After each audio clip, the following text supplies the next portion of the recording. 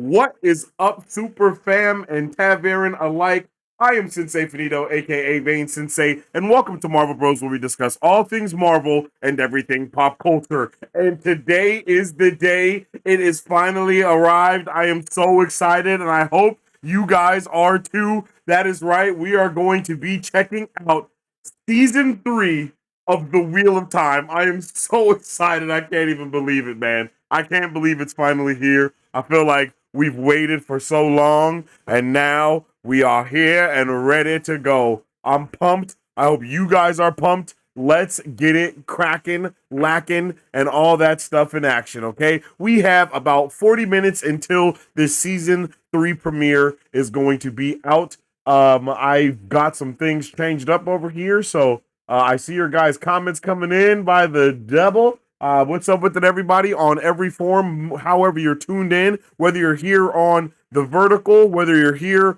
on, this other one, you know what I'm saying? No matter what, I appreciate y'all. I hope everybody is having a good day. We are ready.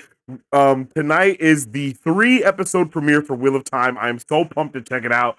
But that also meant that we had to sacrifice our Invincible season finale tonight for tomorrow. And I see a lot of you guys that are coming in looking for Invincible, like, hey, where is it at? Where is it at? You know what I mean? And I understand. We are going to be doing our Invincible season finale tomorrow. We have a 3 episode premiere tonight for the Wheel of Time. If you guys don't know what the Wheel of Time is, I'm going to let you know it is a fantastic show. You should go and check it out right now. We've been doing our book club for it as well, from watcher to reader. I started as a watcher, and now I am a reader of the novels as well, and they are fantastic. We just finished book 3, The Dragon Reborn, and season 3 is releasing tonight with that 2 episode premiere that I was talking about. So that's what so I'm hyped. I'm happy to get into it, yo. I'm checking out all of these episodes. I got me some Rockstar, a little bit of Takiki, and some Sprite going on here, because we gonna be up all night watching these 3 episodes for sure.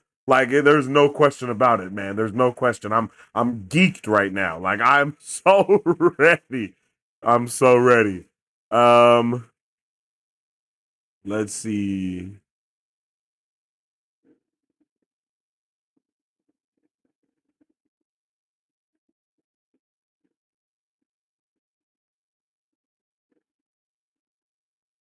That better. Boom.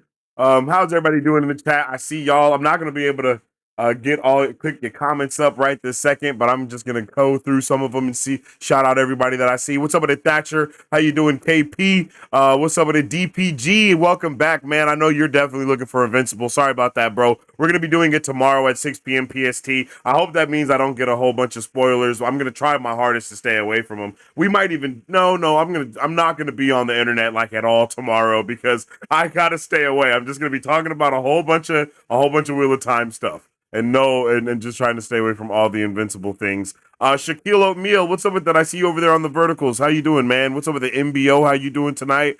Carter Key, what's up with it? And Shirok, how's everybody doing over there, man? I'm so hyped, yo. And for you guys that are here for Invincible, the episode actually comes out in about 40 minutes, but we're gonna be watching it, doing our watch party and review for it tomorrow. So yeah, it's gonna be a good time.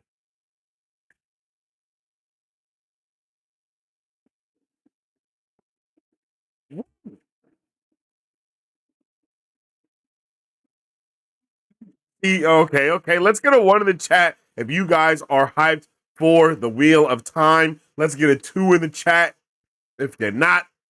And let's get a 3 in the chat if you're just happy to be here, okay? Because I'm happy to be here. I'm hyped to be checking this out. Oh, I just realized that my thing on the shorts is Daredevil Born Again. That's why y'all are talking about it. That's my bad. Let's change this to some Wheel of Time, baby. I don't know if I have a Wheel of Time poster to put up on there, but I think there is one somewhere. I feel like we do have a Wheel of Time poster, right?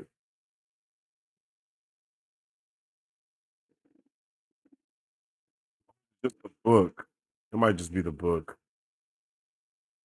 Um, yeah. Sorry, sorry, y'all over there on the verticals. Y'all staring at that Daredevil picture over there. Shout out to everybody that's here with me on YouTube on both forms. That's right, I'm streaming vertically and horizontally. There you are. I knew we had one. I knew it was there somewhere. I knew I had a Wheel of Time poster for y'all over there on the vertical one. For the shorts, I mean. Shout out to everybody tuning in on shorts. Shout out to everybody that's tuning in on the tube regularly. All of y'all are gonna be pumped and hyped. Yo, I'm hyped. I'm hyped. Yo, what's up, Wins Invincible? All right, but I think you should watch out tomorrow when you're watching it. People might spoil it in your chat. Yeah, I'm planning on going into it immediately. We're not going to be like waiting and talking about it too much. Tomorrow we'll just jump right into it and just check it out. And like I said, I'm staying completely off of social media. Like I am doing a full social media not watch, and I'm not going to be checking out chat either. That because it's just not going to be possible. There's no way that I can. There's no way. I know everybody gonna be wanting to talk about it and things along the lines of that. Oh my god. My bad everybody on YouTube. I didn't even know your guys' comments was coming in like that. Holy moly. All right. I'm here all the way through. As soon as all three are over, I gotta drop Oldest off at school. Hey, I hear that. Yeah, because it's like 3 a.m. for you over there. So for me, it's about to be 11:30. So when these episodes end, it'll probably be 3 a.m. for me actually. So that'll be funny. I'll get the tea going. Get it on, Marisu. You know what to do. You gotta brew. One for the show, two for the time. Hey, I feel you, KP. One times 1,000, but also three. Hey, shout out to you, Thatch. Shout out to my guy, Thatch. I appreciate you. I'm so psyched for the show. Alida, yo, later. It's about to be crazy. And that just made me think I need to put the right thumbnail on here for this other stream as well, because that means it's Daredevil 2. Yep, it is. Yeah, man, I'm hyped, Marisu. I'm so psyched. I don't know what's about to happen other than that opening, the cold opening. And this is how I wanted to do it. I could have went to the fan event, but I had something else to do on Saturday, so I actually didn't go. But then, when we but then now I'm here and I'm like so hyped that I haven't watched anything. So I get to watch it all for the first time right now with you guys. And even though some of you have watched it already, some of you haven't. So it's like, it's dope all the way around. And it just has me so pumped. Like, I am so pumped to get into this right now.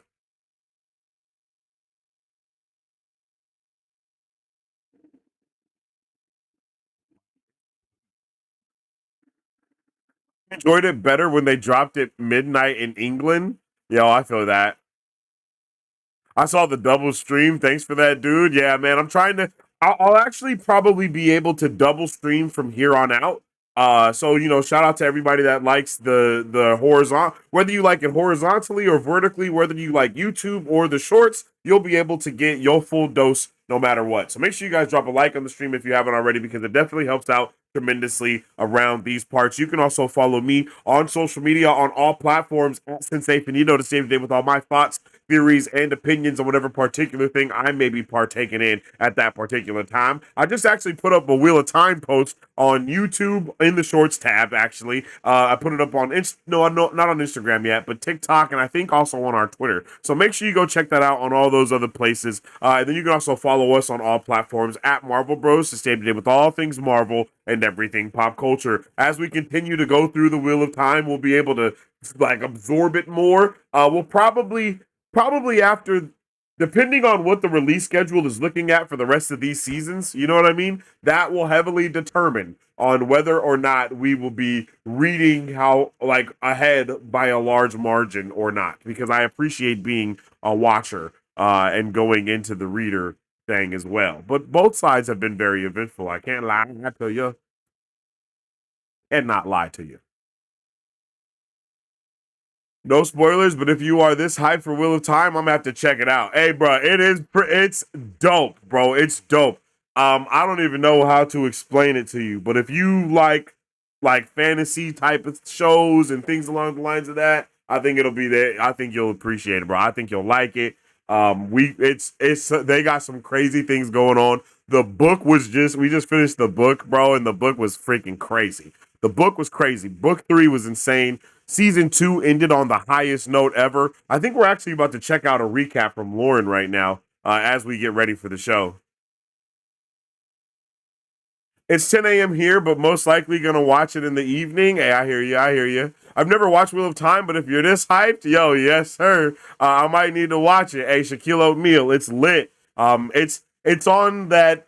It's on like a Game of Thrones, Lord of the Rings type of vibe, but on its own way. This show, this book actually gave birth to a lot of those stories and a lot of those things that people love from other shows. Like things like Avatar: The Last Airbender definitely takes some inspiration from the Wheel of Time, and a lot of other fantasy things just across the board. You know what I mean? So yeah, just across the board, it's pretty fantastic. So I think you'll like it. But again, if you're into fantasy, if you're into that type of genre, you feel me, like the swords and the magic and the world building and lore, you're all the way there for sure. I had to watch it on a phone Saturday, so this will be fun to see it on the TV today. Hopefully, I can watch more details. I can catch more details. Oh, okay, I feel that. Just about everything that you read in book three isn't really going to happen in this season, so you're good. That's crazy. It's crazy to think that because there are so many moments from the trailers that I was like connecting to things that happen in the book. So if those aren't things that happen in the book, I'll be very interested to see what's actually going on there. Sensei is about to be fed a fire hose. They seem to be moving with almost all of book three and later. Good call. Lauren's breakdowns are great. Sounds dope. It's like a community of avatars. Yeah, that's a good way to put it. Tuning in with us on Twitter. Yo, what's up with that? How you doing over there? I hope you're having a good one. Are you a Marvel fan or a DC fan? I'm a fan of comic books, but I do lean towards Marvel more. It's nothing against DC. It's just the type of just the type of stuff that I was exposed to first was Marvel, but I've been getting into DC stuff more. I actually just went today and bought some more comic books and got that new Absolute Wonder Woman, Absolute Superman, and Absolute Batman, the second issues because I already had the first issues. So I'm expanding my DC knowledge. I got my big book of DC over here too, next to my big book of Marvel. Lauren is famous now. Yeah, big shout out to Lauren. He deserves all the love. He deserves all the support because I mean, yo, like he was doing the work for sure already. So to see him get that type of love, to see the page actually put him on like that too, absolutely fantastic. We can watch a season 1 and 2 recap. Yeah, that's what I was looking at. I know the one he put on his page is about 30 minutes long, right? But the one that he put on the one that's out on Prime though is shorter than that. Oh my goodness. Yeah, so we'll actually check out the one that's on the Prime Video one, but I will send the link for his YouTube video in the chat for all of you guys to go. If you haven't already shown love to him, go and do it immediately right now. No matter what platform you're on, I'm dropping the link in there for you guys to go ahead and jump in there for sure. Okay, let's get it. Let's get it. Let's get it. Tonight we're talking about the Wheel of Time, season 3. I know a lot of you guys are confused because this is normally scheduled for our Invincible time slot, but this show is just dropping right tonight, so I had to catch this premiere. Like I had to catch this premiere, and then we're gonna catch the Invincible wave tomorrow, chat. So anybody that's here for Invincible, the link is somewhere. You can go to the YouTube and you'll see that the video was scheduled for tomorrow at 6 p.m. PST. So if you guys are looking for that, you can come through and you can share all your thoughts, theories, and opinions there. And then when I tune in, we can all talk about that. You feel me? You're right to recognize things from the trailer for sure, but they are using little bits and pieces. But almost everything that we understand about this season right now is going to be book 4. Okay, I understand. Like almost entirely before book 4. I understand what you're saying. It's going to be like before this, but after that, they're using a lot of these things to kind of coincide with each other and trying to get stuff going on. Bro, looking marvelous. Hair is majestic. No, yo, some of the light work. I appreciate you, yo. I hope you're having a good day today, yo. I hope everybody's having a good one. Absolute Batman is fire. I'm so ready to jump into it for real, for real. I'm so ready to dive in. All right, chat, let's get it. We're about to check out the Wheel of Time. Okay, this is unraveling the pattern. Let me show some love to Lauren because Lauren is a W for sure. Everybody, make sure you go and check out Unraveling the Pattern immediately. If you haven't already, go and do it right now. Go subscribe. If you want to know all this stuff, I mean, I'm pretty sure a lot of his stuff now is he has a lot of spoilery stuff, but he also does a good job of telling you that it's spoilery. I don't know if he has any like non-spoilery playlists. That would be really cool if he did. I actually never even thought about that. But I know I've watched a lot of his videos before, and there are stuff that has spoiler-free things. Here's some spoiler-free things right here. So yeah, if you guys want to know the lore and world building behind stuff, go and tune in with it there. And yeah, so we're about to check out the video right now. I just got to plug my headset in. I forgot it unplugged. So give me 1 second.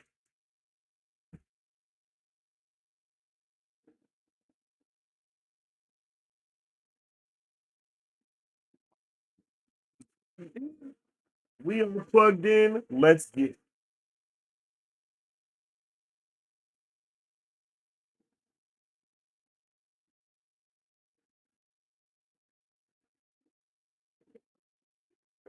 Hoping to be able to have reviews and things like that out as well. It's gonna be all good, yo. I understand I understand. Let's get it. Let's get it. There we go. Again, shout out to Unraveling the Pattern. Shout out to Lauren. Oops.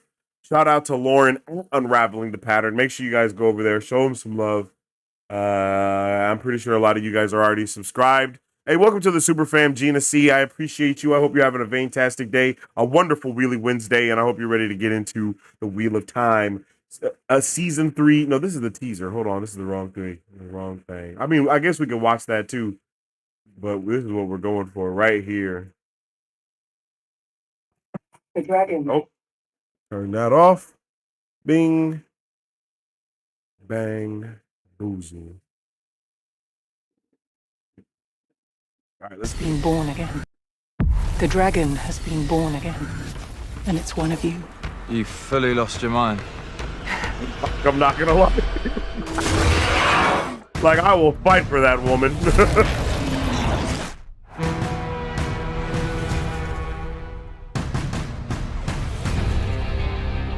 The Wheel of Time on Prime is an epic fantasy series based on the best-selling books by Robert Jordan, completed by Brandon Sanderson. With thousands of characters and new terms, intricate lore, and complex magic, it's easy to lose track of everything, especially with changes made to adapt the books for TV. That's where I come in. Welcome to the Wheel of Time Seasons 1 and 2 recap. I'm Lauren from Unraveling the Pattern, a fan channel dedicated to exploring the story and lore of the Wheel of Time for newcomers and longtime fans alike. With Season 3 on the horizon, let's revisit the significant events, characters, and history in preparation for the new season, coming to Prime on March 13th.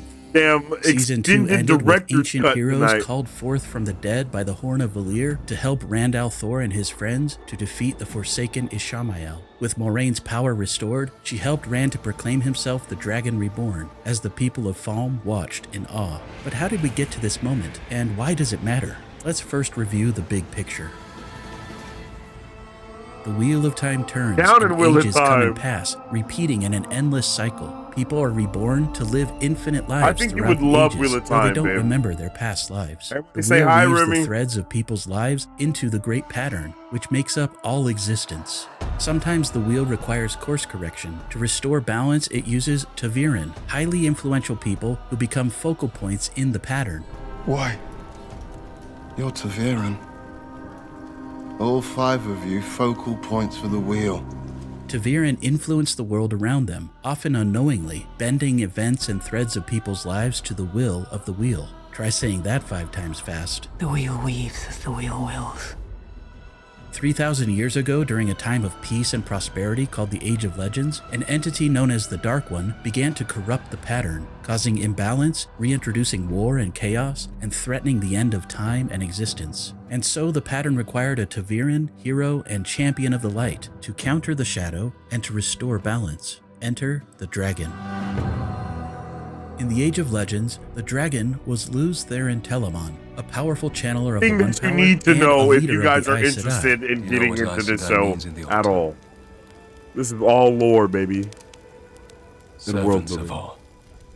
The Dark One recruited many powerful Aes Sedai to his side. These top lieutenants called themselves the Chosen, but the world knew them as the Forsaken. One of the most dangerous was Ishamael, said to be Luz Therin's equal in power. Once friends with Lews Therin, Ishamael turned to the Shadow, driven by nihilism and a desire to break the wheel and end the cycle of rebirth and suffering.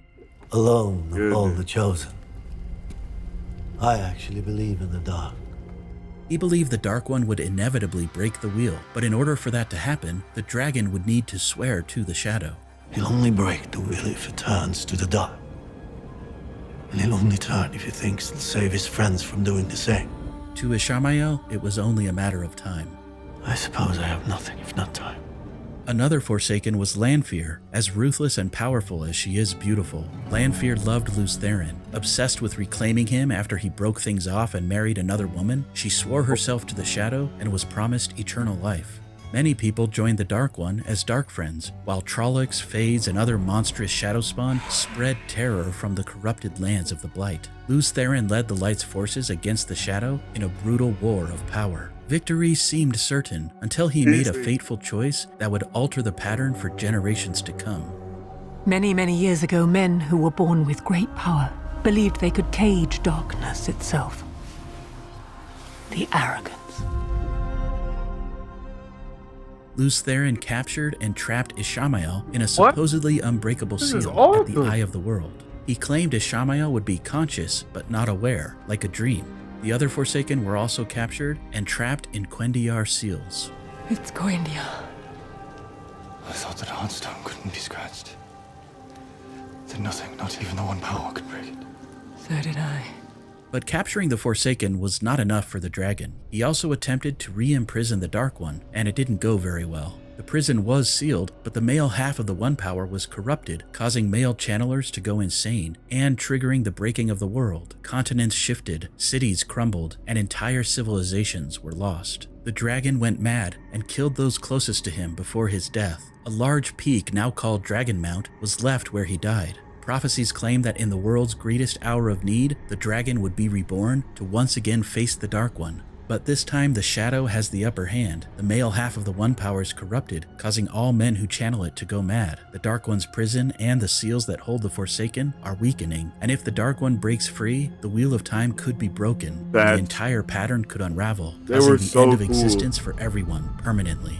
More heroes and Ta'Veren would be needed to restore balance. 3,000 years later, the scars of the breaking remain, and the truth of the past has faded to myth. The One Power still corrupts any man who channels it. The Aes Sedai, now exclusively women who channel, work to prevent another breaking by hunting male channelers and gentling them, removing their ability to channel before they lose control. To keep the people's trust, Aes Sedai bind themselves to the 3 unbreakable oaths, which prevent them from lying and from using the One Power as a weapon Teaching Rand how to use the One These Power oaths in the are bound book. by the Does One that Power ever itself. happen? It's not that we Oh don't my break God, them, does that it's even that ever we happen? cannot break them.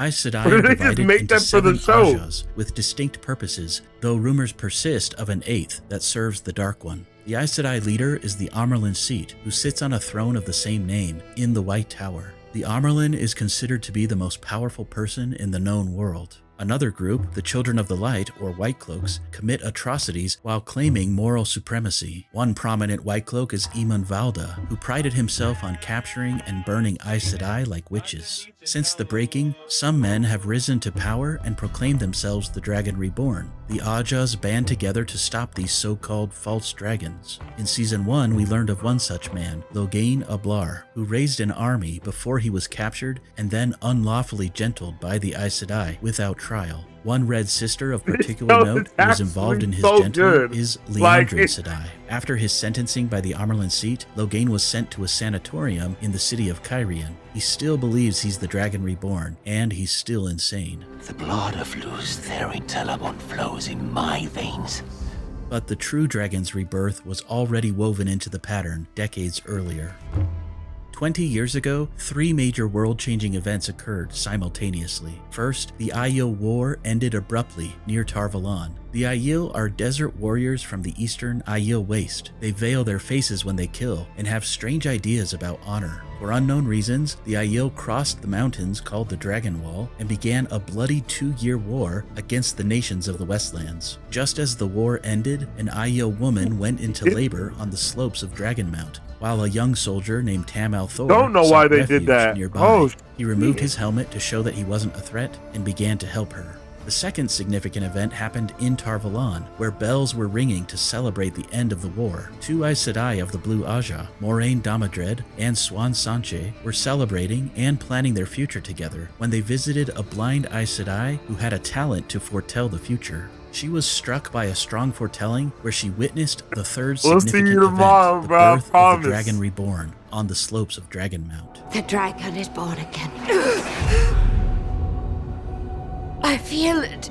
The baby lies in the snow and cries like the thunder. It burns like the sun. So strong was her foretelling that it killed her, just as the laboring mother also died. Tam and his wife Carrie took the impossible child home to a backwater village far to the west in the Two Rivers. They named him Rand and raised him as a shepherd. They never told Rand about his true parentage. Before dying, the blind Aes Sedai swore Moraine and Swan to secrecy with an impossible task. They alone must find the dragon and prepare the world to follow. The very fate of the wheel depended on it. Swan stayed in the White Tower, rising to become the Amerlin seat. Moraine took to the road, searching tirelessly for the Dragon Reborn. She recruited Landman Dragarin, an uncrowned king of a fallen land called Malkier, as her warder. Warders and Aes Sedai share a magical bond. I've heard about the bond between an Aes Sedai and a warder. That you feel what she feels. After 20 years, Moraine found a small village in the Two Rivers with 4 Taviran who were all born around the same time. Rand al'Thor, Perrin Aybara, She couldn't Matt believe Coffin, it. and Egwene Al'Vir. This Moraine also discovered is a fifth so Taviran, Nynaeve well Almira, put who together. was a bit older than the others, but who would also prove to be an important thread in the pattern. After a brutal shadow spawn attack left the village in ruins, Like the during which care Perrin and accidentally just- killed his yeah. wife, and Rand's father Tam was nearly killed, Moraine convinced the group that one of them was the Dragon Reborn, but she wasn't sure which. I gotta Rand keep took his reminding father's myself that mysterious Tam Heron ain't marked dead. sword, and the group left with Moraine and Lan to find a place of safety in Tar Valon with the Shadow in pursuit. For So a many full people breakdown of died. Season 1, check out my deeper recap on YouTube. Here are the Season 1 will. highlights. As they traveled, the Taviran were haunted by a fiery-eyed specter in their dreams. Rand struggled with strange abilities. Egwene explored her Aes Sedai potential, but suffered at the hands of White Cloaks. Perrin, also tortured by White Cloaks, developed wolf-like senses and grappled with the death of his wife. Matt fell under the influence of a cursed dagger from Shadar Logoth. Nynaeve shocked everyone Shout with out a to powerful Matt's healing dagger. display. We The miss group you, was bro. separated early on, but reunited a month later in Tar Valon. During their separation, Rand and Matt met a traveling entertainer, or gleeman, Tom Marilyn, who saved them from a fade and was left for dead. And they met Loyal, an Ogier who loved books and noted Rand's Aiel heritage. My good guy, my good friend Loyal. Perrin and Egwene took refuge with the traveling people, Surely you've heard of the Yeah, Tempest? 100% pacifists chef. who followed the Way of the Leaf, a non-violent philosophy which was attractive to Perrin but conflicted with his growing wolf instincts. In Tar Valon, Moraine navigated White Tower politics, publicly reprimanded by the Amerlin seat. On your knees. I don't think we're doing she and any of the Swan Dream World reconnected. stuff. On your knees. Swan had a dream that revealed the dragon must go to the Eye of the World. Moraine healed Matt from the dagger's corruption, but warned him never to touch it again. If he touches it again, he may be lost forever. Matt chickened out and stayed behind, while the rest of the group traveled through the Ways to a borderland fortress near the Blight. There, Rand met Yeah, I don't Min even Farsha, who like. saw I'm visions of the so future. honest. Like, Min there's confirmed blurred Rand's lines suspicions. between the He book was and the Dragon show. Reborn. He A little confided bit. in Moraine, and together they entered the So I'm Blight happy we're to find watching the Eye this of so the I can World. figure out The Trolloc everything that army was attacked going the on here. fortress. Believing it was the last battle, the city's lord unearthed the ancient Horn of Valir, said to call heroes from the dead to fight, and said to be crucial for the dragon's victory. Before it could be used, dark friend Patton Fane stole it. He warned Perrin that all 5 Taviran had roles to play, and some might turn to the Shadow. Nynaeve, Egwene, and others stopped the Trolloc army but suffered heavy losses. Oh, At the I Eye, forgot. Rand saw visions I of forgot Luce they all Theron, his died there. past That was self. crazy. Was this madness or something unique to the Dragon Reborn in this age? Moraine and Swan believed the Eye was the Dark One's prison, but it was actually the seal keeping Ishamael trapped in his dreamlike state. Ishamael had been manipulating Rand and others through dreams. In a dream at the Eye, Ishamael tried to turn Rand to the Shadow. Ishamael also attacked Moiraine, cutting her off from the One Power and breaking her bond with Lan. Believing he was destroying the Dark One, Rand unleashed immense power, accidentally freeing Ishamael instead. Fearing madness, Did you see Rand how left that Moiraine thing and his shattered? friends behind. Tell them I died here. Season 1 ended I think with that's strange why we're ships doing a far to lot the of other west, things though, attacking the KP. continent. I feel like The that's why we Shadow have struck the a wife come major into blow. play. Ishamael I was feel like free, that's why we have Horn the of wife Valyr get was murdered. We stolen, do the and whole an Tinker invading thing and have to be empire a had huge, arrived. or even bigger point. This wasn't the It's because last we're not battle. going to do a lot of that dream stuff with I Baron fear it was to the get those first. feelings There are neither of being beginnings nor split endings between to the those turning of two the and having world to time, actually but this pick was a between beginning. the hammer and the axe and using the hammer as Season the 2 axe. picked You know what I up mean? months Like, later, I think with the group a once lot of again that is going to be separated. put through Rand there. hid in Cairhien, struggling with his powers. Seeking to learn how to channel and to hold off But I the don't know. madness, he found Loghain, the false dragon, but Loghain was already insane and couldn't help. Rand also connected with a mysterious Oh yeah, I forgot, bro. innkeeper, Was insane. Selene. That's right. Ishamael, now fully free, wove a careful web, conspiring with the invading Shan-Chan Empire and others, directing every major player toward and Fawn. others He is gathered all crazy. of the Forsaken Seals, but released just one of them, Lanfear, who hid as Selene and rekindled her obsession with Luz Theron through Rand. People, Meanwhile, Moiraine, cut off from the One Power, sought answers while she and Lan struggled with their fractured bond. They stayed with Aes Sedai sisters Varen and Adelius. Varen, a Brown Aja scholar, seemed to know too much of Moraine's mission, but became a valuable ally. Good. I wanted to know how far you go for the dragon if you're to lead him to victory. For a time, Lan and Moiraine parted ways. Lan joined Alana and her two warders, Ivan and Maxim, who would also prove to be essential allies. At the White Tower, Egwene and Nynaeve Lan trained is as so novices. different. During their training, they learned more about the complex weaves of the One Power. Nynaeve's raw power impressed the Aes Sedai, leading her to the perilous Accepted Test Arches, where she faced visions of her past, present, and future, and I hope earned we her see this place as well as this accepted. season. Egwene also grew in strength, but found herself caught in White Tower politics, constantly feeling she was not enough in comparison to Nynaeve. Egwene yeah, befriended yeah. Elaine Trakand, the There's Andorian definitely deep heir, stuff in who the joined trailer. her in her novice training. I'm Elaine. I don't know to Trevand, what extent we do dream stuff though, right? Daughter heir Maybe we'll see. We'll see. Andor. Maybe they haven't done extensive dream stuff You yet. may, Well, to be fair, they've actually done subject. dream stuff every season, right?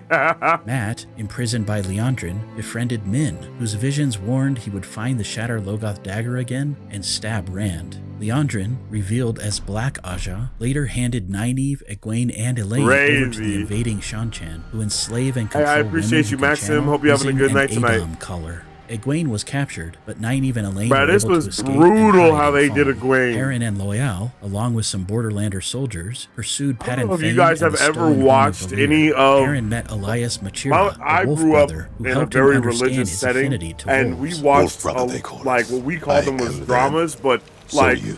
like He also formed a connection they have with like Hopper, a wolf these who dreamt of reenactments flying. of religious things that have Hopper. happened or biblical moments, right? That's his Moments name. from the Bible that have happened, and it's like Close a enough. video or a movie or whatever. Captured by the That's Shan-Chan, what this Perrin reminds witnessed me their of, brutality, which is shot at like the including Uno's highest execution. extent. Those who will not swear the oath. Not Passion will of the have Christ, oaths but like you feel sworn me, for like them. the Ten Commandments or something like that. You know what I mean? Like that's what this feels Perrin like. Yo, what's up with the escaped and Jason? helped How to you doing save an tonight? Aiel warrior named Aviendha. And I don't mean that from in a White bad way Cloak either. I mean cage. that like in the Perrin best way Ibarra. possible. Do you like to dance? Perrin and Aviendha met up with two other Aiel warriors, Bane and Chiad, and headed to Falm to free Loyal and the captive Borderlands soldiers. The Aiel said they were searching for their prophesied Chief of Chiefs. The I'm Aiel searching were for the current lit, bruh. Our chief of chiefs. At times, Lanfear defied Precisely, Ishamael, Marisu. aiding The Wheel of Rand and Time is a secretly religious guiding experience. Moiraine and Lan. Lanfear met with Rand in a dream realm called Teleron Riad, or the World of Dreams. Finally. She Yo, also I'm met gonna with be watching Ishamael in the Invincible dream tomorrow, world. chat. At one point, Rand and Egwene saw each other in Teleron Riad, thanks to Lanfear. Everyone that's Lanfear coming in for used some Invincible, I'm secret sorry, method I'm to not watching quickly that get tonight. I'm Matt watching to that Falm. tomorrow. Who are you? How did I get here? That's my little secret. Lanfear also manipulated Leandrin to mess with Moiraine Tomorrow and at 6 Swan p.m. in Cairhien. PST, While if in you Cairhien, go a city to the known for YouTube political channel, intrigue, you'll be Rand able was to trapped see. by Swan I and have other it Aes scheduled. Sedai. Lanfear intervened, allowing Rand to escape. Thanks to Lan's research, Yo, I'm Rand was sorry, able to actor. restore Sorry, Moiraine's JD, though. ability to channel. She Sorry, y'all. assumed Ishamael had stilled her at the eye, permanently blocking her from ever channeling again. But Ishamael had only shielded her with a complex all y'all weave that coming only back, a male though. channeler could see and unravel. That was beautiful, the way that they did that.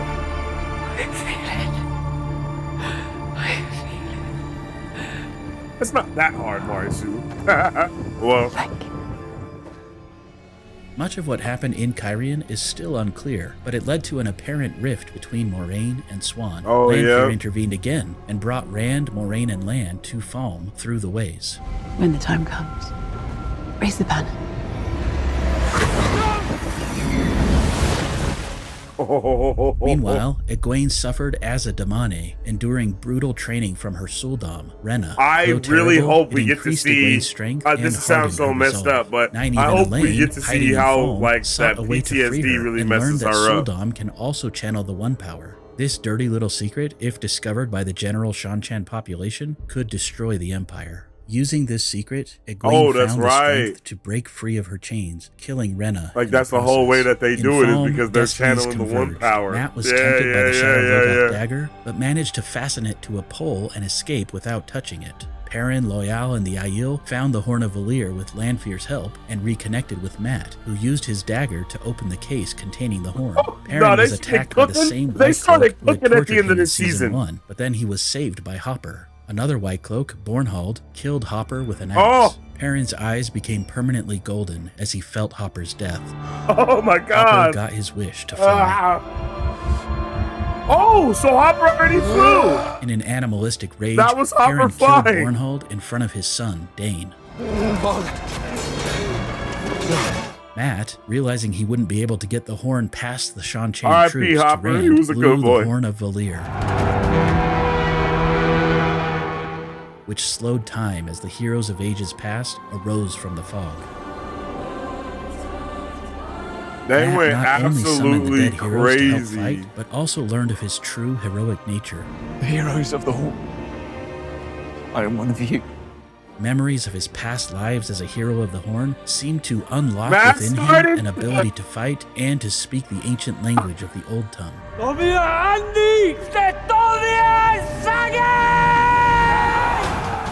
We also learned that Uno, the Borderlander soldier who previously died, is a hero of the Horn. He gave his shield was to Perrin crazy. during the fight. Rand, realizing he could not run from who he was, faced Ishamael on the tower above the city as his friends arrived to help. In an attempt to kill Ishamael, Alright, Mat chat, y'all accidentally already stabbed know. Rand with his makeshift cursed spear, leaving Rand with a nearly unhealable wound. Egwene held Ishamael off for a time, but then Perrin was able to use the magic shield from Uno to block Ishamael's attacks, while Elaine attempted to heal Rand's wound, leaving a nasty, half-healed scar.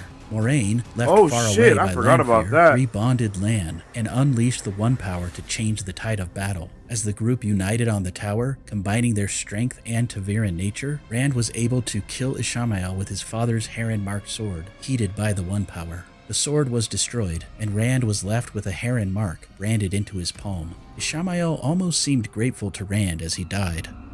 It's beautiful. Do you see it, love? What do you see? Nothing.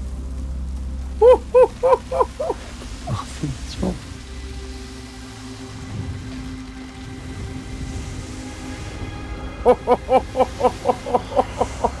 The Bro season got ended with Moiraine decimated. channeling a dragon of fire above the city, Oh, publicly baby, this is declaring just too Rand good. al'Thor as the Dragon Reborn.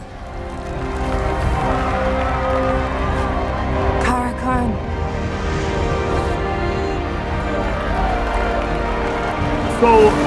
So this is like the ending of book 2 and book 3 put together. Is that kind of right, chat? Like, is that what that is? But before his death, Ishamael had done one final act of terrifying consequence. He freed the remaining Forsaken from their seals, setting the stage for even greater dangers ahead. As Lanfear reveled in her apparent victory, she was entrapped by Moghedien, the spider. Softly, softly from the shadow. Yo. It's about to The go look on down. Lanfear's face should tell you everything you need to know. Mogideon and the other Forsaken are loose, and they don't share the same affections for the dragon as Ishamael and Lanfear. We're about to cook so hard. I'd help you, Randall Thor. Light help Randall Thor, indeed. Man, Season 3 promises Lauren, to dive you did deeper the into the damn story of the thing, Shadow bro. Rising, which is my favorite book of the Wheel of Holy. Time series, bringing more of the Aiel, deepening the lore of the Forsaken, and pushing our heroes towards the last battle. The stakes have never been higher. Thanks for watching. Subscribe to Unraveling the Pattern for my Director's Cut recap coming soon. And tune in on March 13th to Season 3 on Prime. And until next time, let the dragon ride again on the winds of time. That was a crazy transition. That was a Till next crazy time, let the dragon transition. ride again on the winds of time. I'm excited. That got me hyped, chat. I'm not gonna lie. All right, so I saw you guys say, yeah, that is both of those endings, basically. That's what we got. It's kind of like a melding of those two endings. So we got a lot of stuff that we're doing now, right? So I'm going to talk about the things that I think can happen from where we left off in book 3 for the things that may happen in book 4. So I think we might be going to a steading this season, right? Like we might be touching a steading down. We might be seeing some more Ogier, because that's something that has been heavily foreshadowed on within book 3. It's like, Loyal being scared of seeing more of them and all of that. Like that's something that they're heavily been foreshadowing upon. So I think we can see a steading. I think since we're going to be obviously seeing more of the what's it called? We're going to be seeing more creatures, right? Not more creatures, but I think we're going to be seeing more of the different types of creatures that they are, because the Grom, is that what they're called? The Grom is something that we haven't seen yet. When we get introduced to Lanfear, it's not in that same way, right? Of her being trapped in this other place and then bringing her back and her talking with the Grom and chilling, and then the Sanchan have Grom at their disposal. Like that's not something that we've seen happening, right? So we got a lot of stuff to cover in today's episodes, man. And I think that we are going to... Oh my God, the episodes are out. Oh my goodness, the episodes are out. Yo, Romero said the episode is out for me. I see all the episodes here as well. Holy, we got 3 hours and 17 minutes of just goodness. But that's probably about a good 3 hours of 3 hours straight. Let's get it, chat. It is time. It is the Wheel of Time, baby. And oh no, it says it's unavailable. Oh, I played myself.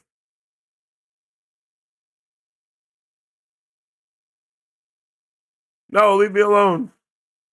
Leave me alone. Okay, it is out now. Okay, I didn't play myself. It's out. It is out, chat. It is time to get into it. Ain't nothing to it but to do it. I am so excited, and I hope you guys are too. We are about to check out Wheel of Time Season 3 premiere. It's go time, baby. It is go time indeed, man. I am so excited to check out Season 3 of Wheel of Time. On 3, we're going to press play and enjoy these episodes together. Without further ado, ladies and gentlemen, chat and chattel, we are about to get into it, and I hope you guys drop a like on the stream if you haven't already, because it helps out tremendously around here. Bro, I'm pumped. Okay, all right, let's get it. I'm trying to give everybody a little bit of a second to kind of get their stuff together and whatnot. On 3. 1, 2, 3. Come on, baby. Let's get it. Of course, I'm not going to be able to show everything from start to finish here. You must find the Dragon Reborn. Okay, here we go. Follow. It's true, isn't it? What they say about man who can channel. That eventually they go so mad they kill everyone they've ever loved. It is. We didn't defeat the Dark One. We set his strongest lieutenant free. Tell them I died here. That is Lanfear, the most dangerous of the Forsaken. Daughter of the night. She she walks again. Yeah. When we fight the last battle, Let's the go. greatest weapon in our arsenal. Oh. No one should have that much power. You can either embrace what you are or fear it. I don't know if I'll be able to channel when I get there. Oh. I've let you carry this burden for 20 years, love. You're not in this alone any longer, sister. Let's go. Moraine Damodred.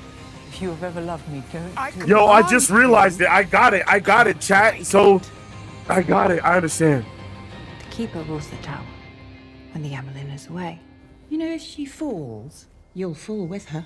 Do you think it might look like this if a weave of compulsion was being used? It would mean that someone in the tower has sworn to the dark. Leandrine Sedai. Oh, is she a part? Oh. She's a dark friend. But that Oh. Black Aja. Then all of our sisters are in grave danger. Ishamel lets us out. Okay, dear. Big Moms. We're always too close to the dragon. The rest of us don't share that fate.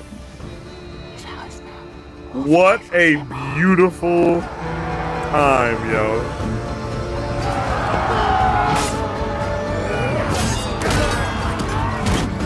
Damn, we can't watch the recap? Oh, they tripping.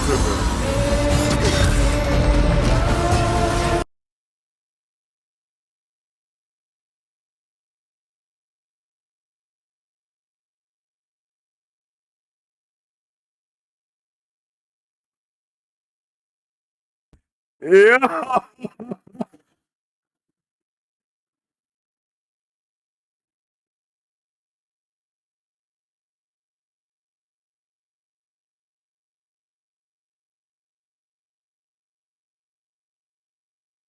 Like what? Oh! Oh, it looks so good. It looks so good.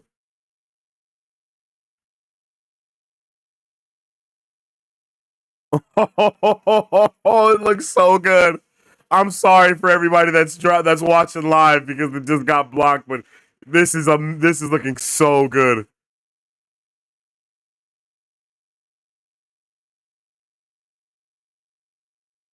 Oh.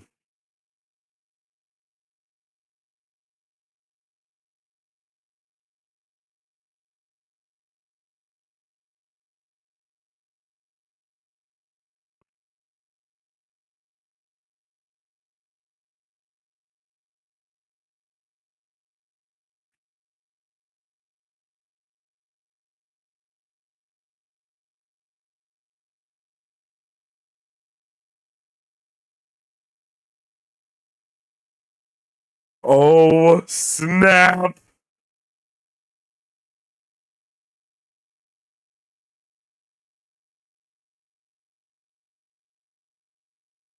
Oh my god.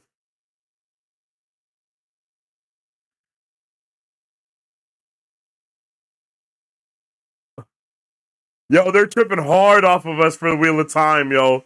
They're tripping hard already. I don't know what that means for us.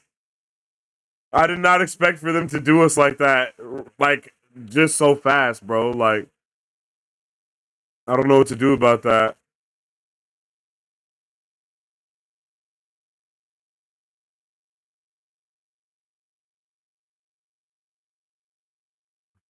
Oh.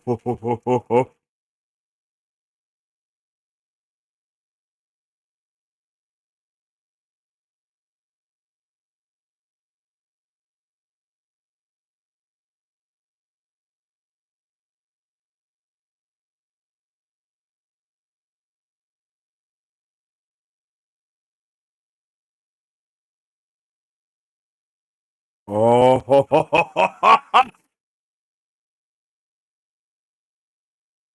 They're cooking with every single thing possible right now.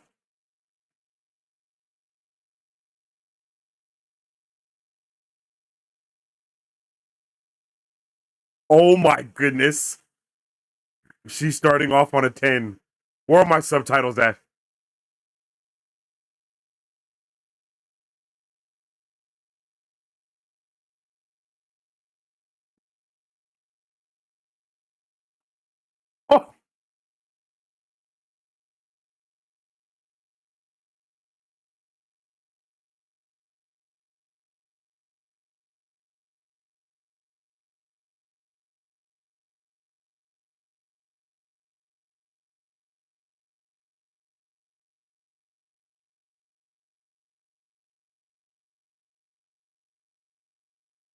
Oh.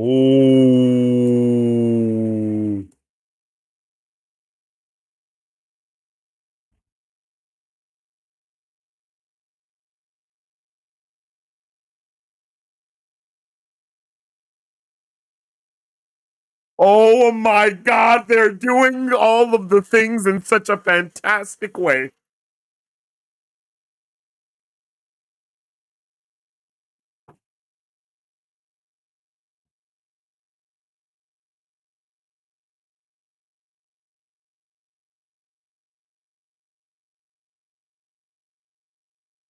Oh.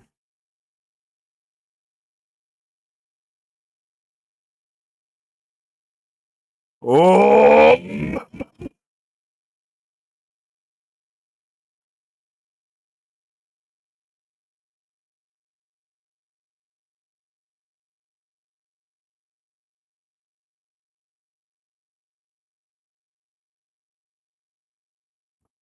Oh, shit.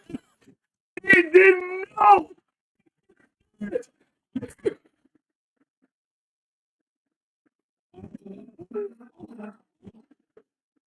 God. Oh my God. Oh my goodness.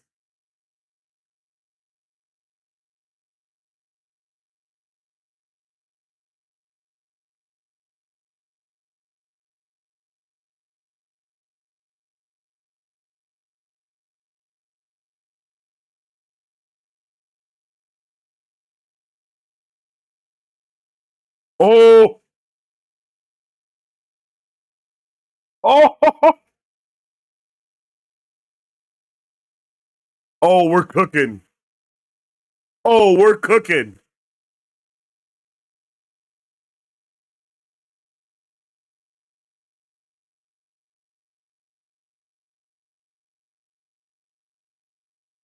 Oh.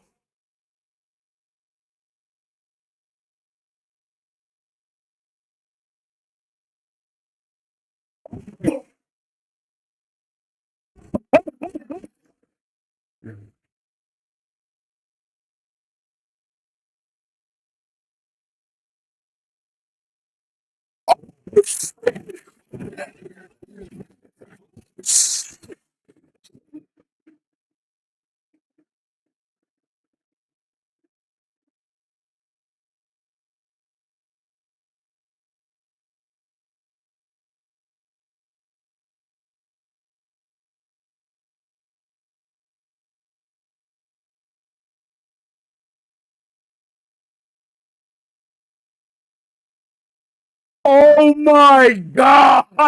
This is fucking awesome!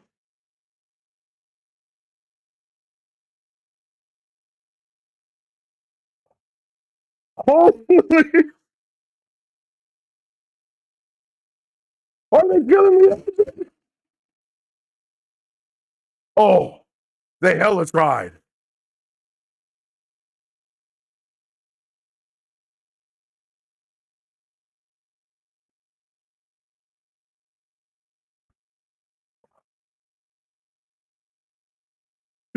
This is so.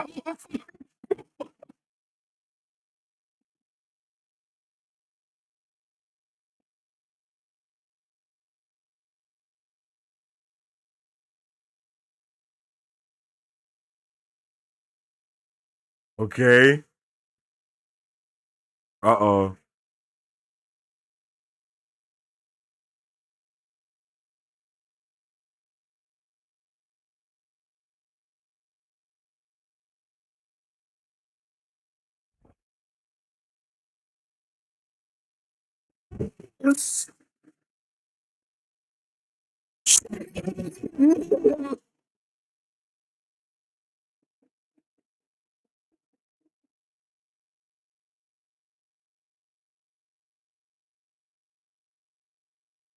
Oh my God!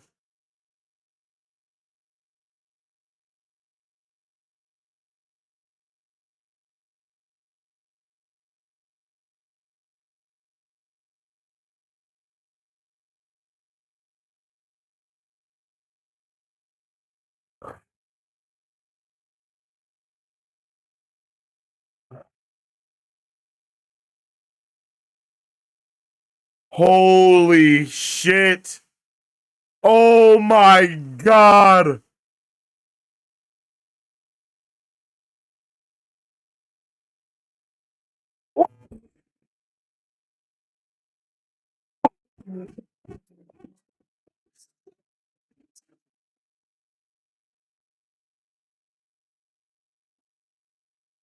Oh, hey, she the only person to have a staff. Oh my god. And she used it so brutally.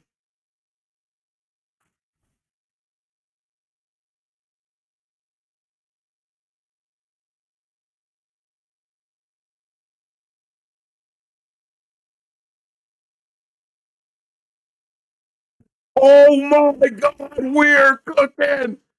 We're cooking.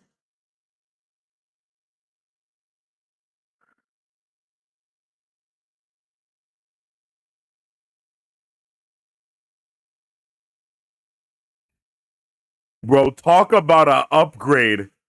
Holy shit. Yo, for anybody that wants to know, the YouTube is back up. If you were over here on the shorts and you were preferring the YouTube, it's back up. You don't have to be on the shorts. I don't know if you know that or not. This is crazy.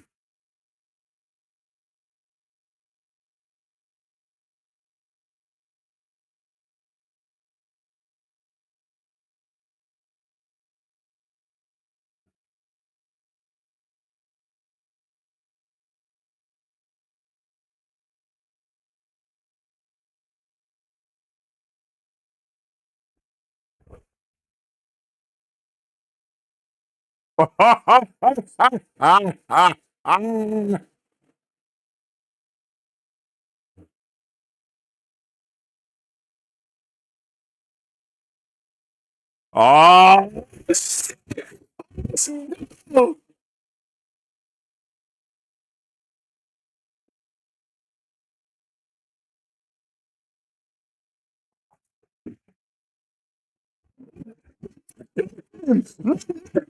season. Season.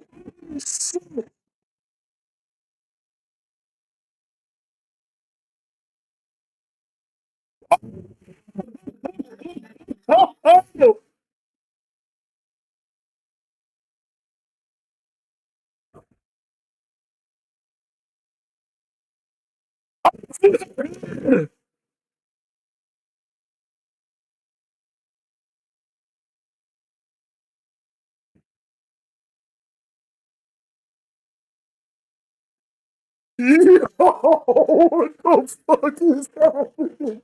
This is crazy.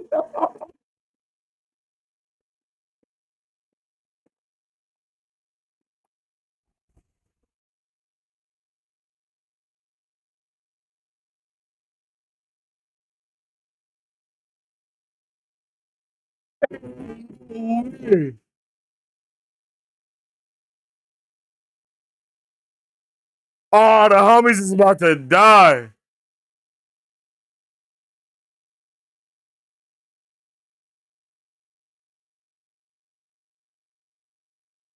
Oh, yeah, they dead.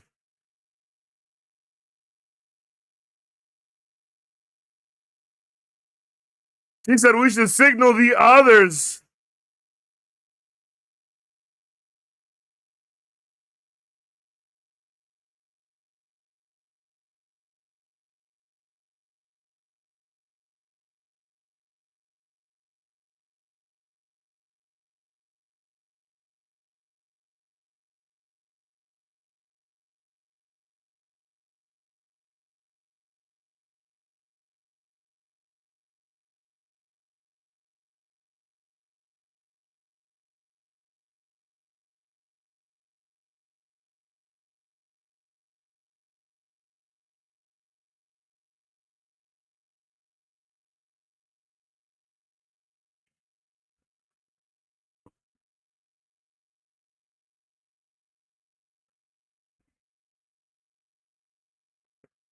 Oh, not the bell ringing.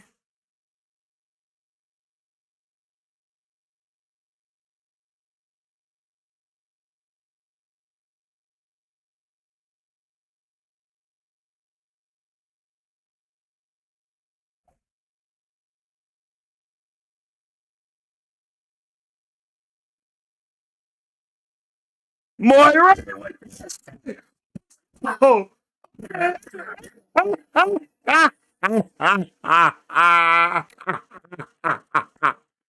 Oh my god! This shit is awesome. Yo, they was cutting each other in half and shit with bro.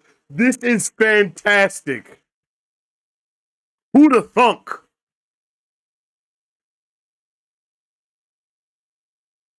Oh yeah, because Nynaeve was there. I forgot. I forgot Nynaeve was there. I can't even pretend.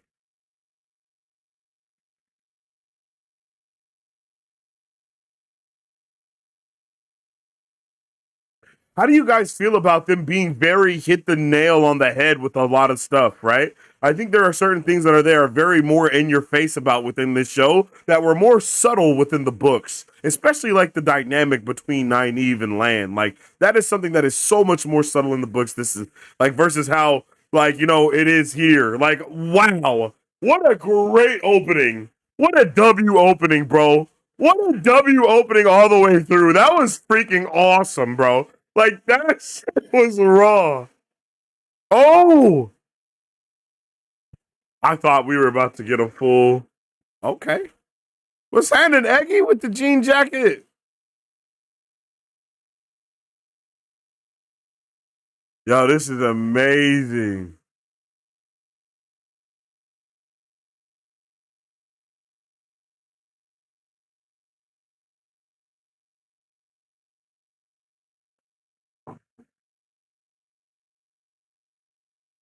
Hey, Eggy's suit, Eggy's fit is lit.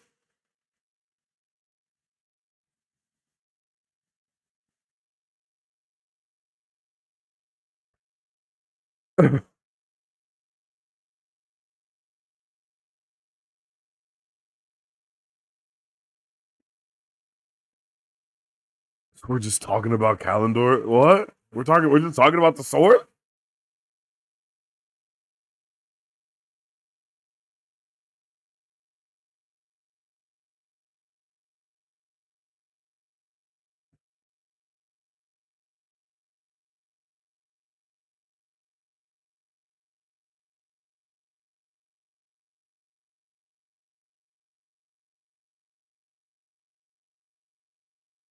Oh my god.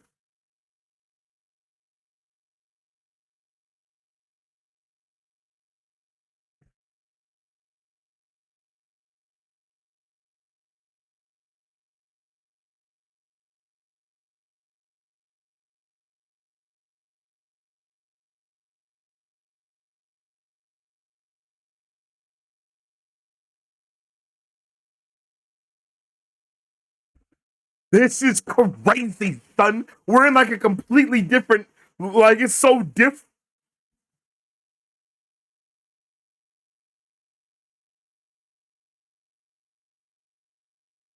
Um, does Loyal sound better? What the hell? Does Loyal sound better? Am I tripping?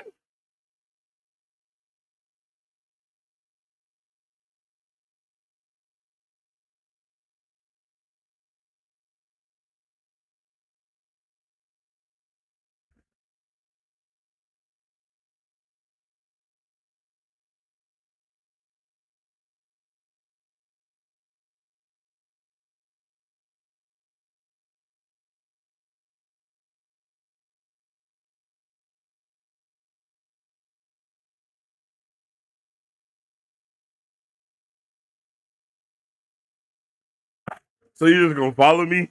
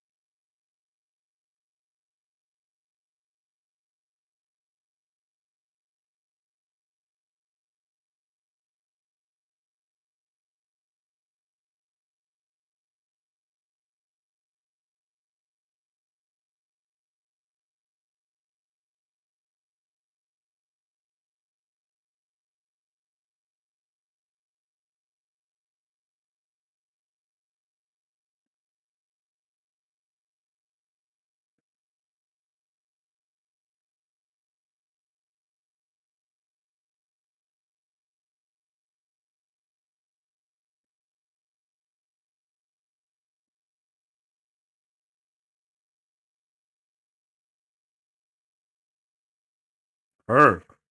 Oh.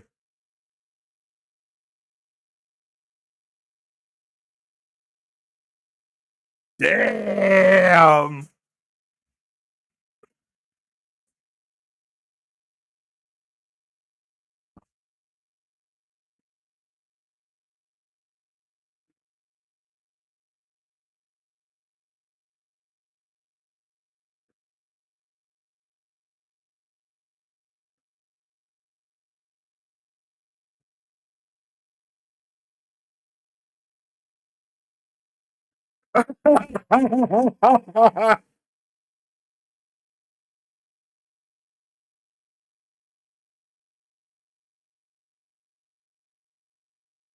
What is he doing? Just going around.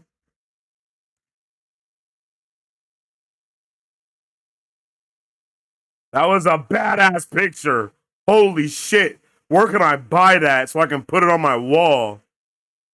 That literally looked like Avatar the Last Airbenders, like their mangas and the pictures that they have on the cover. That looked amazing.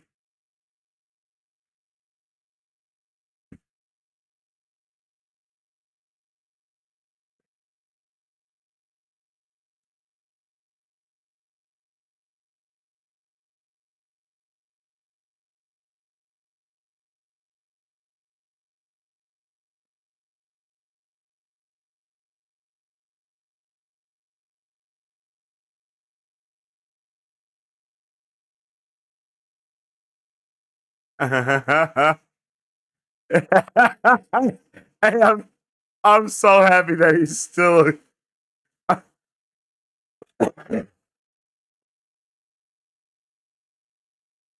Okay, that's so cool.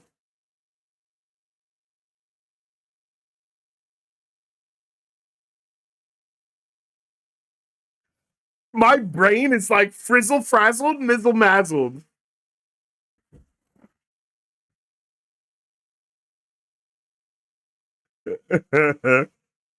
Yeah, Rand is gushing for Lanfear, the woman that tried to hit. Speak of the devil. I know that side profile anywhere.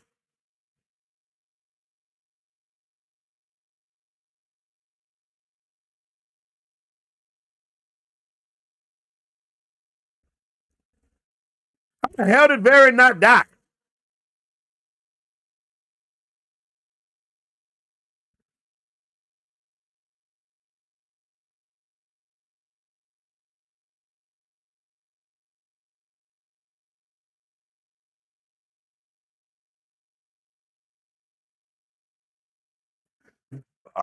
I can't believe how much better this show is.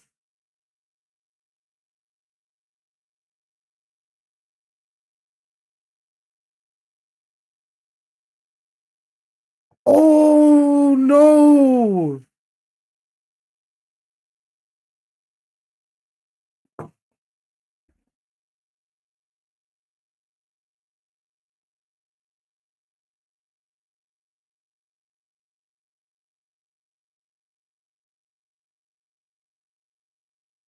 What is that game they're playing, chat? Tell me immediately. What is this game?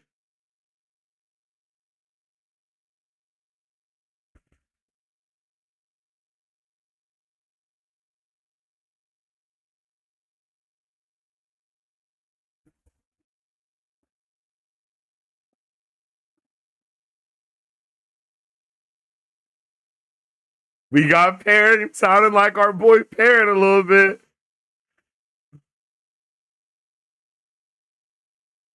Snakes and foxes. Okay, okay.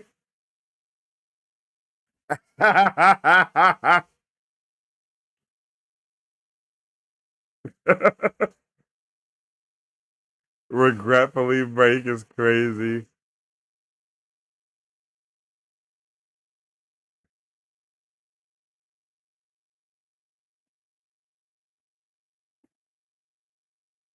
Did any of you guys actually rewatch seasons 1 and 2?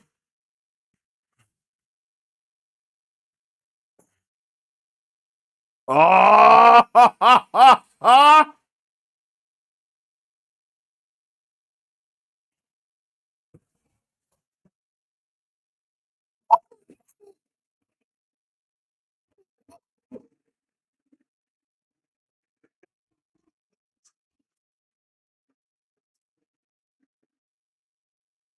difference if you've watched the other.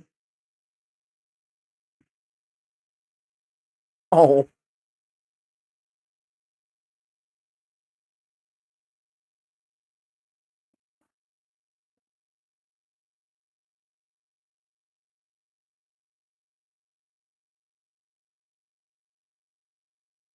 yo, what's up with the AJ? How you doing?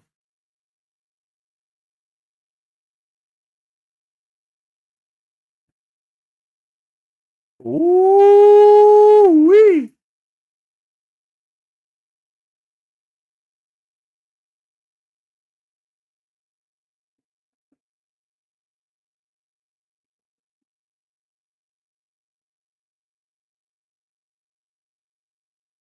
Has like what?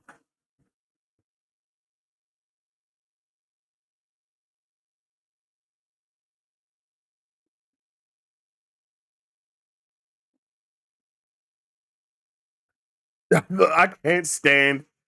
I can't stand how Lanfear is.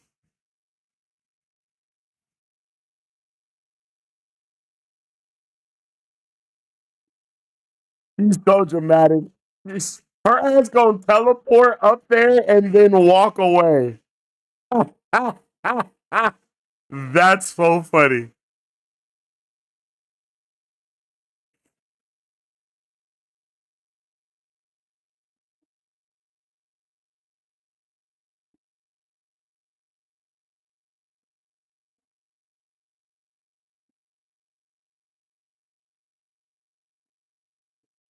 Oh, tomorrow maybe, but not tonight.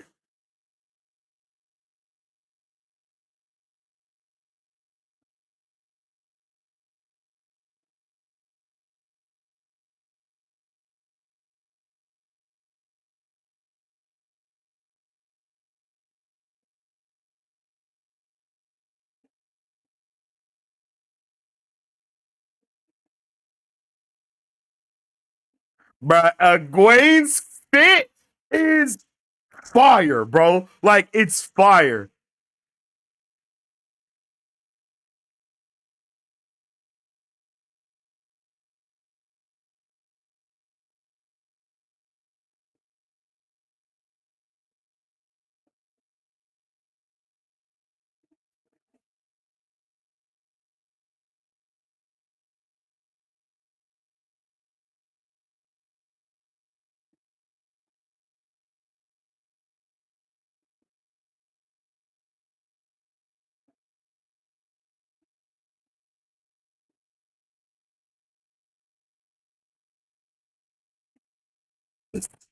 He's so different.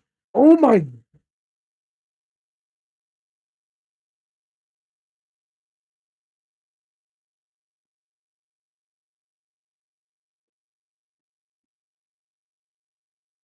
a whole bunch of beautiful women. Hello.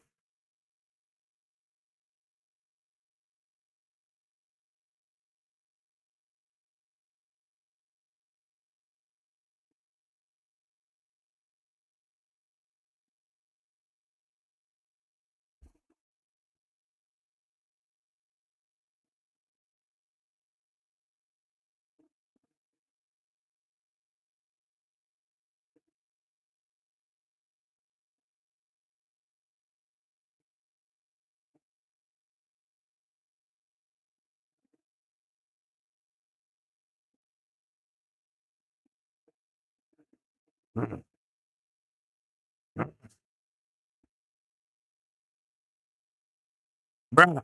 Egwene is, Egwene is giving off vibes, bro. Like,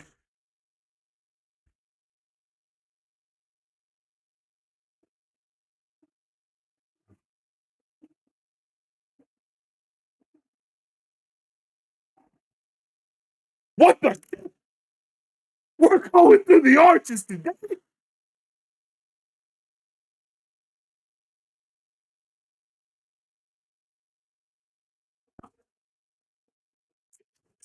Crazy.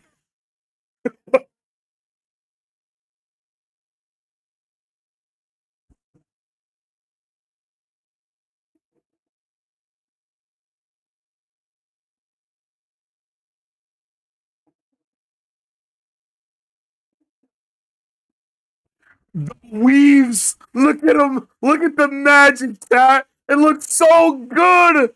Oh my god. The one power looks amazing.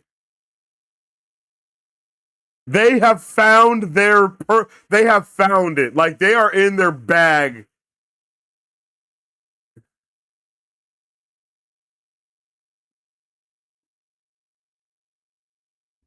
Was not ready. Twisted my brain. They did that on purpose.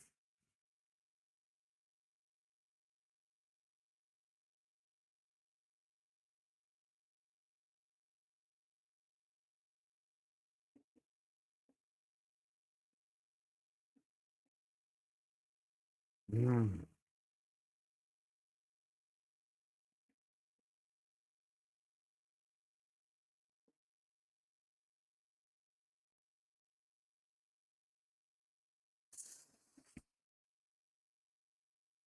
I.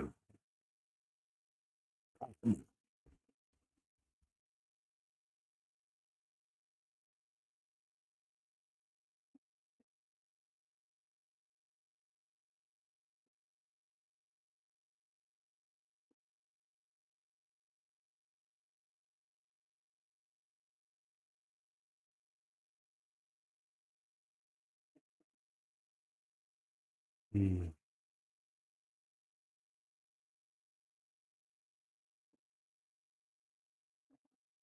Okay, so Matt's not going on his journey.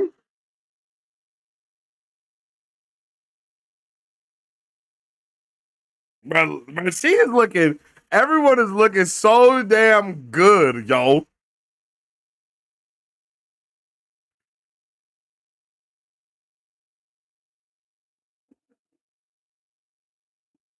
You look so different.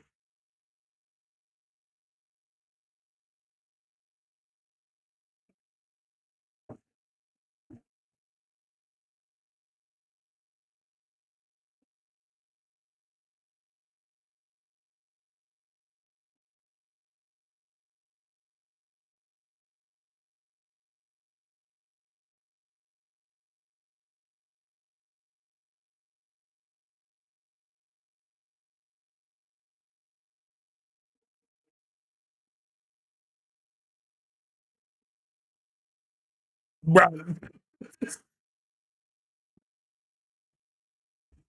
Did everybody take Oscar worthy acting classes?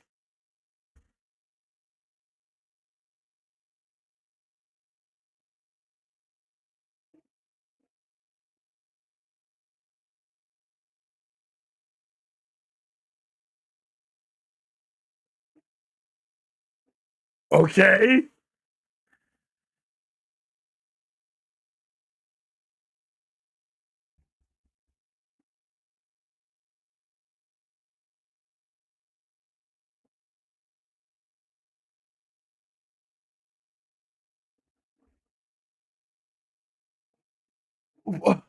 Everybody, how is every person? Yo, this is insane.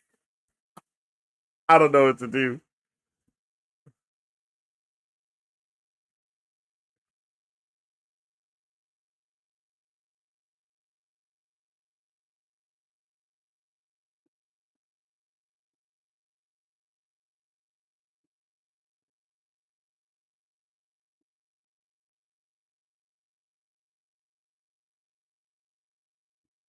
Mm.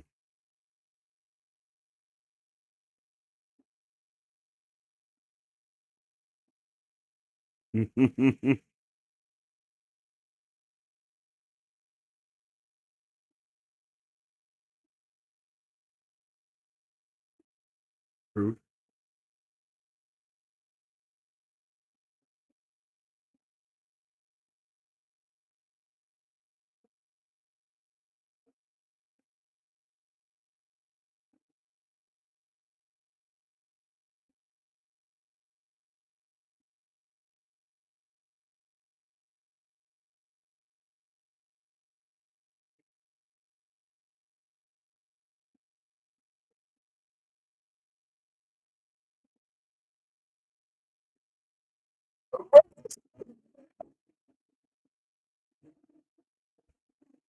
impressed if we didn't get to see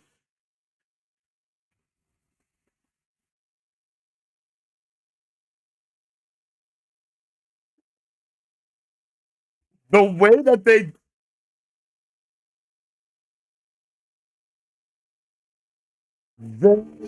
look amazing.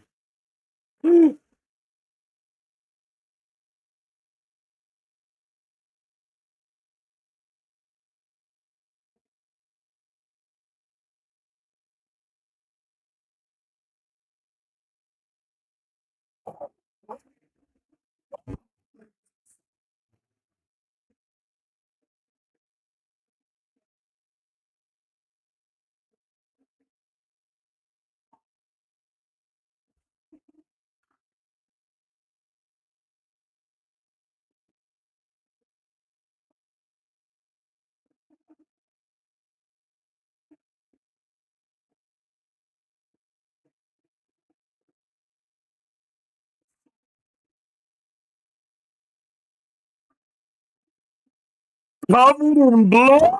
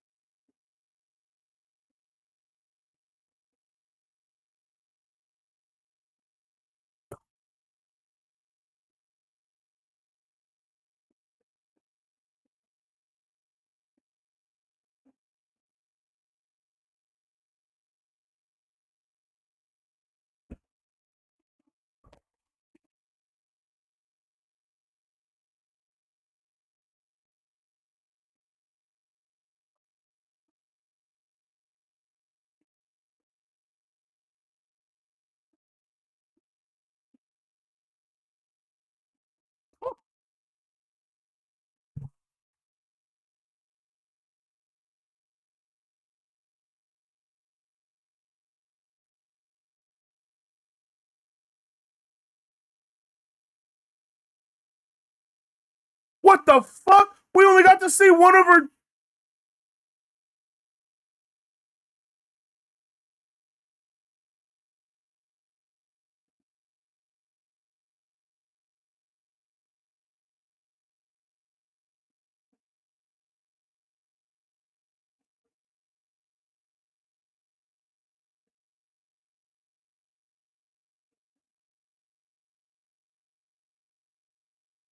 Sensei, how are you not getting ads? I paid for the version with no ads. What are we talking about? He watched it on a PC with an ad blocker. I ain't never had an ad blocker in my life. Oh dang, I should have thought of that. Nah, just what? What? What are we talking about? I have the ad-free version, chat. How is this? How is this something? Why are y'all having a hard time? Why are y'all having a hard time comprehending that?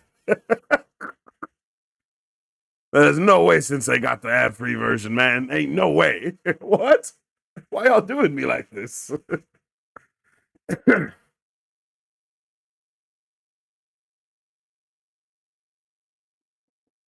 2-minute ads? Oh, I'm sorry, y'all.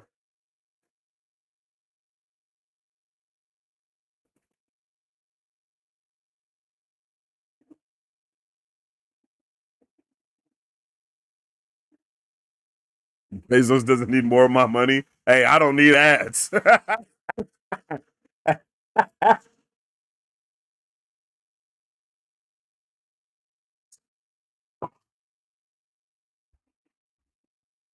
Damn. This one-on-one moment, fire.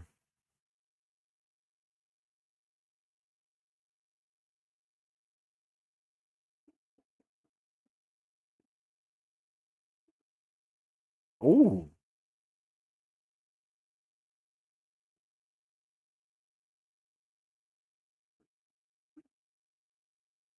Okay. Elaine is turning up.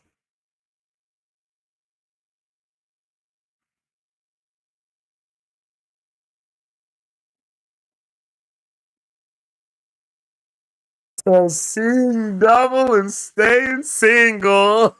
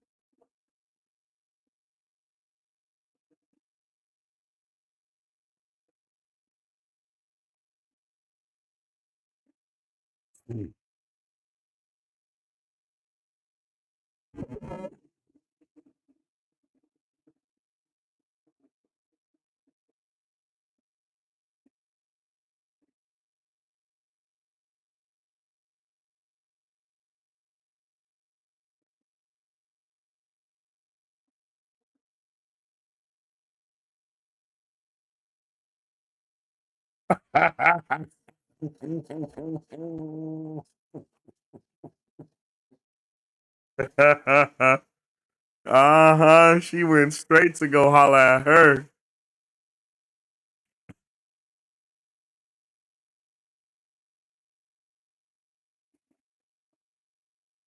Hello.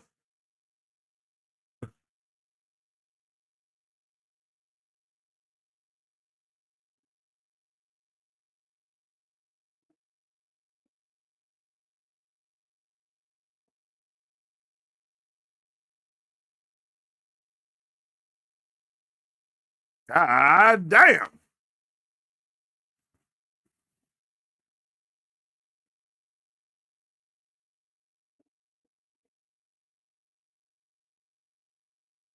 It's going down.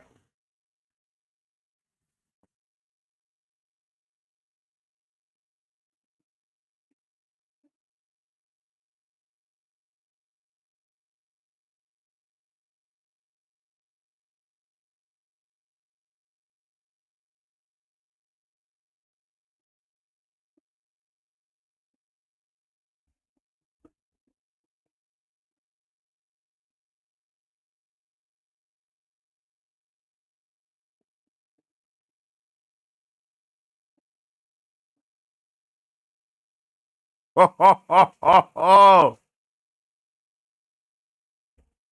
they're just gonna show us his nasty ass scar.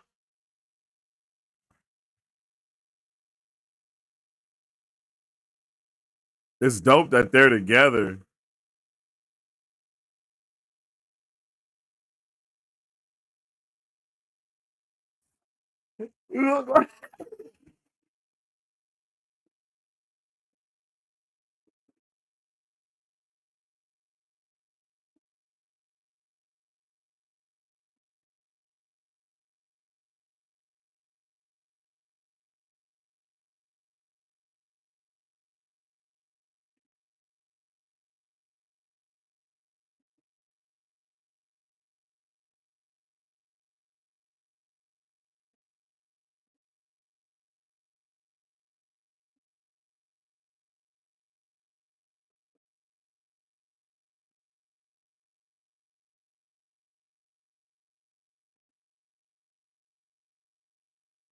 The music, fantastic.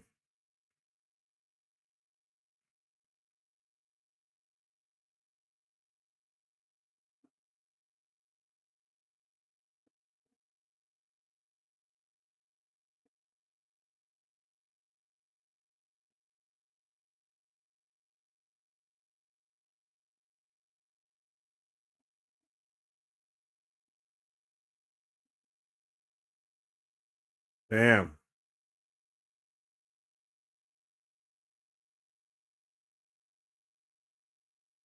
Damn. She's so different.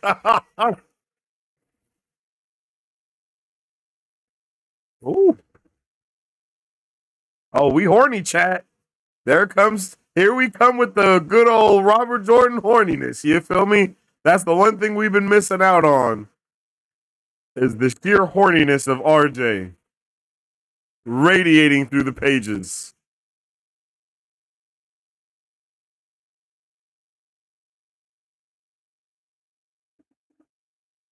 Okay. Okay, so we had an axe dream.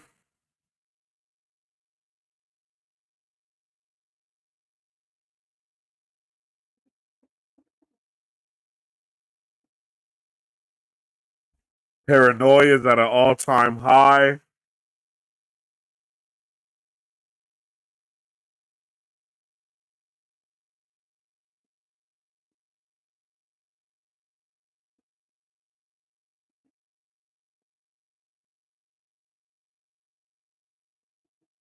Oh shit. Jesus Christ.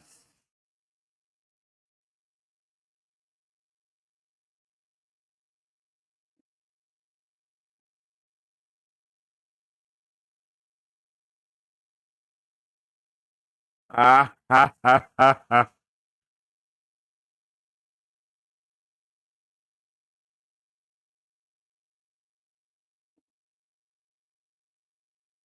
We haven't seen any dice yet like that, huh?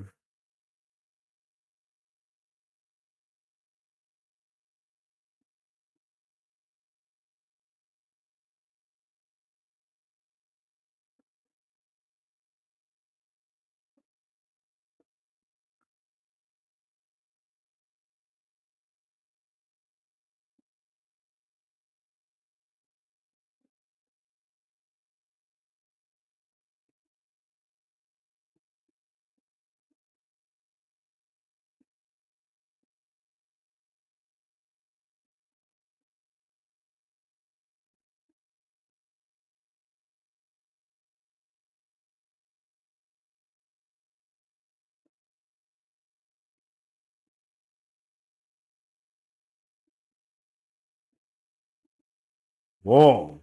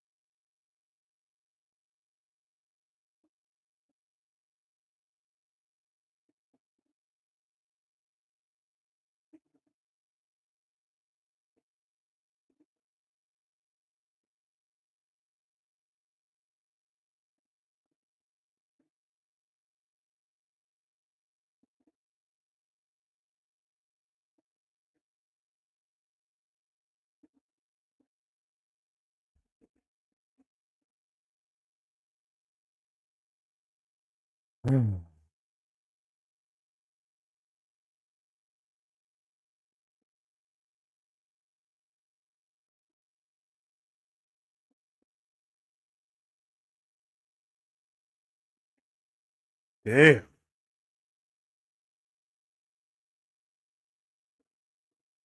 Ah, hell nah.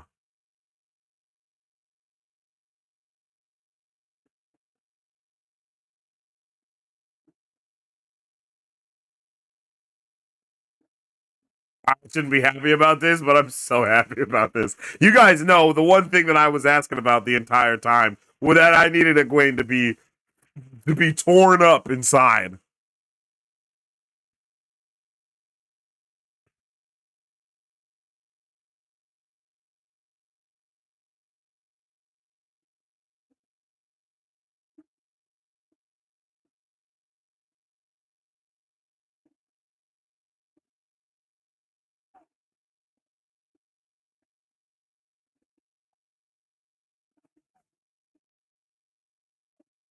What?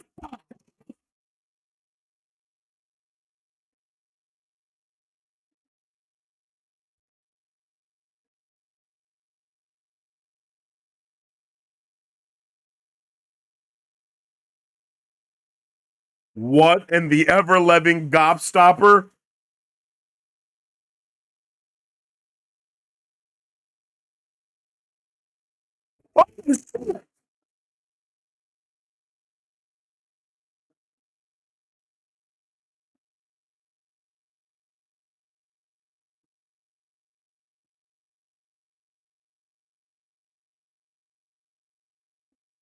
Oh, is everyone going crazy?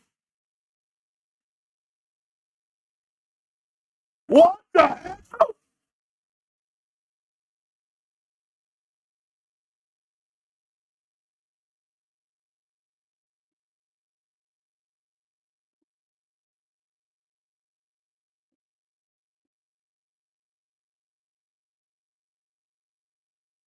Oh!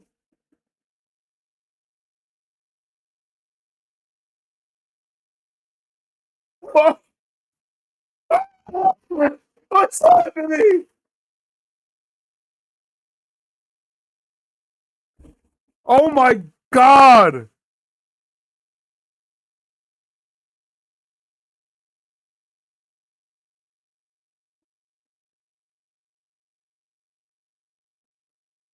Oh!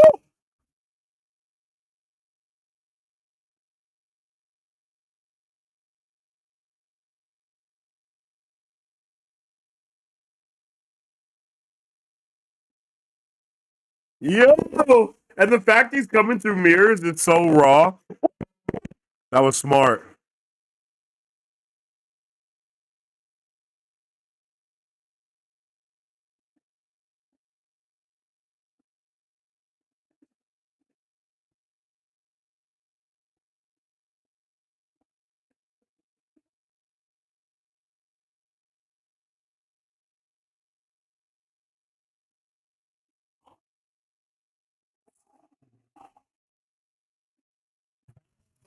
Ah.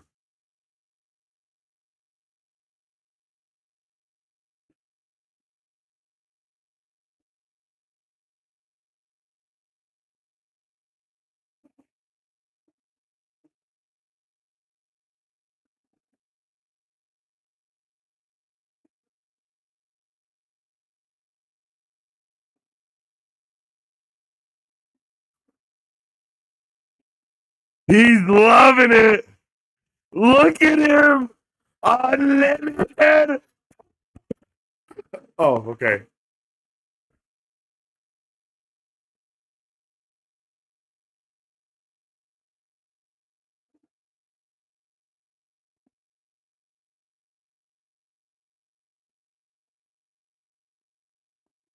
Whoa, wait. So that shit was really happening? Wait, that shit was happening like for real?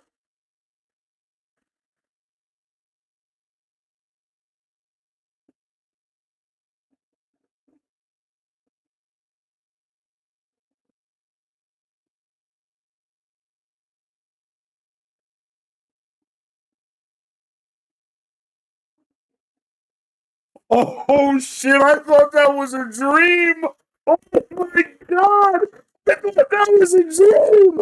That shit was real.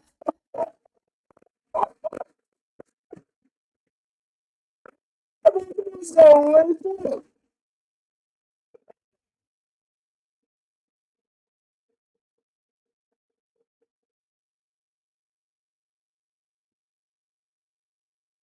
Oh shit.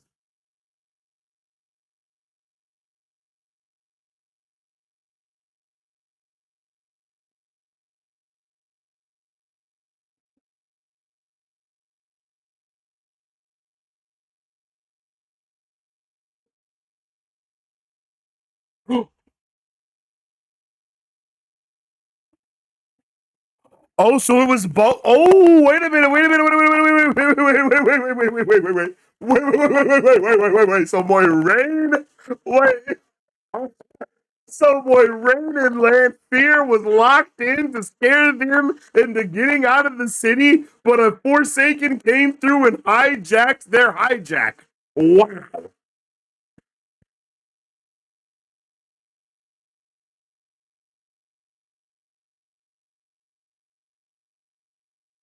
Like, wow.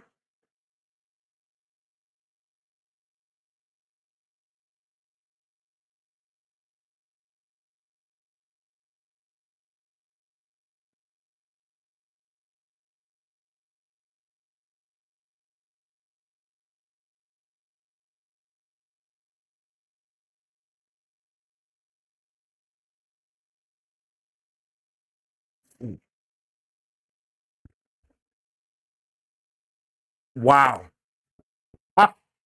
This shit is awesome.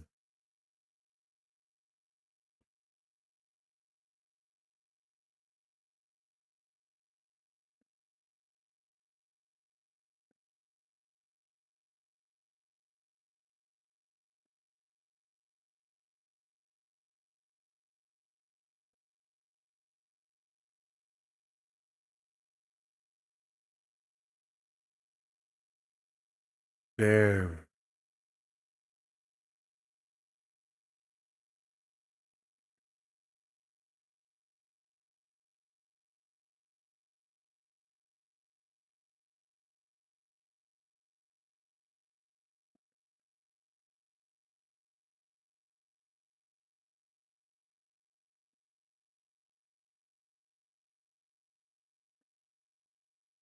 They're going home. What the hell is happening?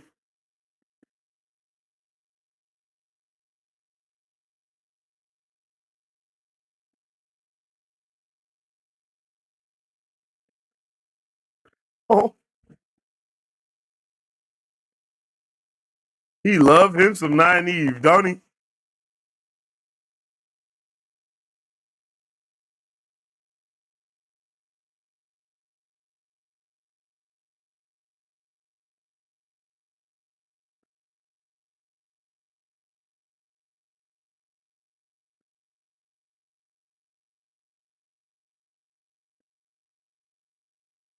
Damn.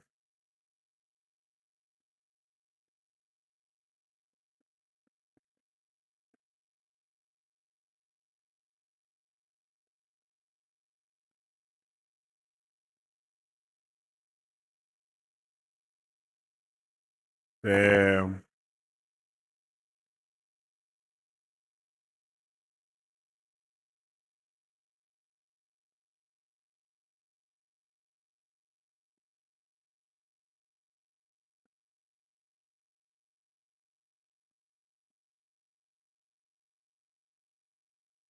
Damn.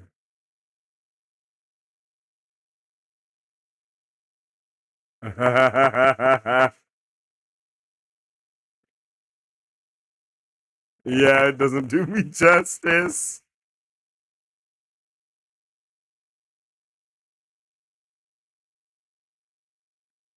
Hey. And this is where we all go our separate ways.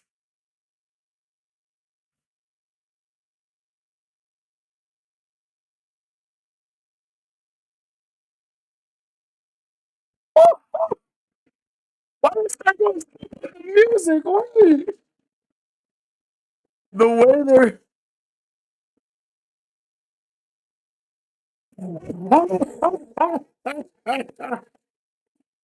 a massive peen. It looks like a massive peen.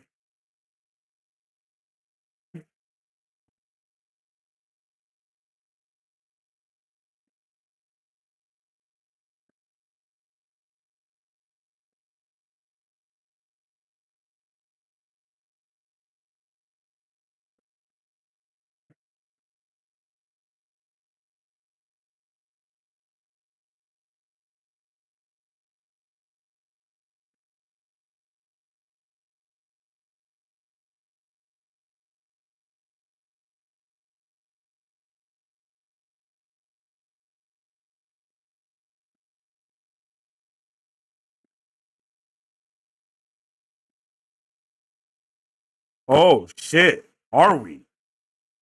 Oh shit.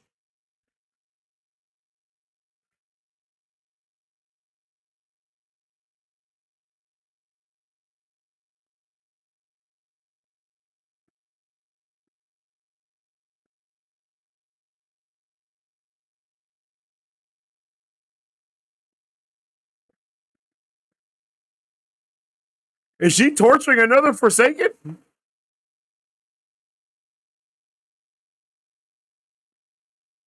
No, this is a random dude. Who the hell is that?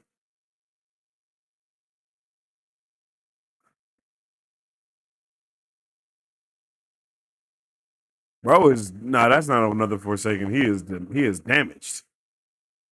He is terrified. Jaichim. Who the hell is Jaichim?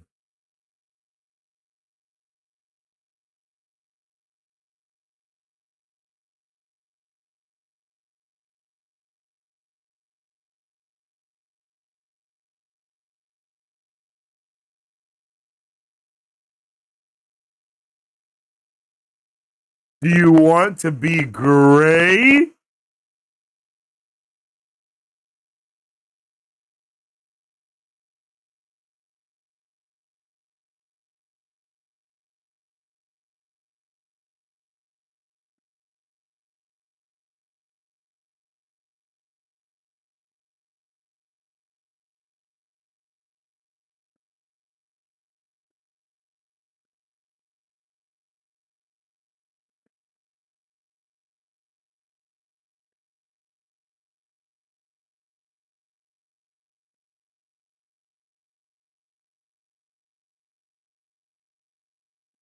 What the fuck?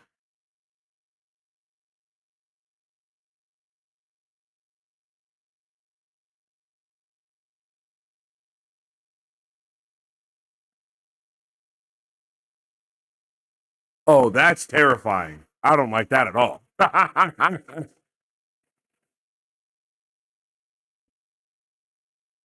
Everybody's so horny.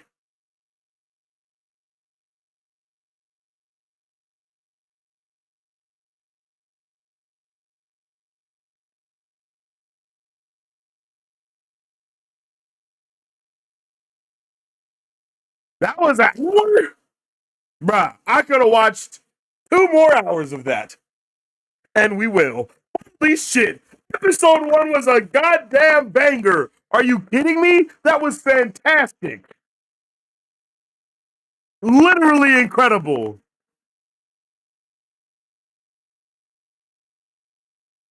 Wow.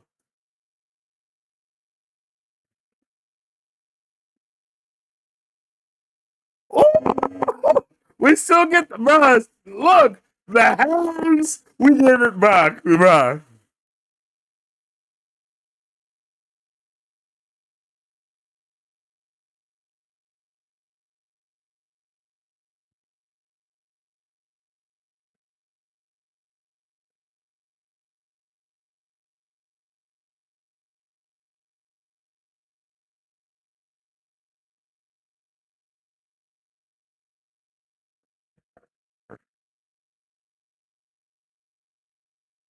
Was that land getting worked by an IU?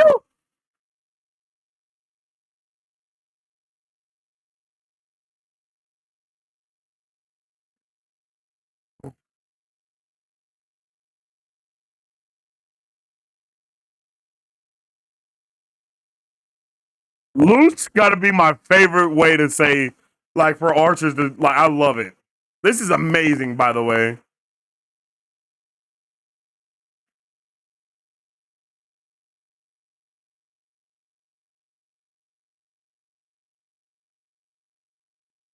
Oh,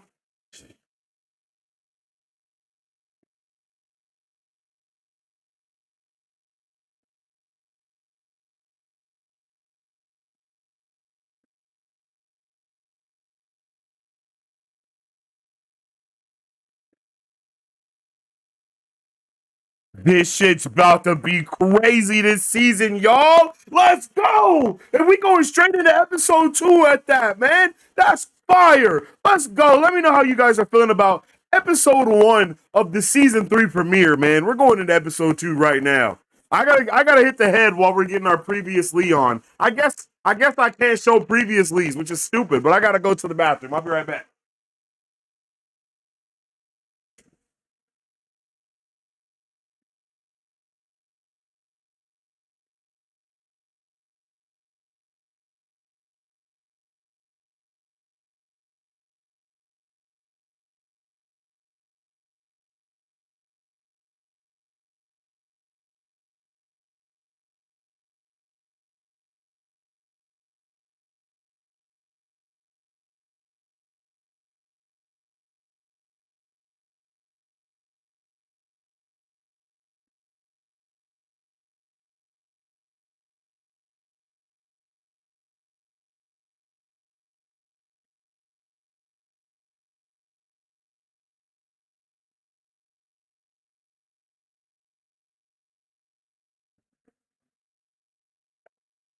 Oh.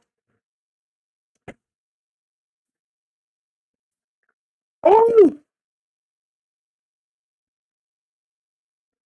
Let's go!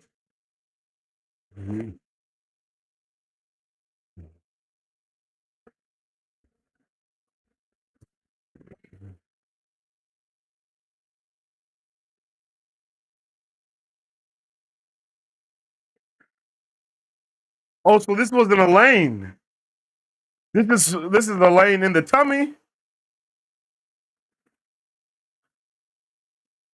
What in the trailer, this moment happened so fast that I thought it was a lane that was pregnant. Who was that?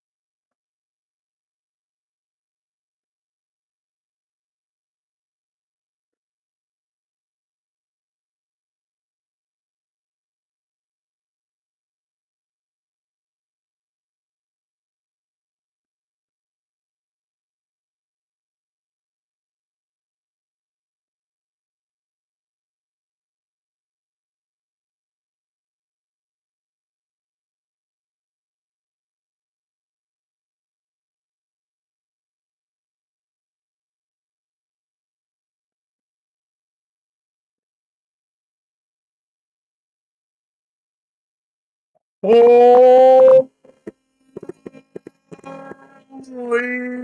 shit.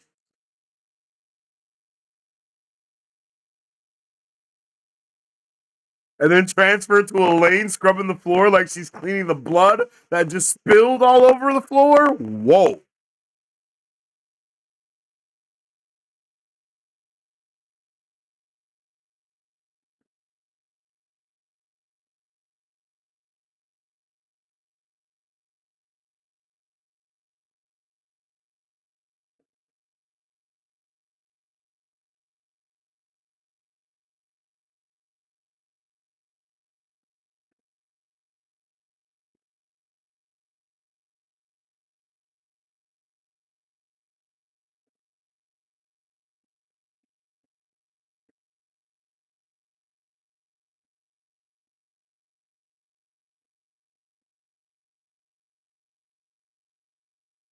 Okay, so we're caught. Okay, I feel it. We're consolidating.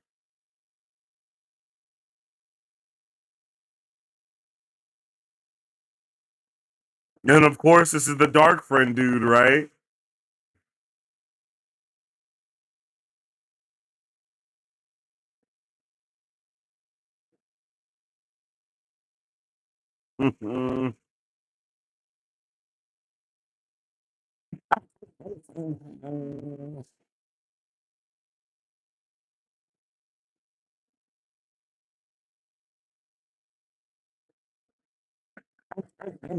I love politics, man.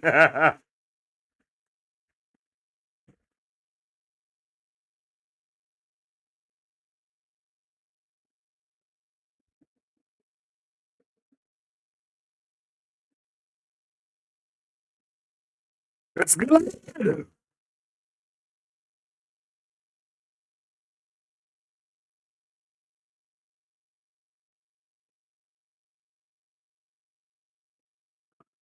Bro, who the hell are you?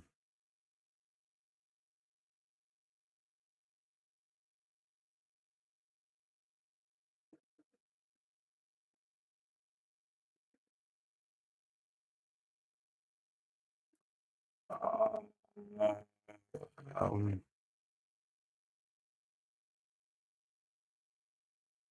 a lighter.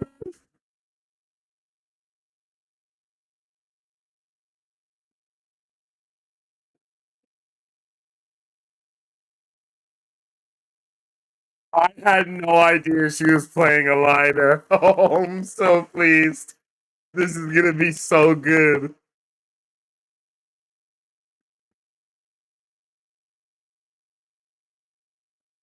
Oh, they're cooking.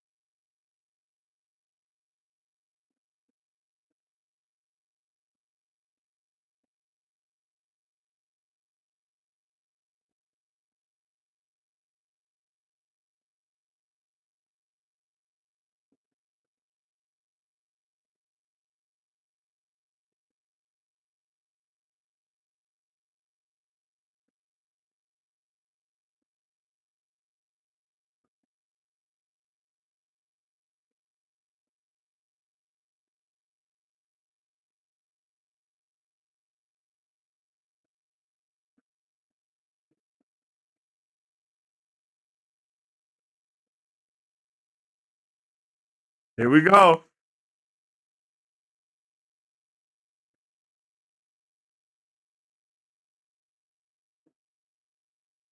We are absolutely cooking. Okay?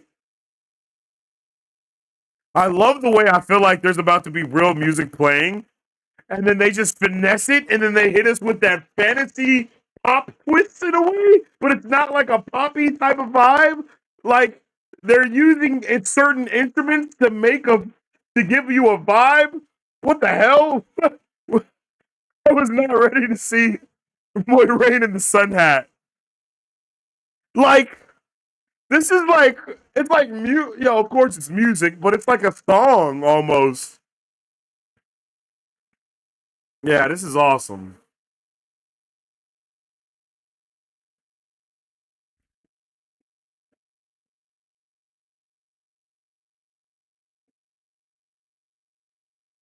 Oh shit, Egwene's with them. What the shit?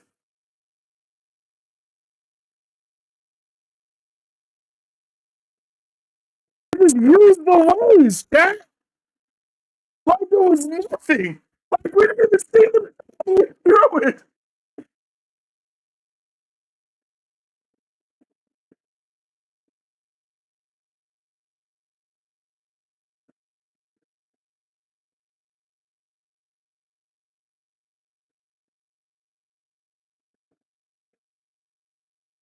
Oh, the longing.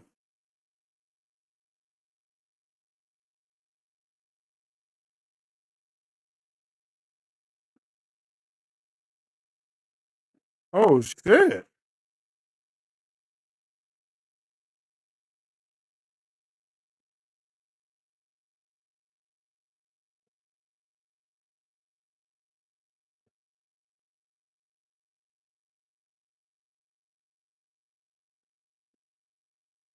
W Lord.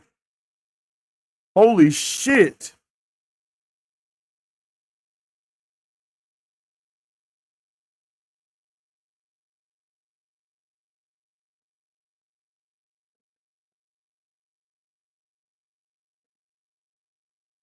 Music is fantastic.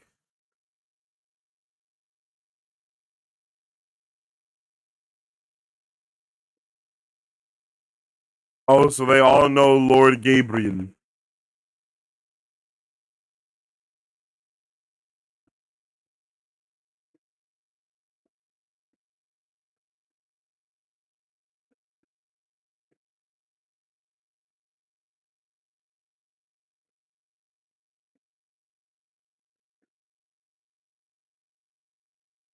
My guy Galad was standing there like,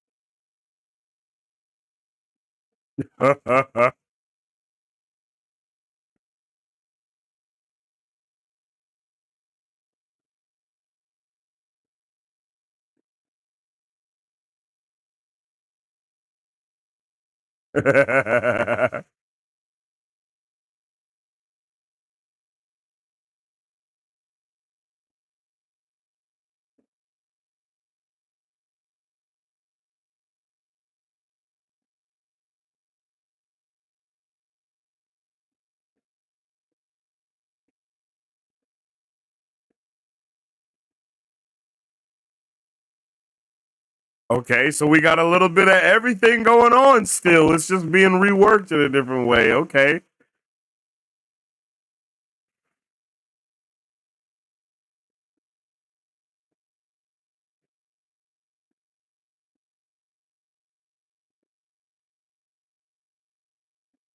Ooh.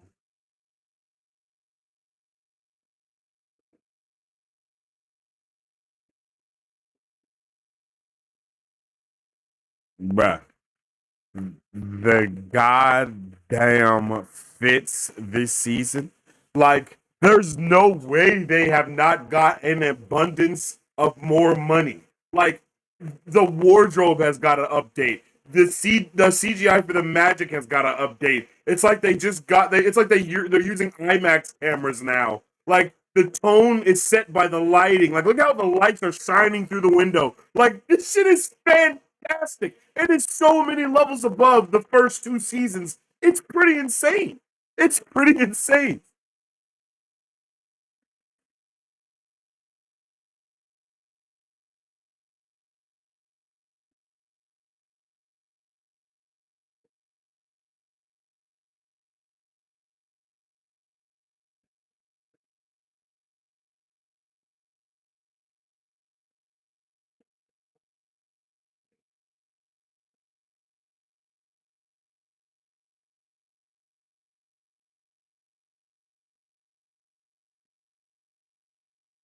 Like you don't even understand. Like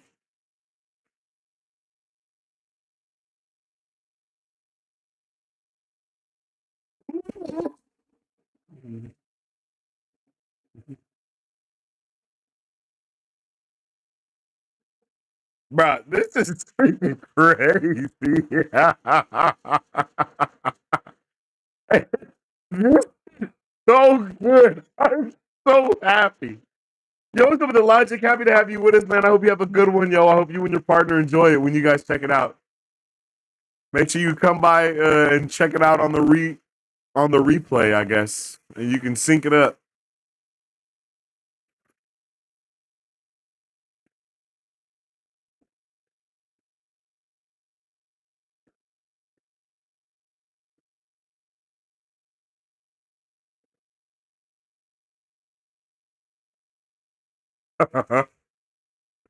Woo!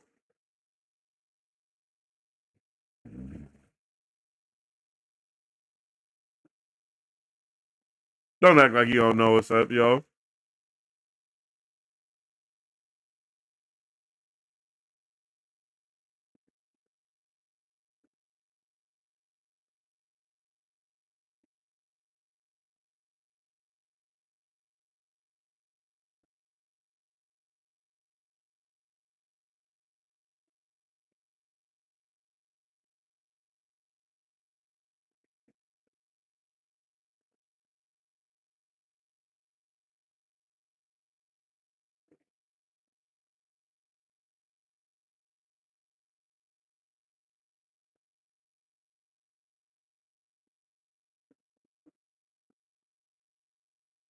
Oh shit.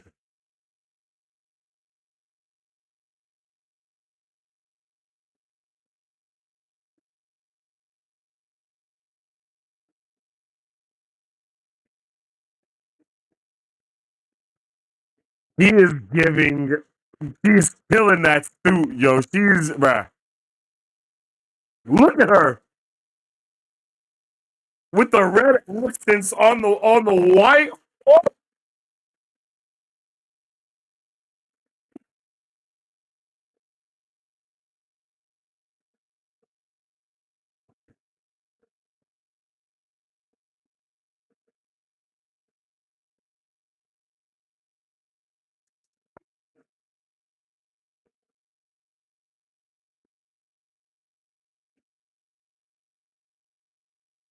the will weaves as the will wills, baby. As the wheel wheels. Crazy that thing, bruh. It's crazy how different this is.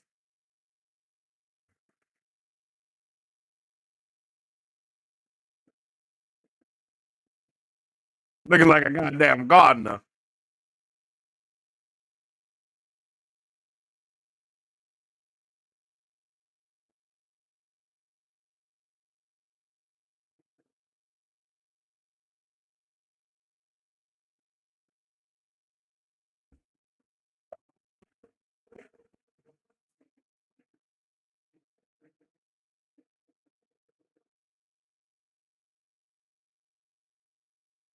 Parting the silk.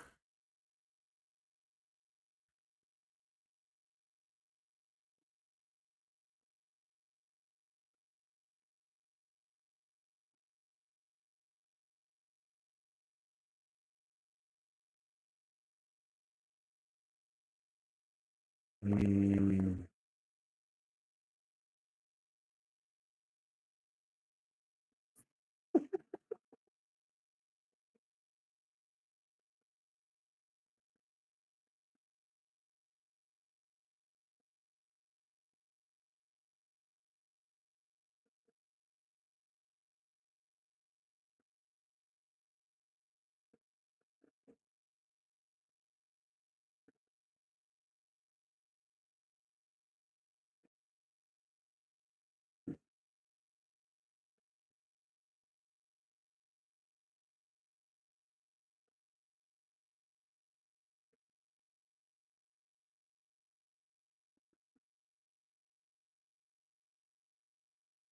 damn.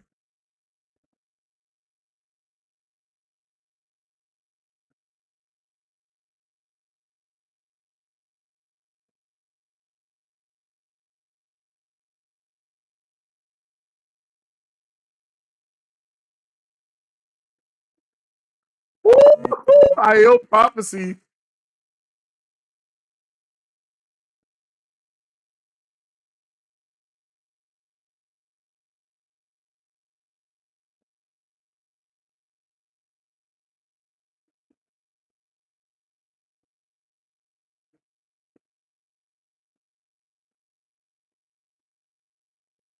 God damn prophecies all around, baby.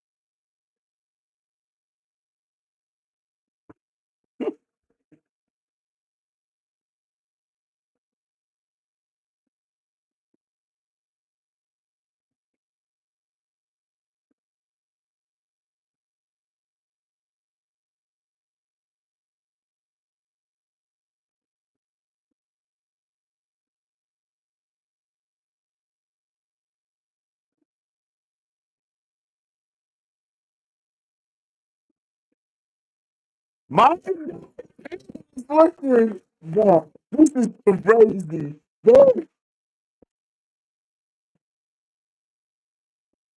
Yeah, this shit is awesome.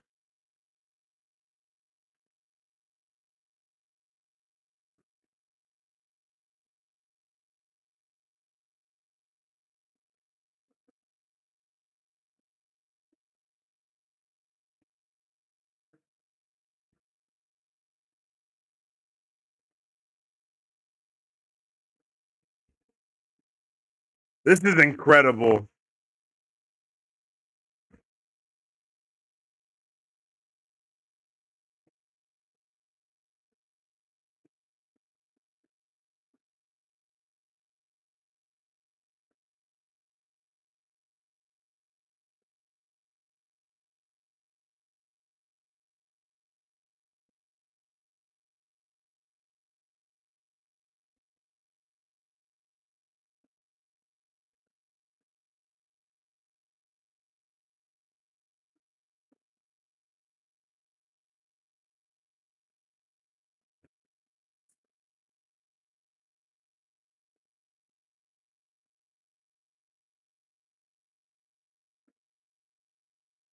Oh,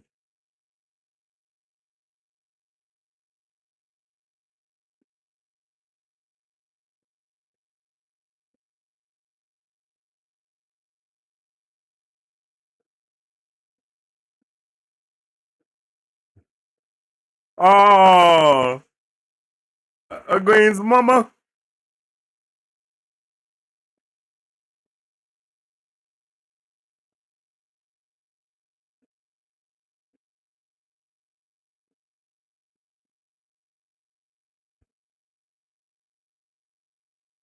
His his voice literally fills you with warmth. His voice sings in your ears.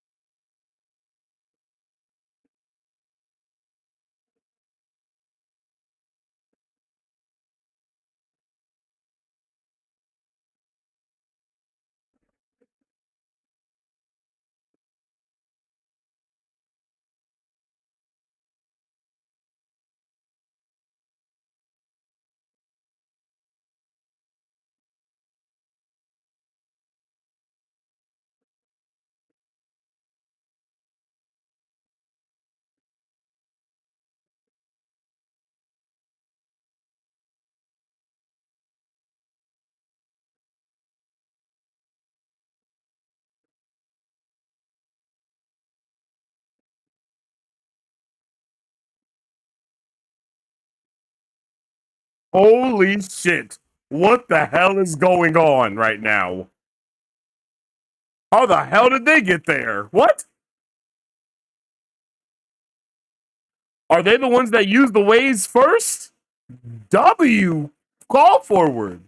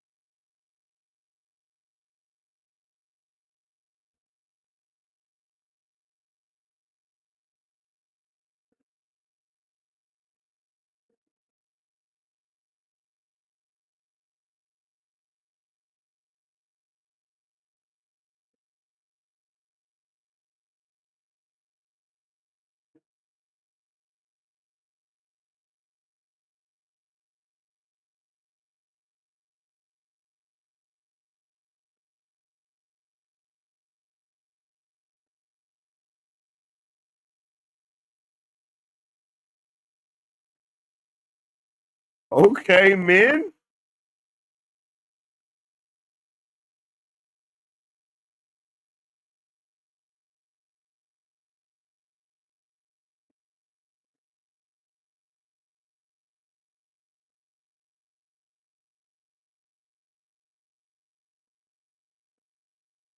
Oh shit!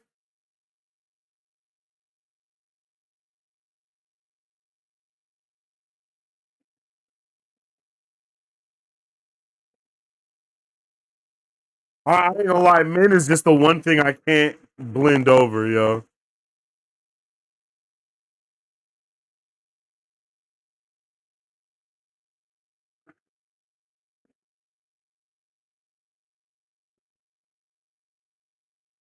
Oh,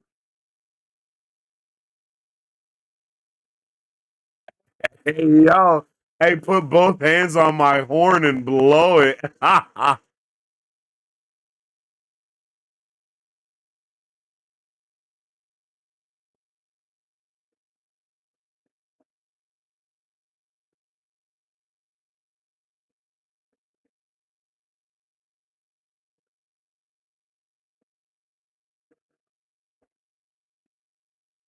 Here we go.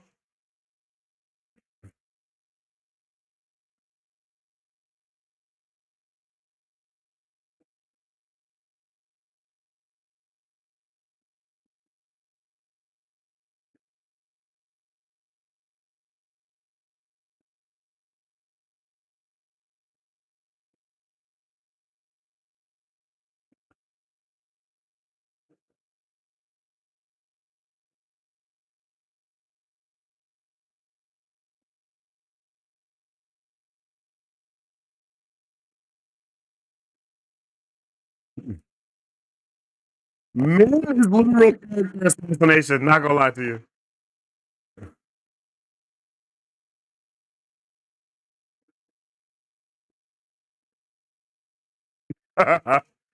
Hey, all I'm gonna say, if they make Matt fight with a sword instead of the staff, I'm going to riot, bruh. Oh shit. That shit was magical.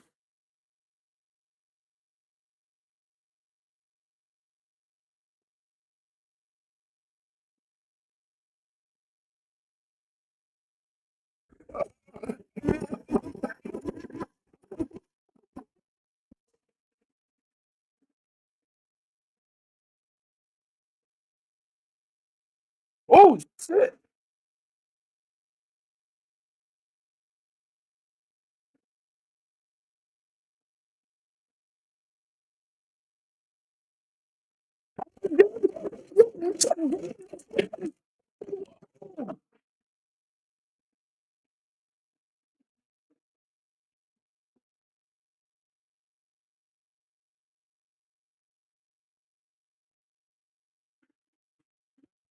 Stand there, watch, and sulk away. Those bastards.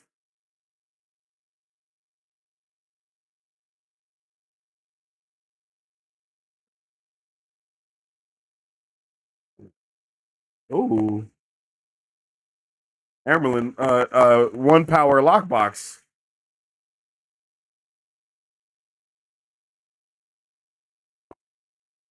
Oh, okay, okay. Interesting. Why did they split up our girls, yo? Hmm.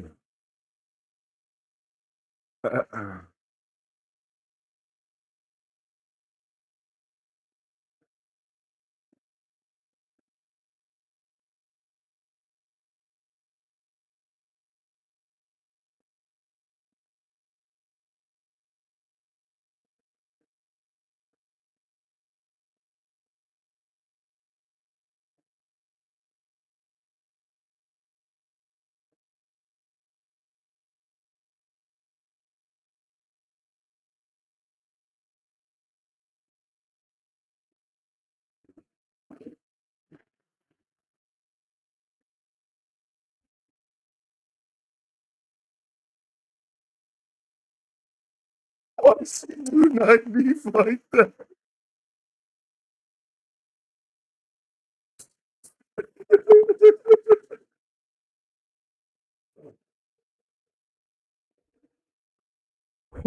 Why does she do her like that?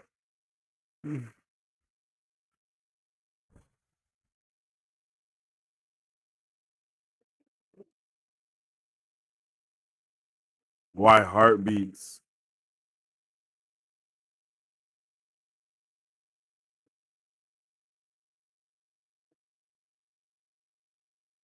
Everyone's more.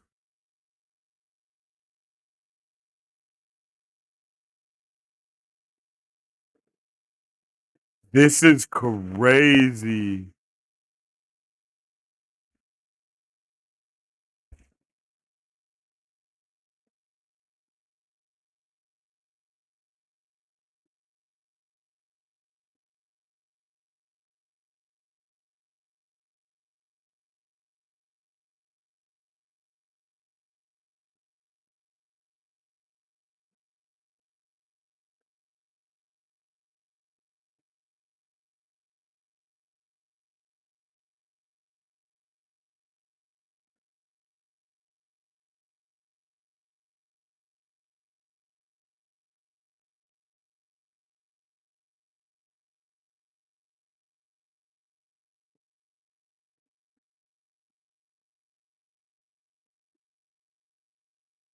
Damn, bro. They have.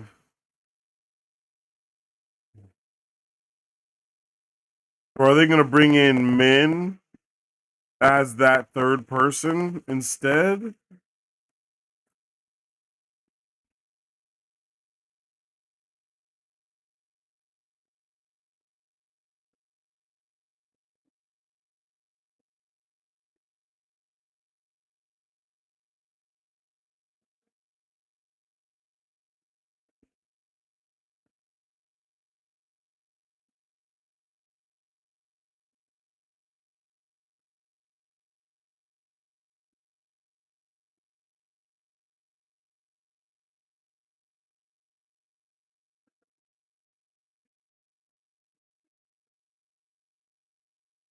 Bran, Tam, and Abel. Okay, W's, W, W, W, W.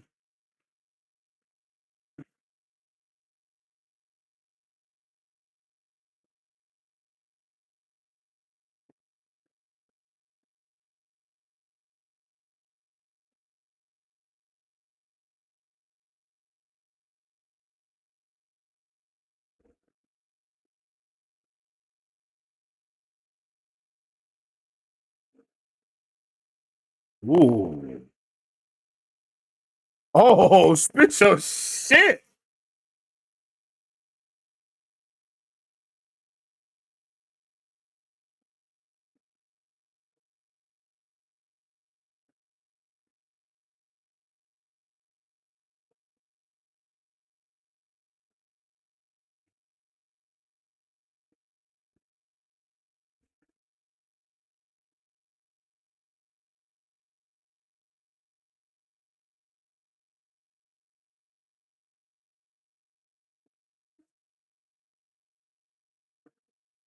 Damn.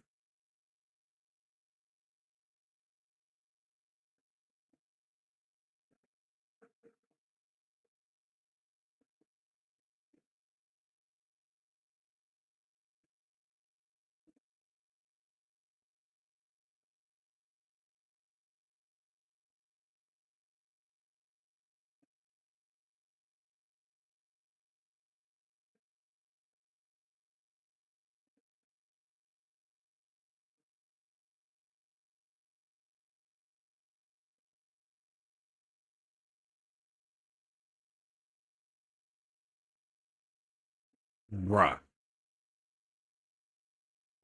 So is this supposed to be Teleranriad then?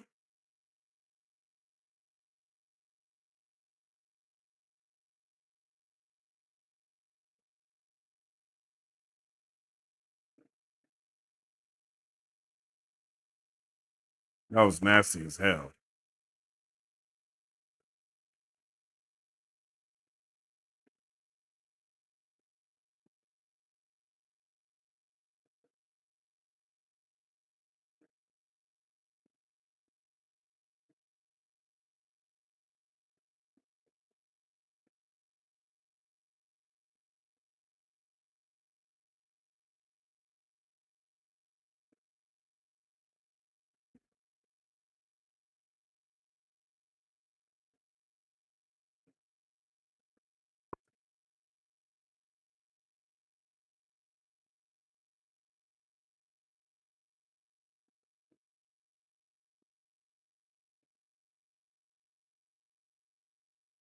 Bro, this is crazy.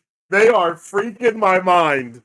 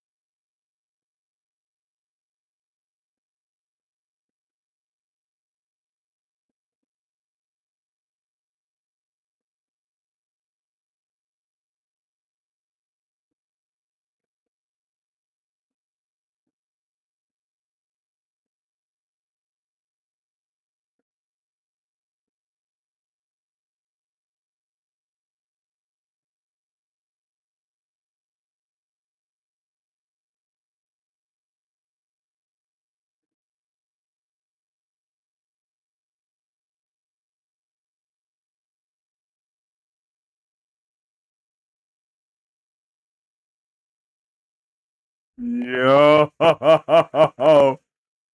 diabolical.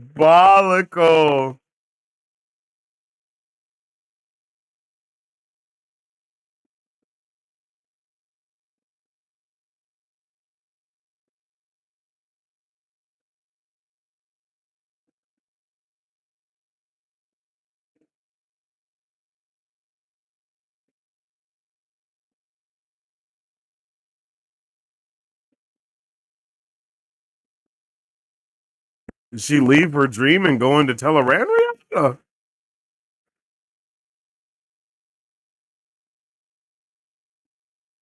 the hell was that?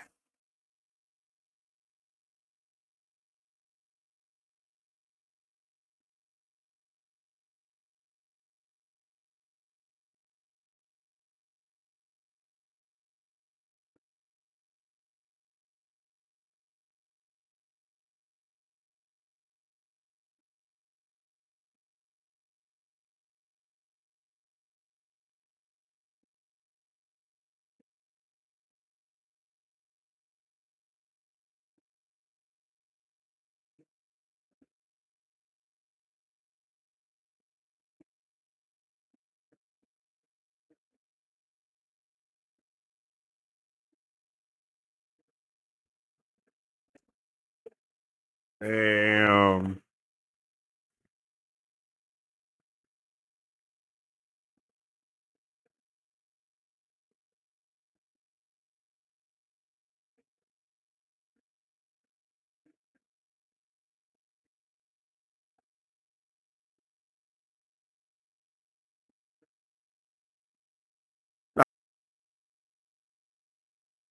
Everyone's mad horny. All right.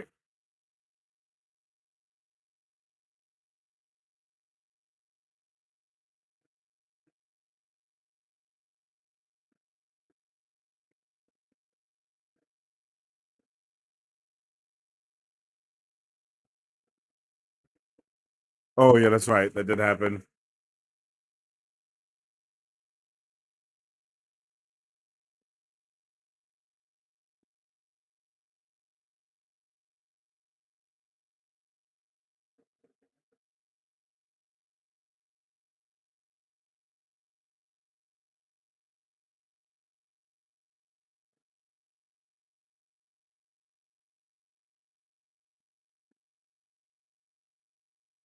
Mm.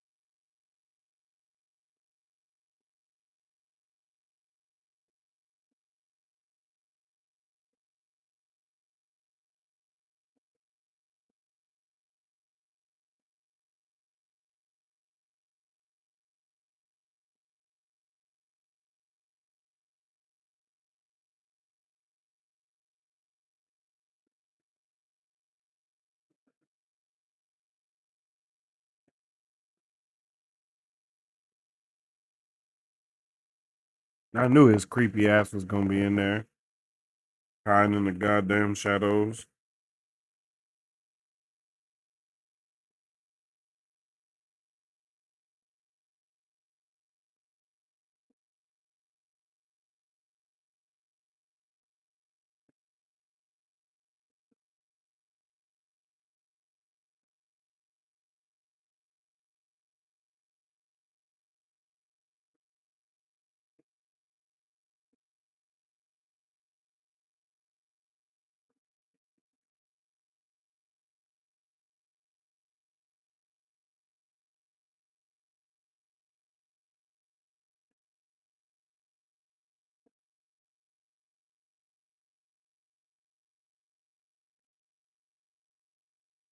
Yo.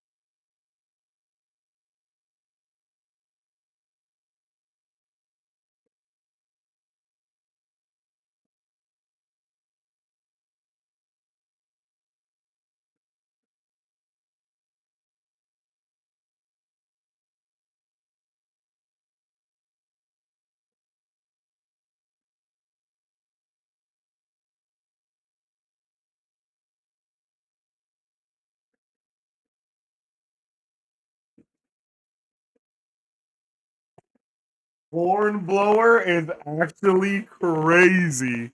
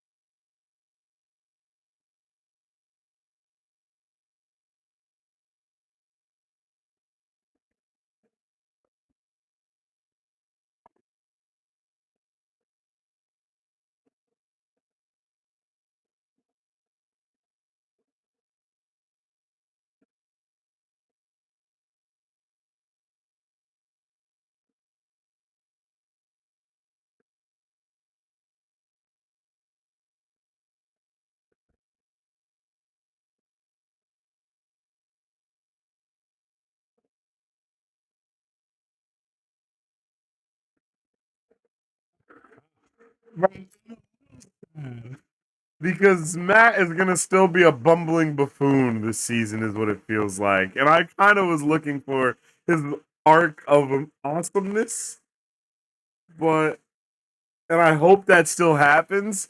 But it seems like they may not do that. Like Matt wasn't, I'm a little sad. It's okay though. It's different, so I understand.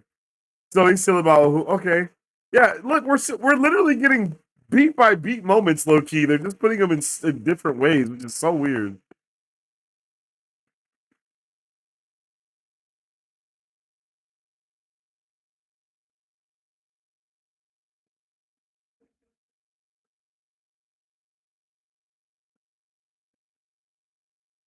Yeah.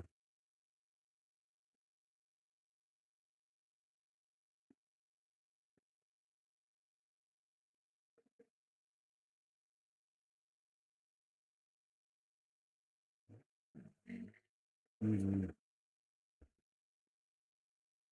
Huh.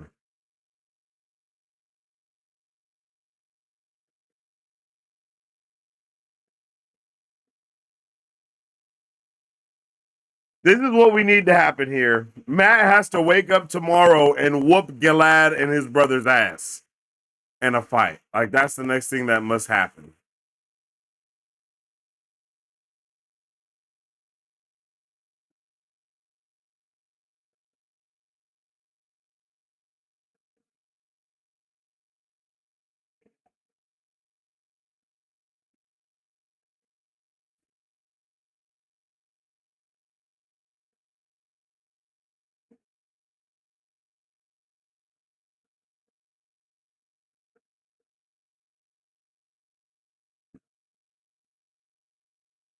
Not her crossing her arms.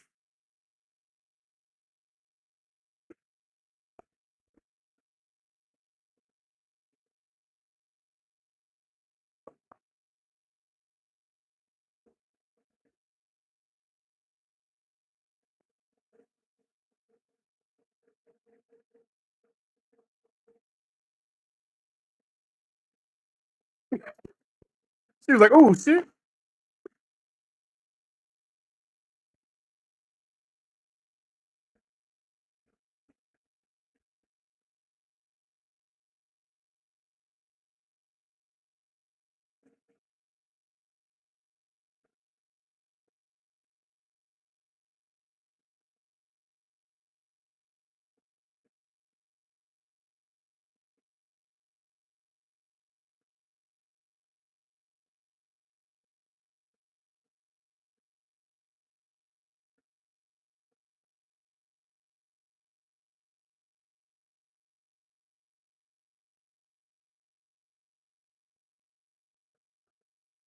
I like that they're giving the power to the characters and not making them. You know, I appreciate the changes, but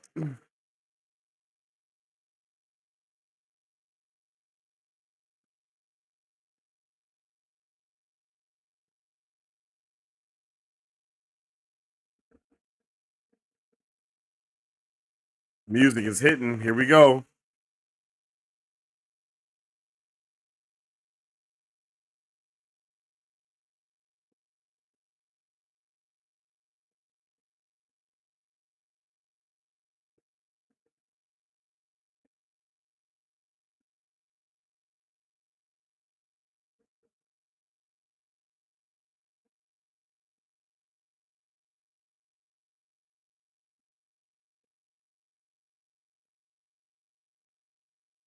Damn. This shit is fire.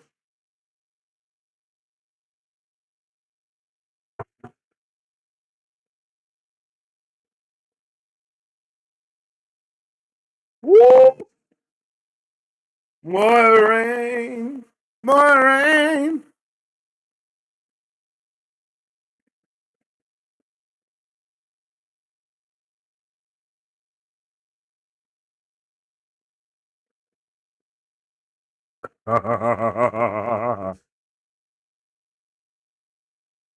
Everyone grew up, man.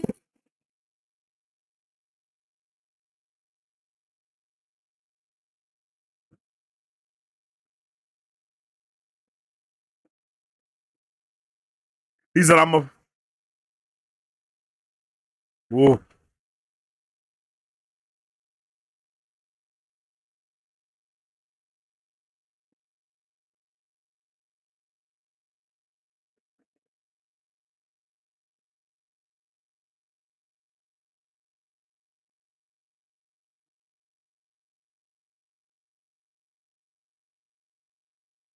Wait, can she see his?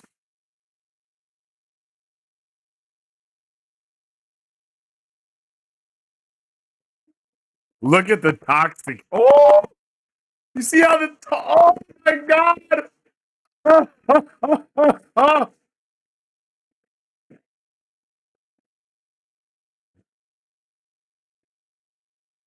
Embrace the taint.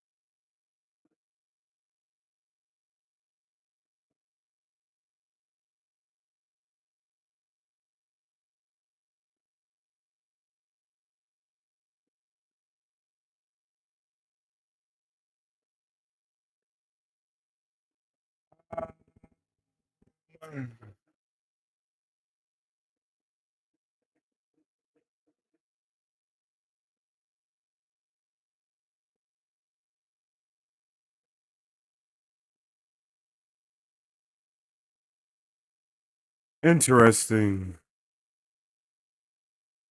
Here we go with the music kicking off.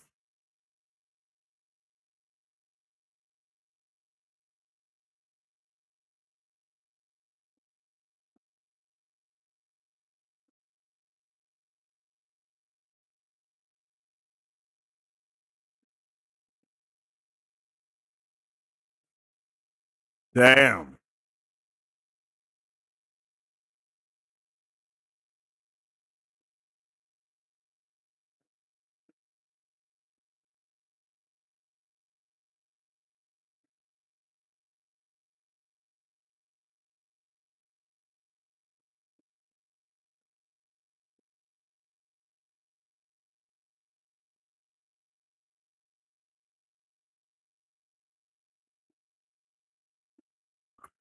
That's the woman from the dream.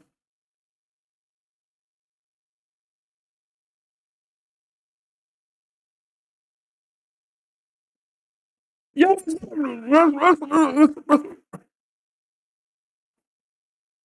yeah, that gotta be.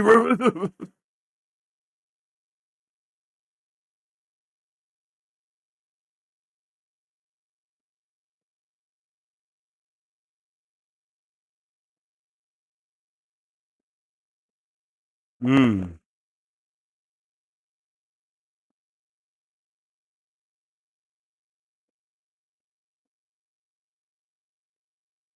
Muad'Dib!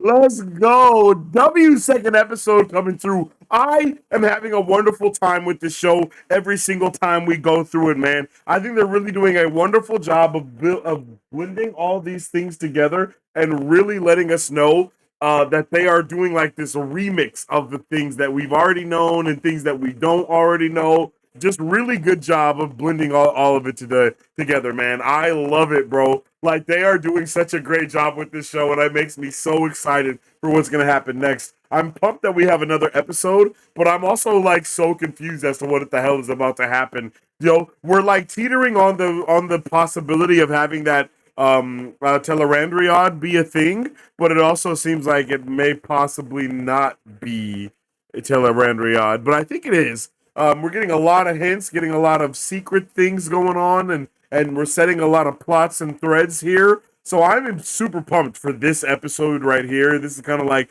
the end of an act, for a lack of better words. And yeah, I'm pumped to see what's gonna happen next. Let's get it.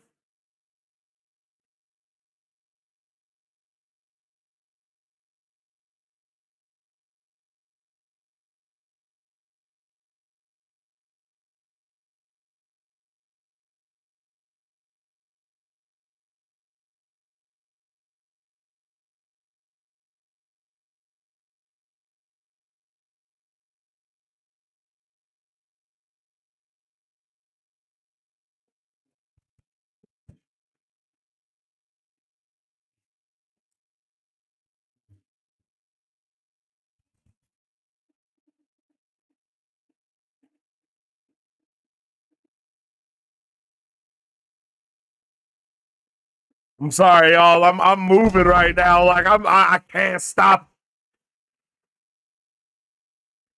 Robin.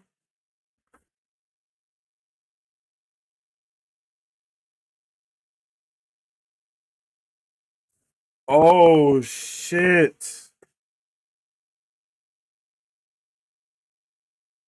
Wait, what?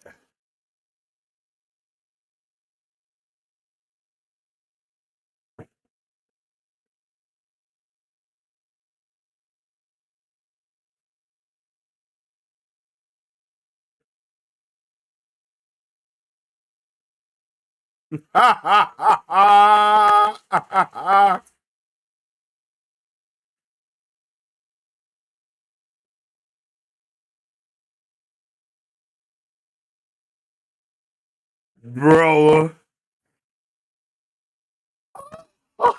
so excited. I'm so excited.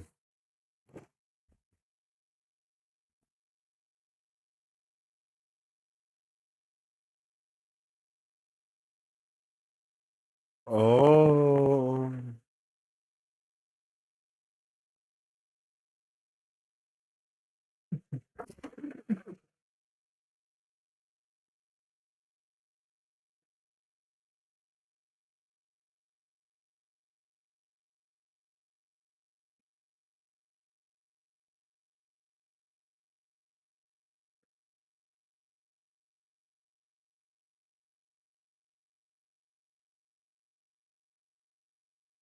Oh.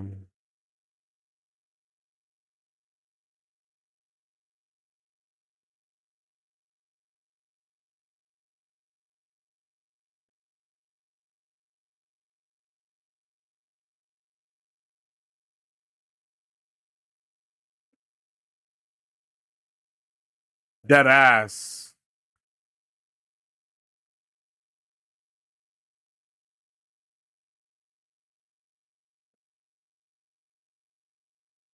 Yes, that was so sexy. Oh my god. Oh my goodness. Oh.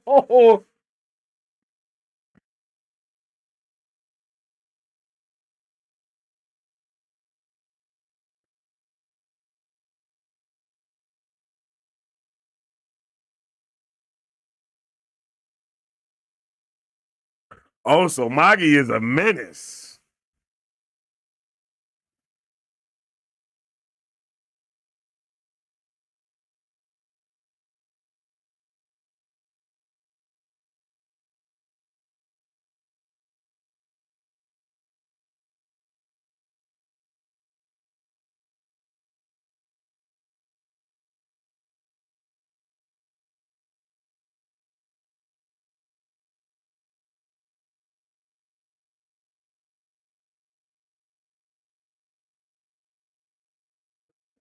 Magi's a menace. Holy. Hey, yo, this is our first actual intro, chat.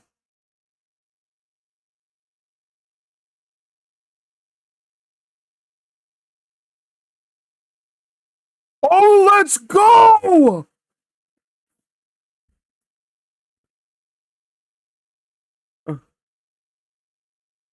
Yo. Be sure to skip the intro for you guys so you can get some time.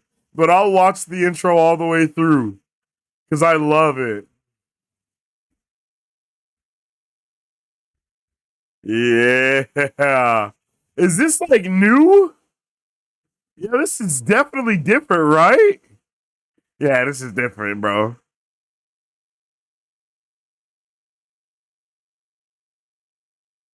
Different, same.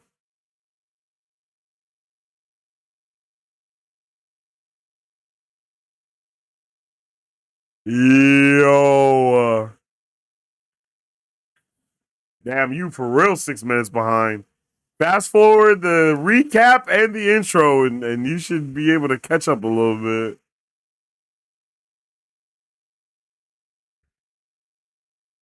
But ain't no way they're tripping off of the intros like that. That is so.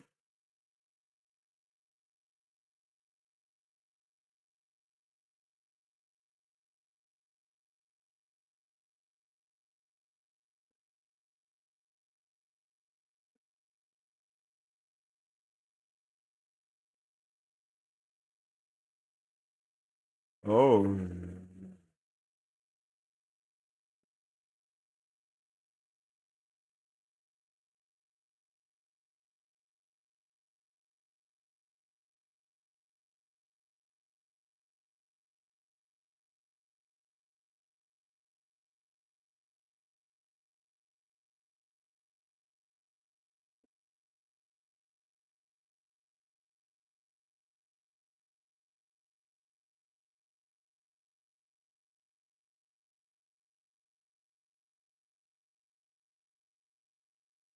Kind of not a fan of how we speed ran those arches for both of them. Just gonna say.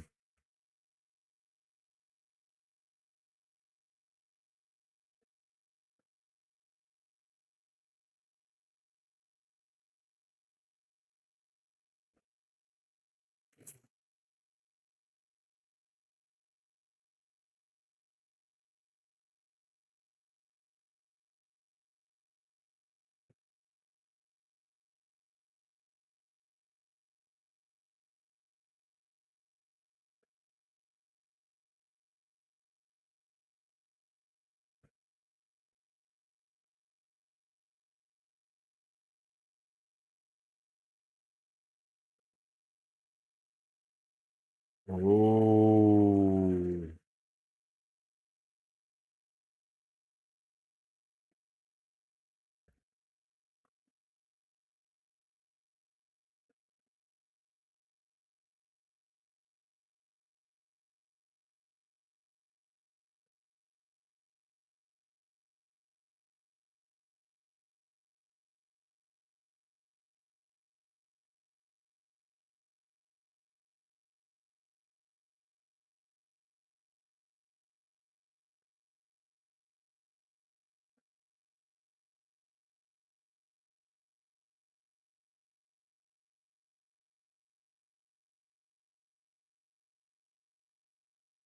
Hell no, she was not finessing that shit like that. Oh shit, that's crazy.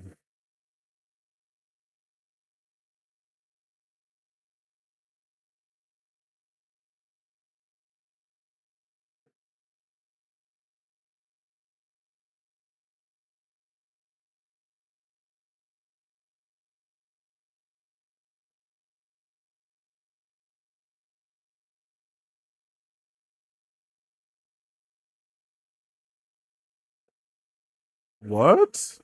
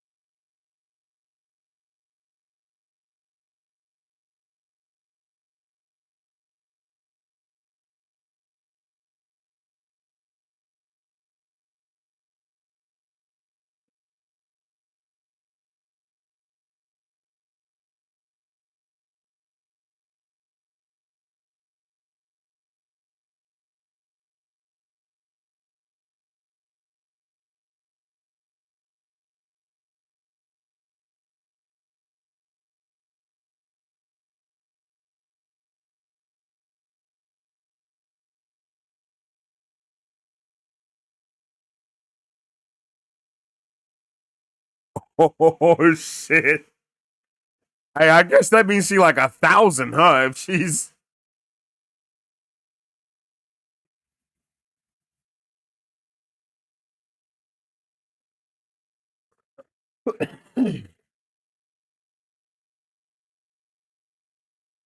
oh shit. Did y'all see the man who calls himself Boris?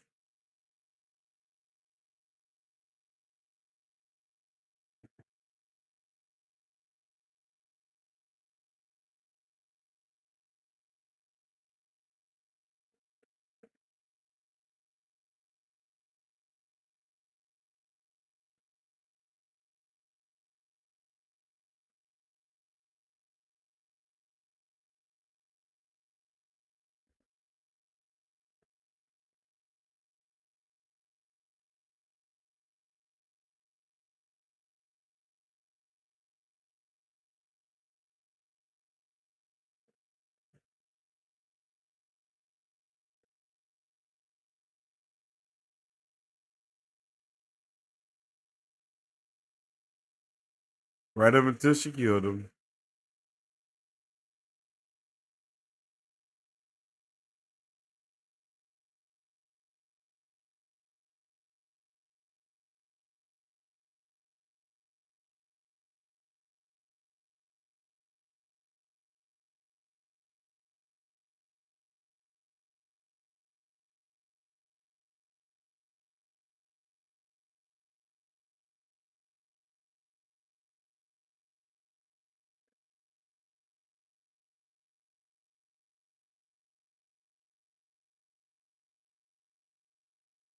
Oh.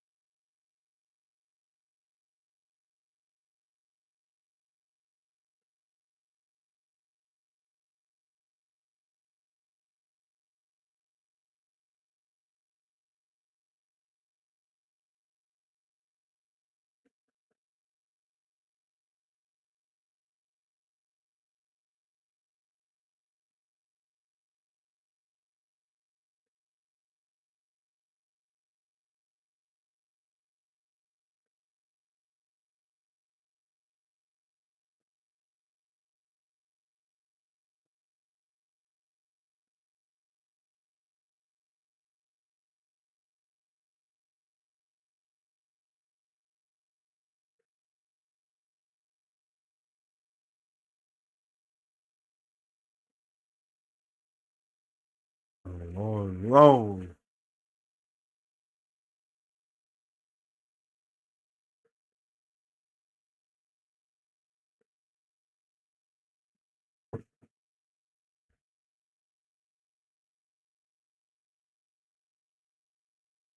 Oh, okay, okay.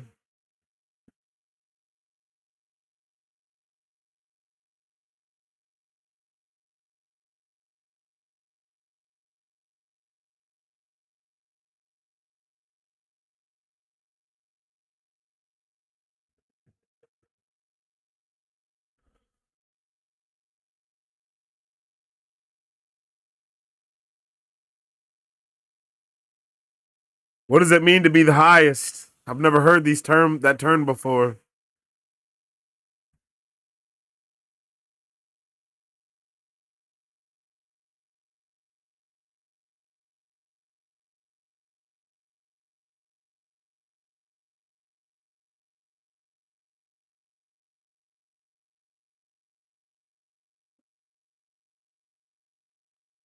Damn.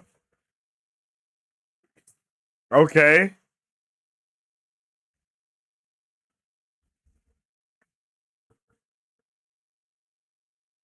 Oh, that was awesome.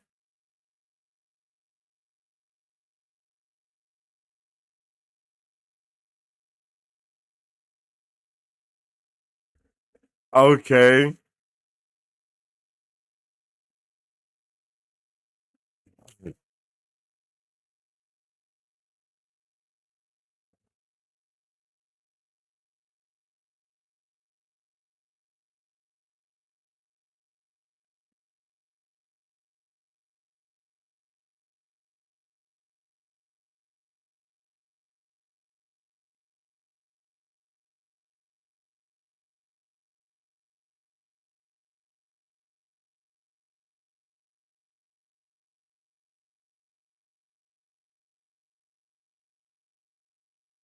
Yo, are those Tinkers? What the hell are Tinkers doing in the what?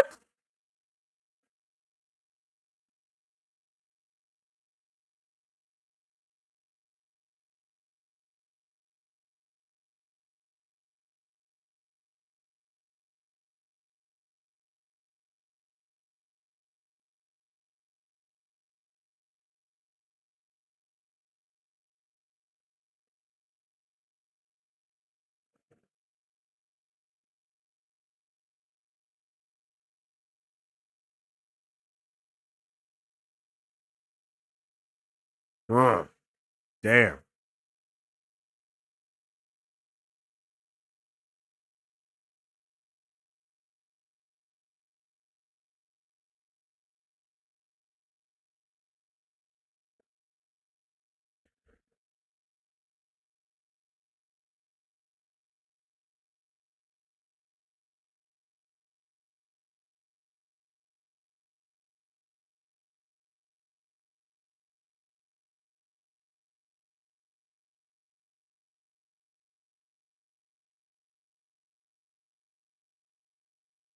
Oh shit.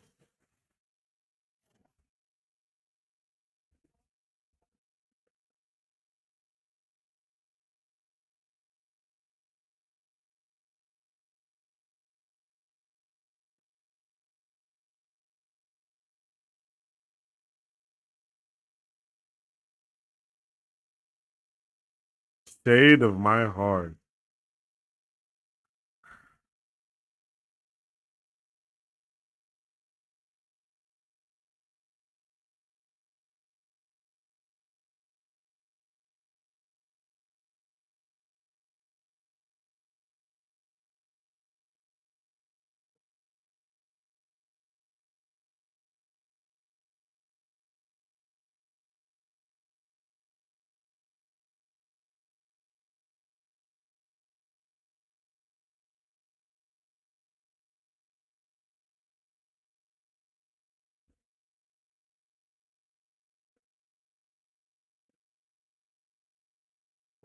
Damn.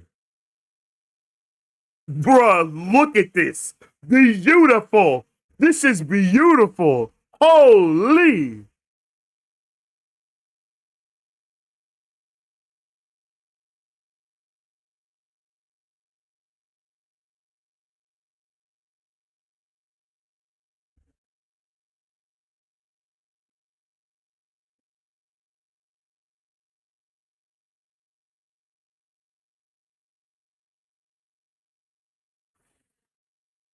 That's fire.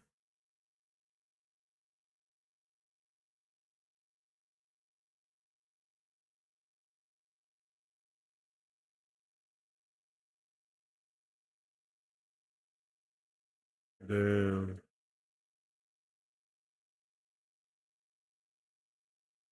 Woo! All right, fair.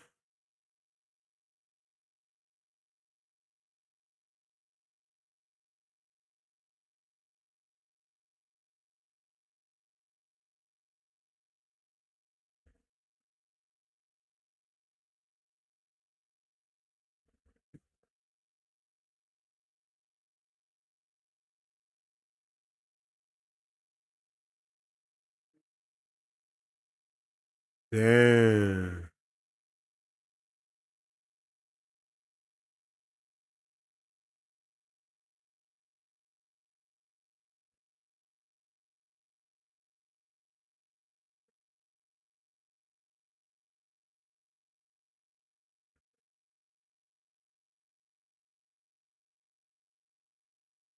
Yo, is she the hawk, homie?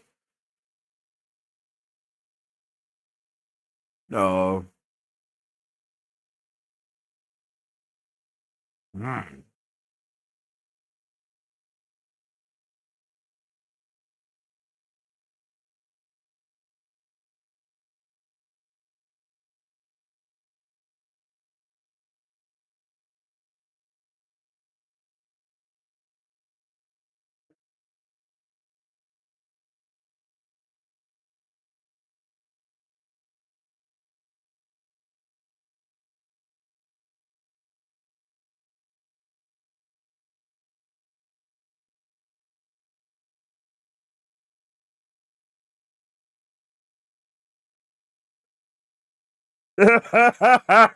Hey, shout out to my guy Loyal, sticking to the task. Hey, they horny as hell, bruh.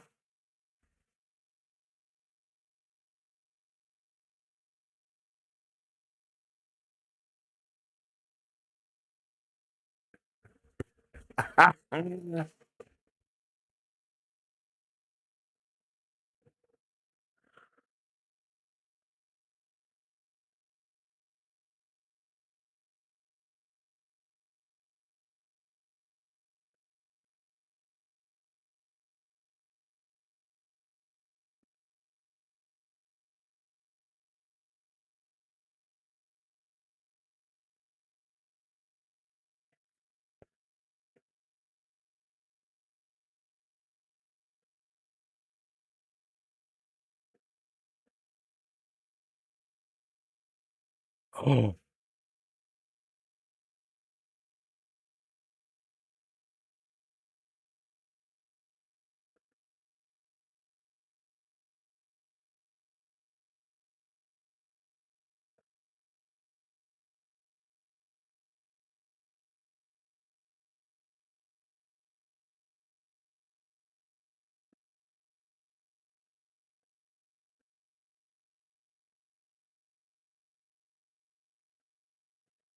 Yo, is that for you?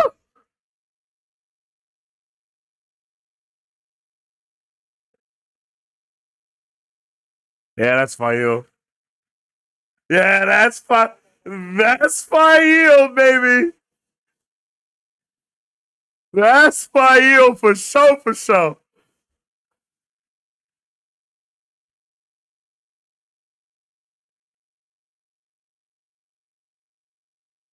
Are those boys white cloaks? Yeah. They're stealing children.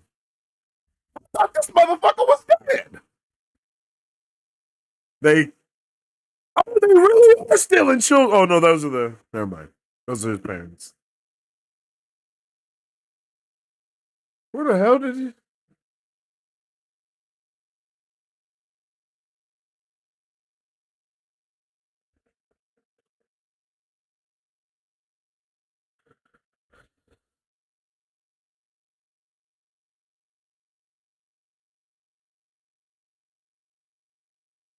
Oh shit.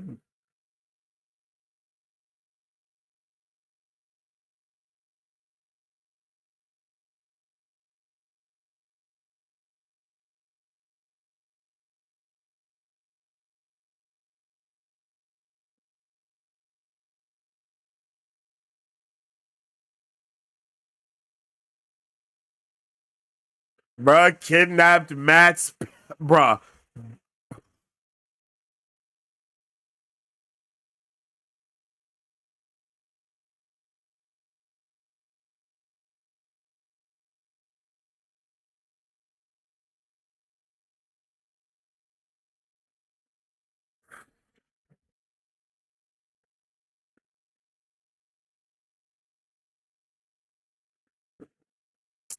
Damn, bro. I did not think our boy Matt was gonna be struggling like this still.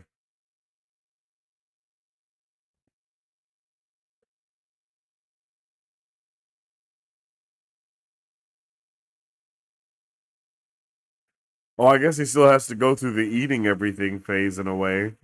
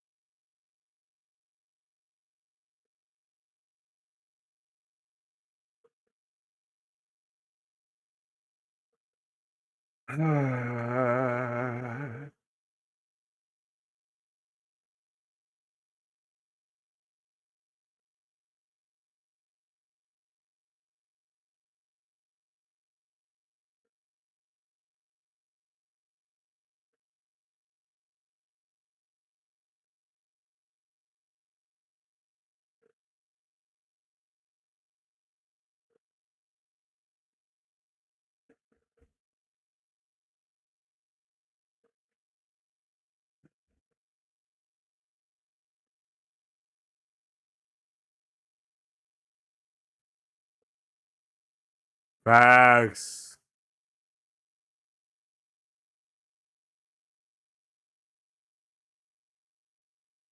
Do we know about Terangrial yet in the show? I can't remember.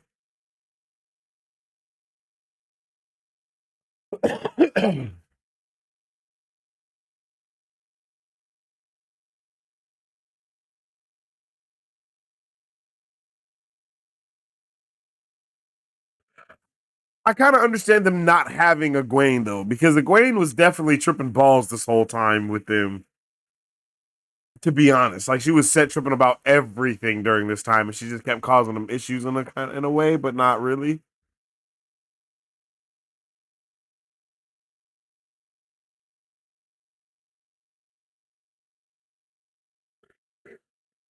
Dirty.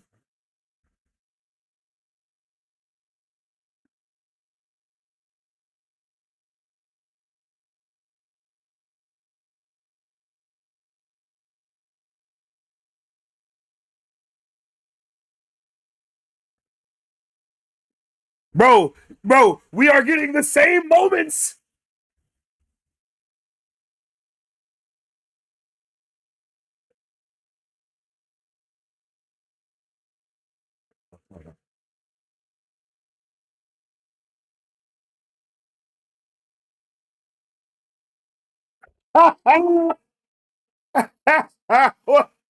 Wait, wait, that was mad sus.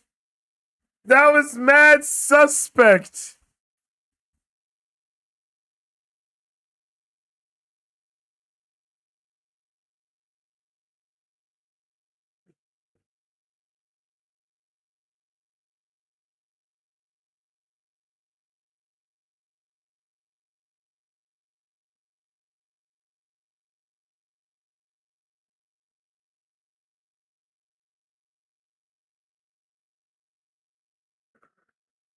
Ah,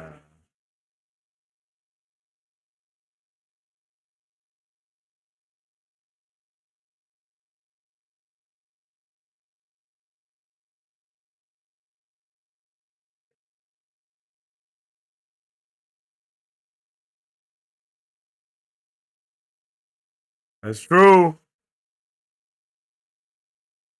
Are they in San Chico already?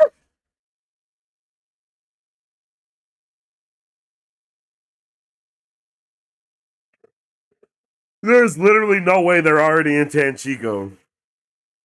Oh, okay, okay. Well, they're not.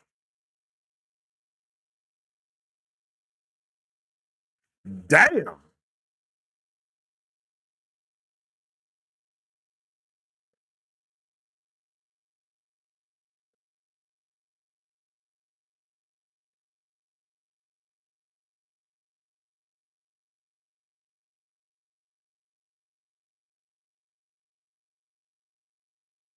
Came in that motherfucker strut.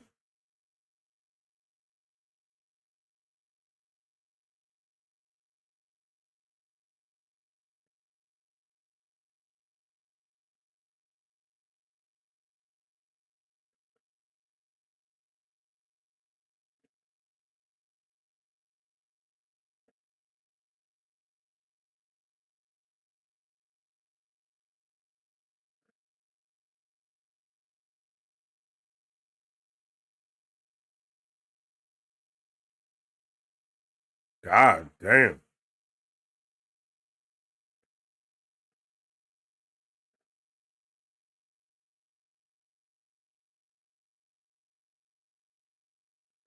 Oh.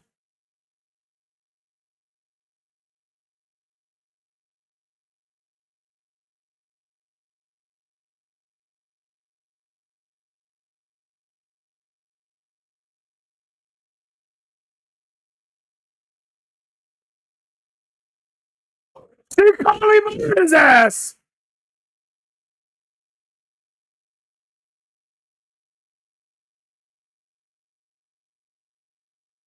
Oh shit.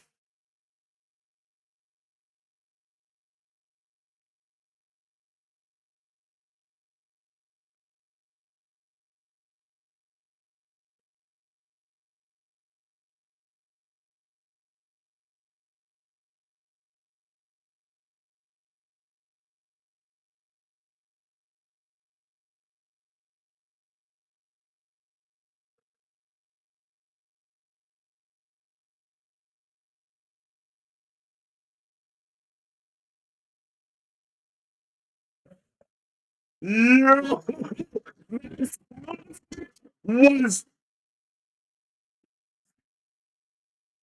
oh, that shit sent chills. I'm not gonna lie. Whoa, baby. Whoa, baby.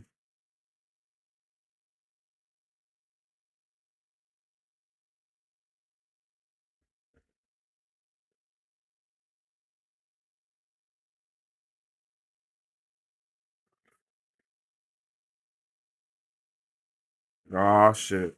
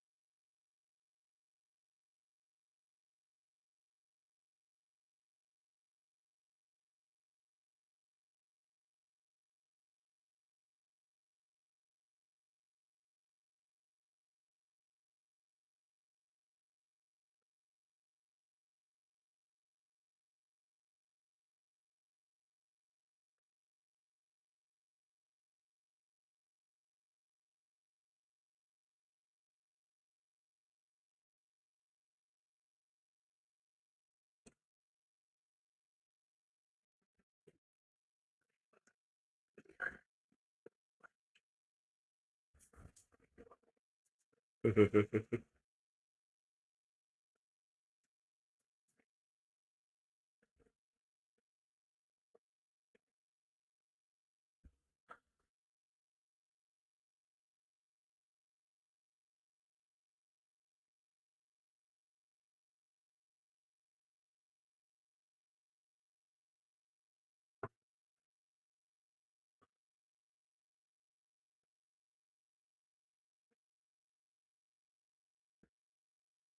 of all the secrets you could have told her, you gonna tell her that one?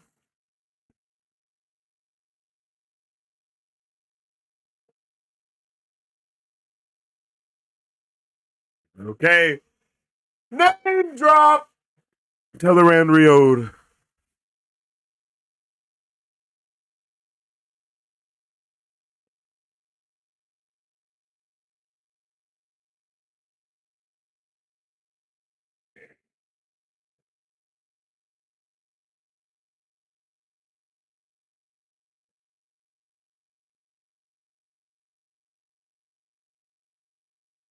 Oh, yeah.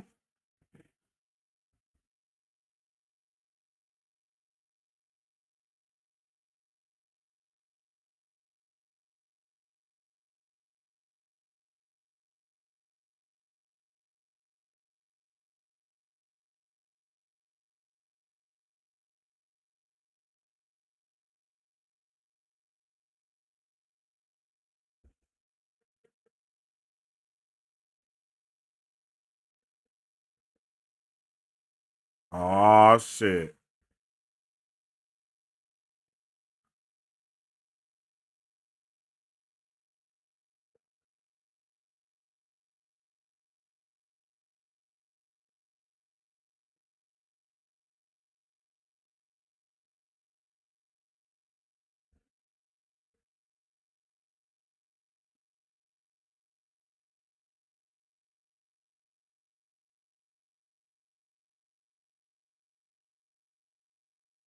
So we're kind of doing things out of order. We're locking in with the Aiel first, and then we're gonna go to Kalendor instead of going to Kalendor and locking in the. I feel it. I feel it.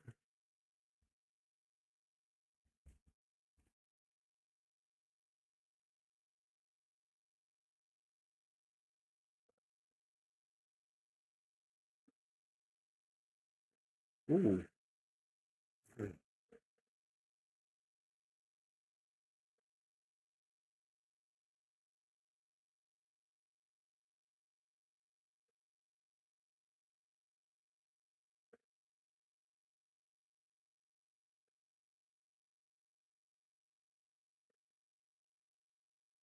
We could finally be together.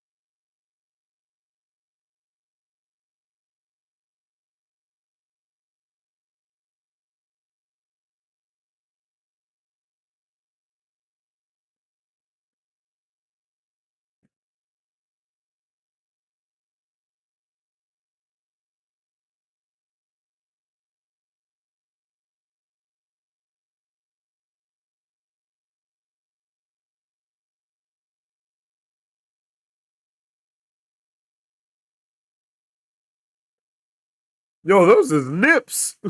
Them is straight up titties.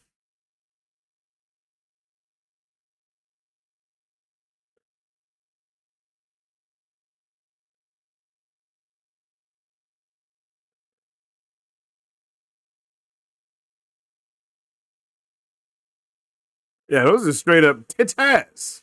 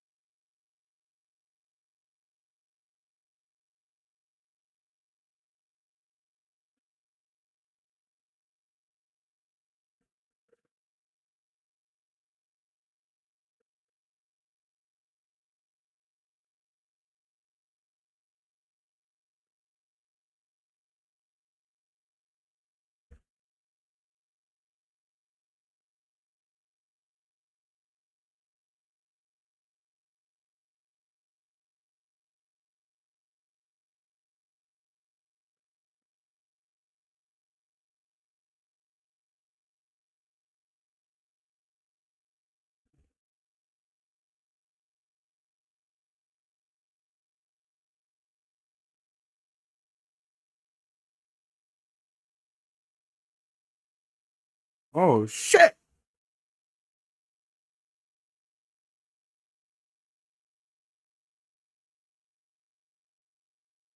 I keep forgetting that Land is a full blown king.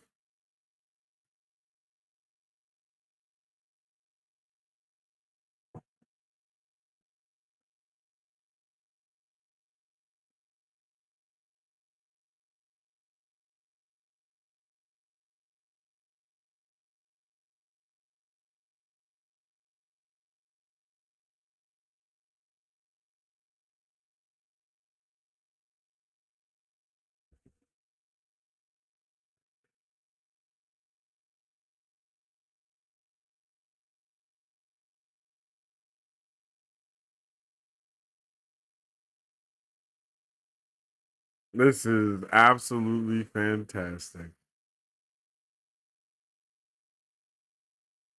No, they won't. That's stupid.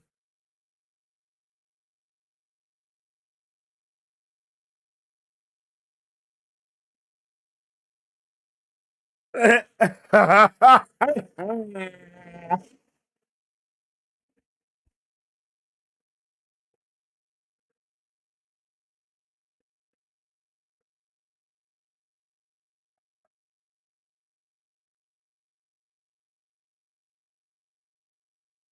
true. Bro, who plays Loyal? Because I feel like I've seen him in something before.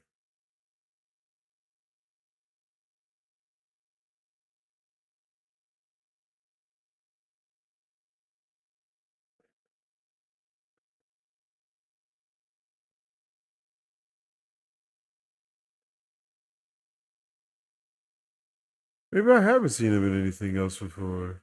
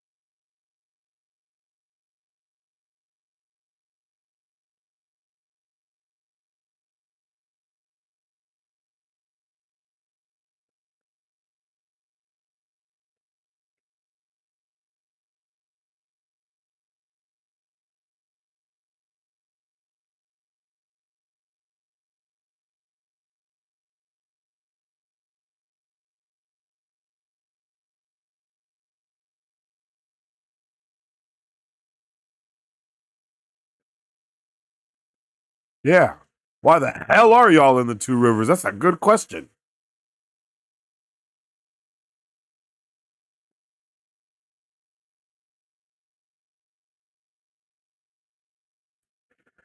Yo, the young Fail is giving me like I can't think of none of their names. Aubrey Plaza, and the other girl that, like,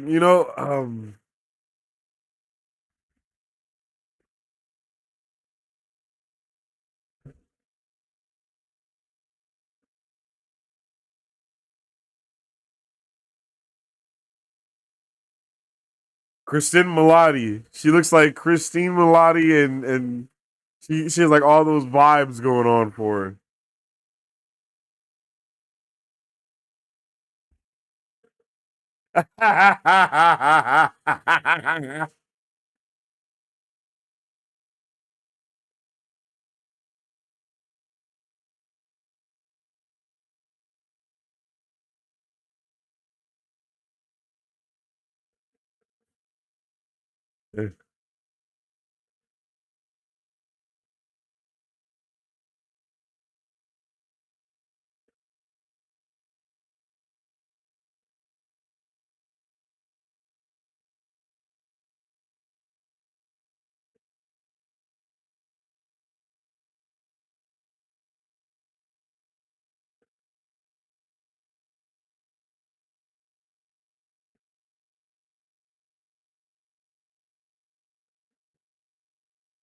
You did promise him that.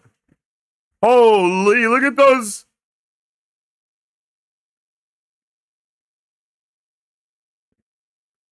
Those statues were huge.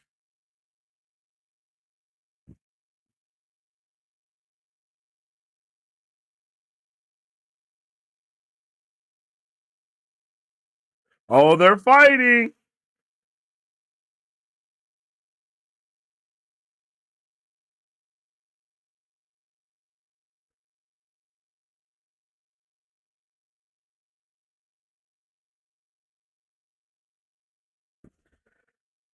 Matt just goes around and yapping. It's so funny.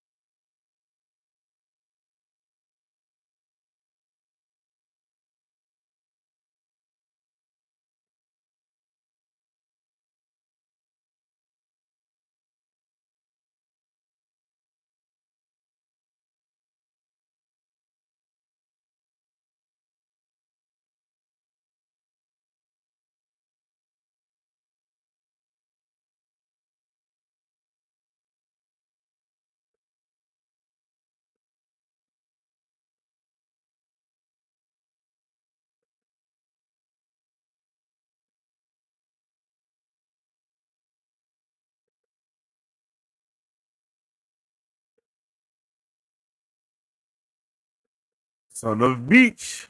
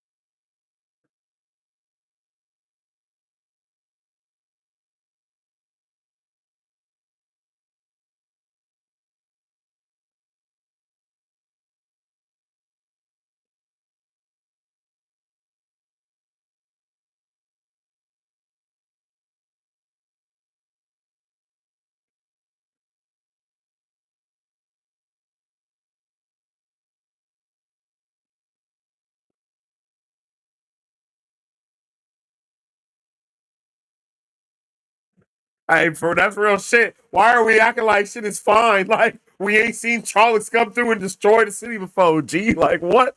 Y'all better lock in. Oh, that's training montage music, baby.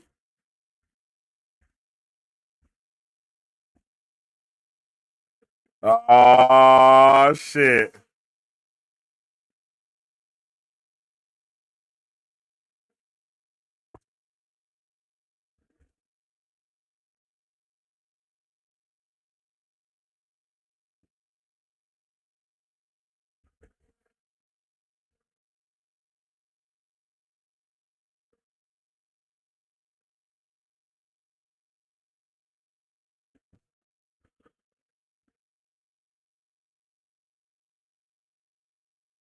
I love the way that Tavarian don't need to do much. It's just like, as soon as they put a little bit on that, here we go.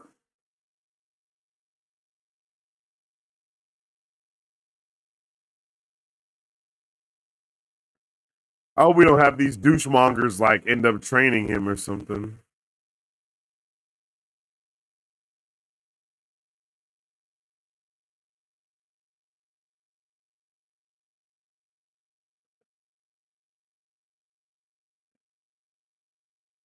Here we go.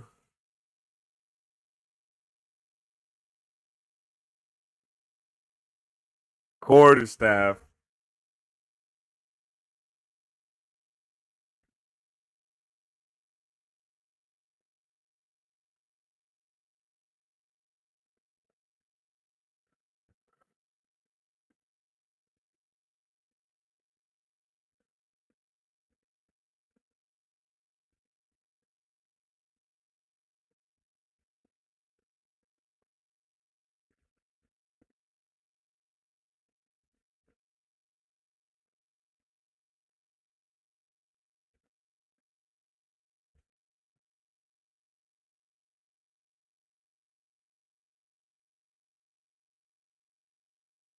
Oh, this.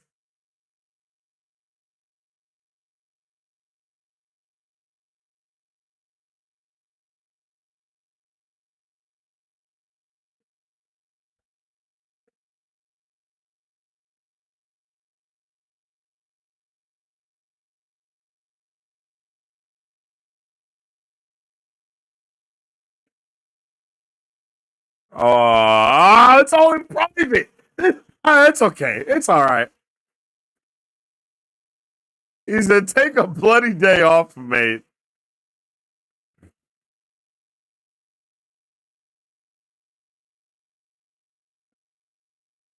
I love when he speaks in the old tongue.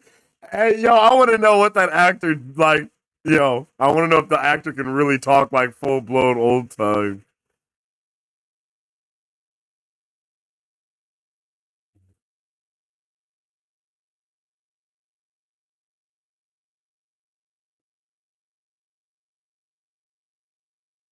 Oh, oh, oh, oh.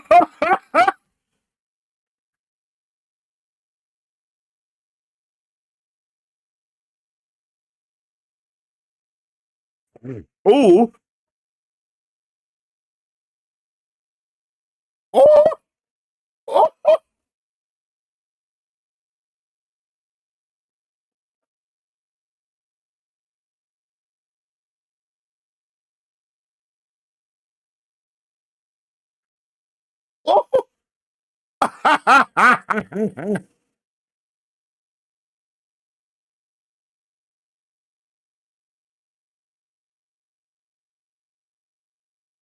Oh, put that shit on him, man. Put that shit on him. Yeah.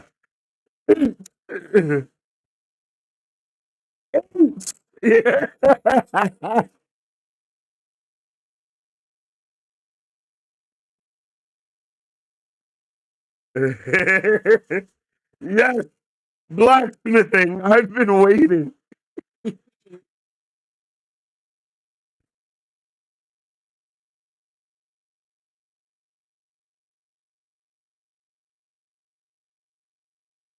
This is amazing, bruh. I'm so excited. I'm so pleased, bro. This show is fantastic.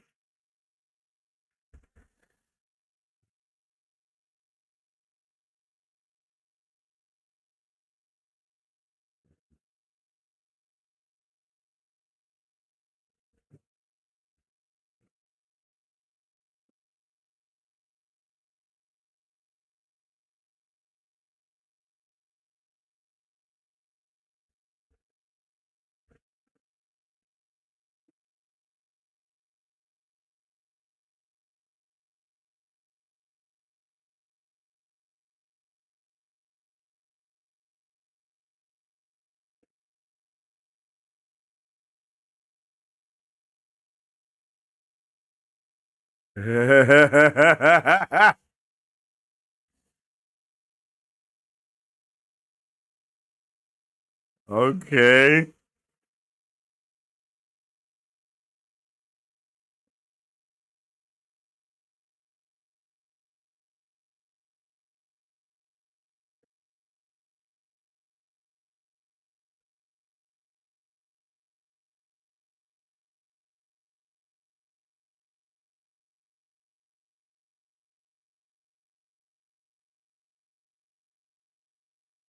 Okay, so now, okay, so are we gonna have Tom pull up with them and go with them too?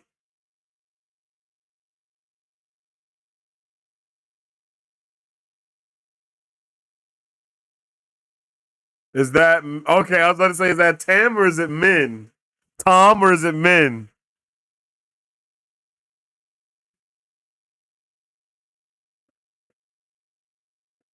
Damn.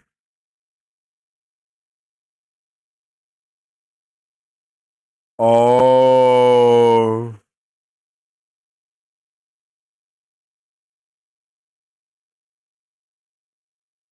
Damn.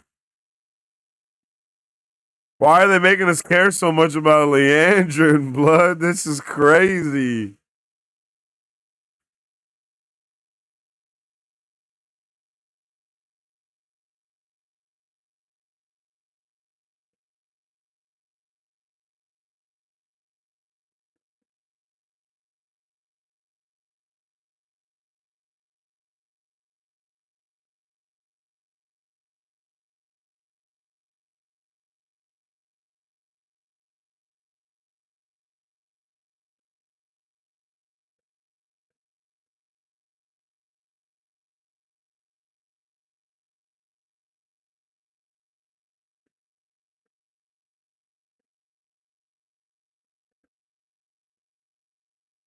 What?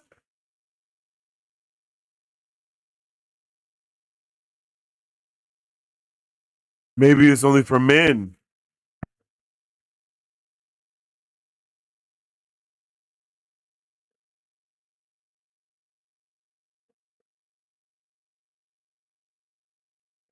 Holy shit.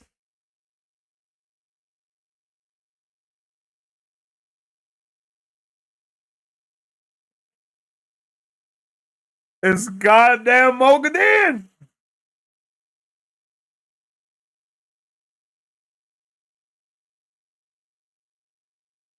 No.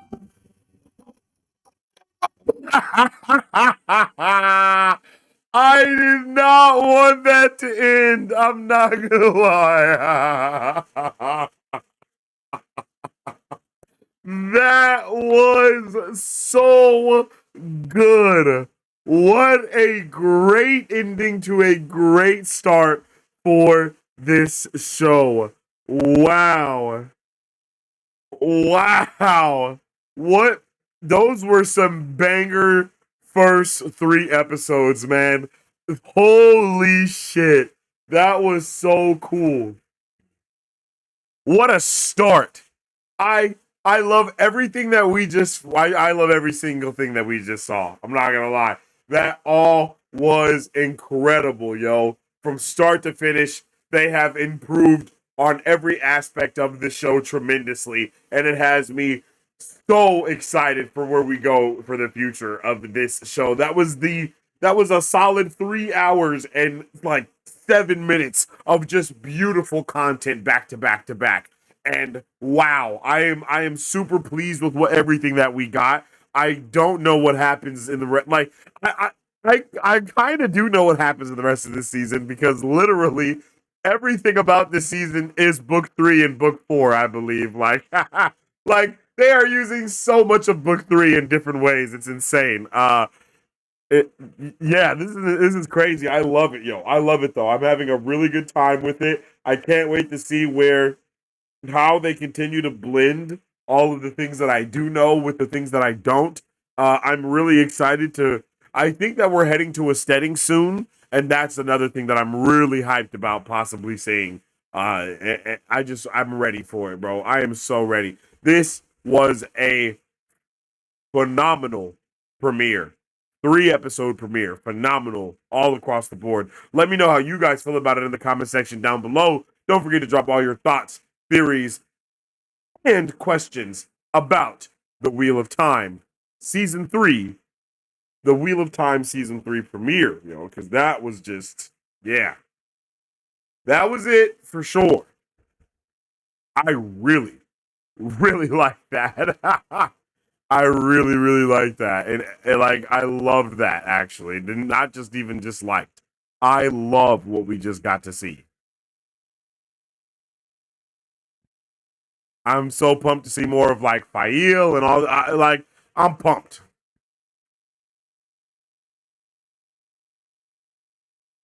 Let's go, yo. Let's go. Good job of blending everything. Yeah. Good job. Good job. Yep. Good job. Good job. So let me know all your thoughts, theories, and questions in the comment section down below as we continue to get to it. Because that was fire.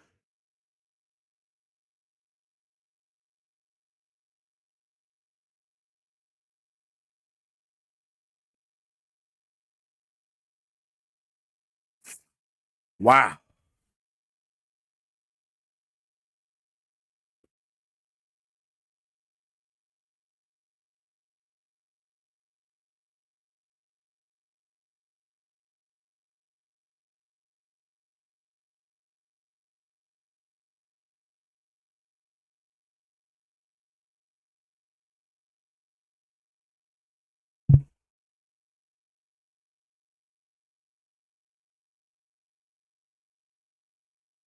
Okay.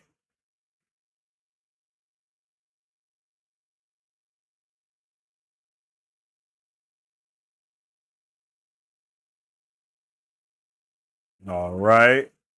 And now, wait, let's get this out of here. Boom. Boom. Boom. And boom. Okay.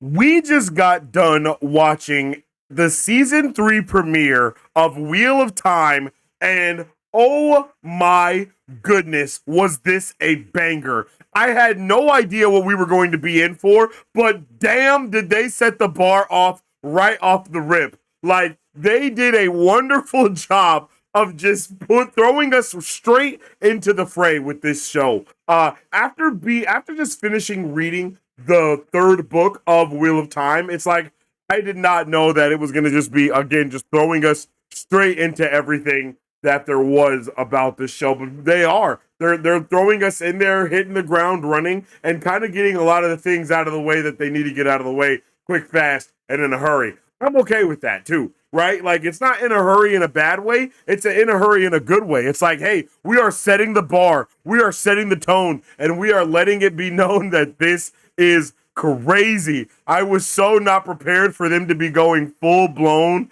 like full blown badassery in the first 5 minutes of the show. I knew that it was going to open with them fighting and doing all these things, but damn, like, it really set the bar, bro. Like, it was crazy, and I was not prepared for it at all. They did, wow, like a great job, man. I love the entire beginning of this episode. Each one of these episodes, I think, did a wonderful job of like setting the tone for the next one, really getting us into the money of everything, blending the lines of what we are, like blending the narrative of the book with this new narrative of the show that they are trying to create. And it did a good job. Like it was a damn good job of doing that. Like the bar has been set. Like we understand the things. We were able to kind of get a hold of all the Black Aja, got a good amount of lore behind the Black Aja as well, and more. And that was just dope. It was really nice to see the Aes Sedai go up against the Dark Friends and see them just full blown fight, going blow for blow, toe to toe. That shit was fantastic. I like this show did the due diligence every step of the way. Like they made us care about characters that were Dark Friends and we had no idea. Like all of these things were put together in a wonderful way. And Leandrin being this menace just really sets the bar. And of course, the death that we were faced with in that first episode were just, it's just tremendous. Like the amount of heartbreak, the amount of pain that everybody was forced to go through and feel. It's just like, damn, bro, what are we even doing here, man? And it was just so, it was incredible.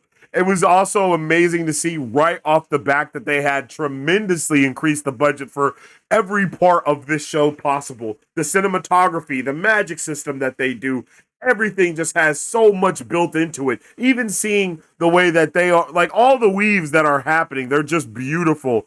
Seeing the way that Swan is trying to, break her way out and she can't. And then all of these things just continue to mold together. And it's like, oh, right when we thought it was going to be chitty chitty bang bang, guess what? She is saved. She doesn't even know what's happening. But you know what she does? She tears them things off with her weaves, and then she goes right back at it, and she starts whooping ass left and right. Yes! Like, hell yeah. Talk about sweet victory. Like, oh, like, yo, I am so excited. I am so excited. I had no idea that we were going to be straight cooking like this, but we are. We're cooking in a major way, and we're going to be continuing. Like, the cooking ain't going to stop, okay? The cooking ain't going to stop. The first two episodes, we didn't even have the intro. They just flashed the Wheel of Time logo, and then they got through it. You feel me? They got us through it quick, fast, right? They were like, let's get them to the next point. Let's get them to the next option. Let's keep this going. And then we get to see all of the Taveran, all of our Terran, all of the what is it? The Emmonsfield 5. We get to see them all here in a really just everybody's looking fire. Everyone's looking all grown up. Everyone's looking like they've been through some shit, which they have. And it's just fantastic to see our titular characters be here and be here for each other, even though they're inevitably going to be split up again, because that's just the nature of how things go. It's still really cool to see them here together, at least for this one last time before they, well, not one last time, but seeing them here as they split up and kind of make these other decisions and do these things that they do. You feel me?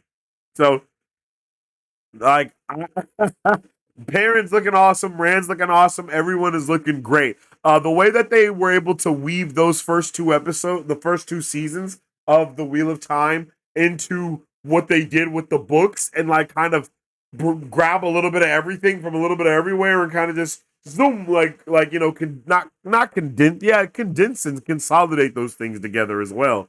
It just works. It just worked, man. And it was so nice to see the way that, Matt was being an absolute idiot about everything. And I love the way that the Aberlin seat later called him out on this and all the stuff that he's doing, right? They're like, yo, why would you be here getting a picture of yourself? No way you got a full-blown portrait of you holding the horn. Like, this is the stupidest thing you could have possibly done. Quite literally, it couldn't get any stupider. But who cares? Matt is just all lighthearted and he's so happy, and And look at that picture. He's like, nah, man, this is an amazing picture. And it's not a bad picture at all. So I can't hate, I can't argue. But still, it's just it was really funny to see him yapping and see everyone looking around and looking at him and all this stuff. And it's like, bro, there's no way this dude is really serious about all of these things. It was, and then it was really cool to be able to also see, you know, Elaine be like growing into this character here, seeing her deal with Rand and really setting the bar for who her character is in the show versus who her character is in the books, because again, they're not the same characters, right? Like they are the same characters, but they're not the same characters. Like the way that things are happening to them, it definitely changes who they are and their reactions to things, but it keeps them very similar. Like it keeps them on a similar trajectory, but overall, it changes the pathway to how we get to those points. And that's cool. You know, nothing's wrong with that, but it is a little jarring at times. It is a little whiplashy with some of the things that are happening. Like, you know, for example, like being able to, well, not see a lot of the things that I was hoping that we would have saw, right? Like it was nice to see that first trial of Egwene and seeing all of the girls here being badasses in the future. Like that shit hits so hard. To see Egwene as the Amerlin seat in the future, to see Rand truthfully be this lost person and like really be like not just broken, but you can tell that he is gone through some things. And I believe that even here we hear Nynaeve say, no, he killed Matt and Perrin. I saw him do it. Like, ooh, baby. That means bro is on a whole nother level. And to be able to see, of course, our Hunters 3, who we don't even get in the show, our Hunters 3, but to see him here, all badassery, riding their horses, like, yeah, man. I really like that. I really like it. It hits. It feels right. And then, of course, it also gives us that hint as to who they all will be. Green Aja, Yellow Aja, the Amerlin seat. Like, yeah, man. I think we're cooking. I think we are cooking in this season. I think we're off to a cooking and cookie start. It's interesting how they're choosing to do Tel'aran'rhiod and like kind of enter the dream fray of things as well, in a completely different manner. And they kind of tease us with this by making us think that, oh, maybe what's happening is a dream sequence while they're in not the bar, but, you know, while they're in the inn and while everyone's kind of talking and discussing things. But no, it's like, no, this is not a dream sequence. This is straight up really happening because of, I believe it's Moghedien, or AKA Moggy, right? The Mogsmeister is out here doing the most wild thing. Got Rands coming through mirrors again and again. Like, this is trippy as hell. I don't think we had a super trippy moment in the same manner in the, in the show, in the book. I mean, like, nothing to this level of trip, but they were able to kind of put in the dark friend stuff and a little bit of everything, right? A little bit of seeding everything. Like, crazy to see the axe absolutely die, like kill Perrin, and all of these things happen, and an actual gray man come into the fray and really start trying to murder, to straight up murder. Like, bro, I just wasn't ready for the things to be so, like, again, so different, but so similar. It felt nice. It felt good to know what was going to go on next, even though I kind of hate knowing what's going to happen next for things like this. But it felt good to know what was going to go on next in a way, and to see everyone kind of working together. Like, we got the Aiel. We had, like, the table is set in a grand way, and I was definitely not prepared for that. And I also wasn't prepared for, Lanfear and Moiraine to basically be working together on this and like be really in on it and like, hey, yeah, this is what we're got going on. This is what's happening here. Don't you worry your pretty little head about it, you know? And then we also find out that there's only one Forsaken, who has the ability to make Gray Man, and it is Moggy herself, Mogedion, the Spider Queen, the Black Widow.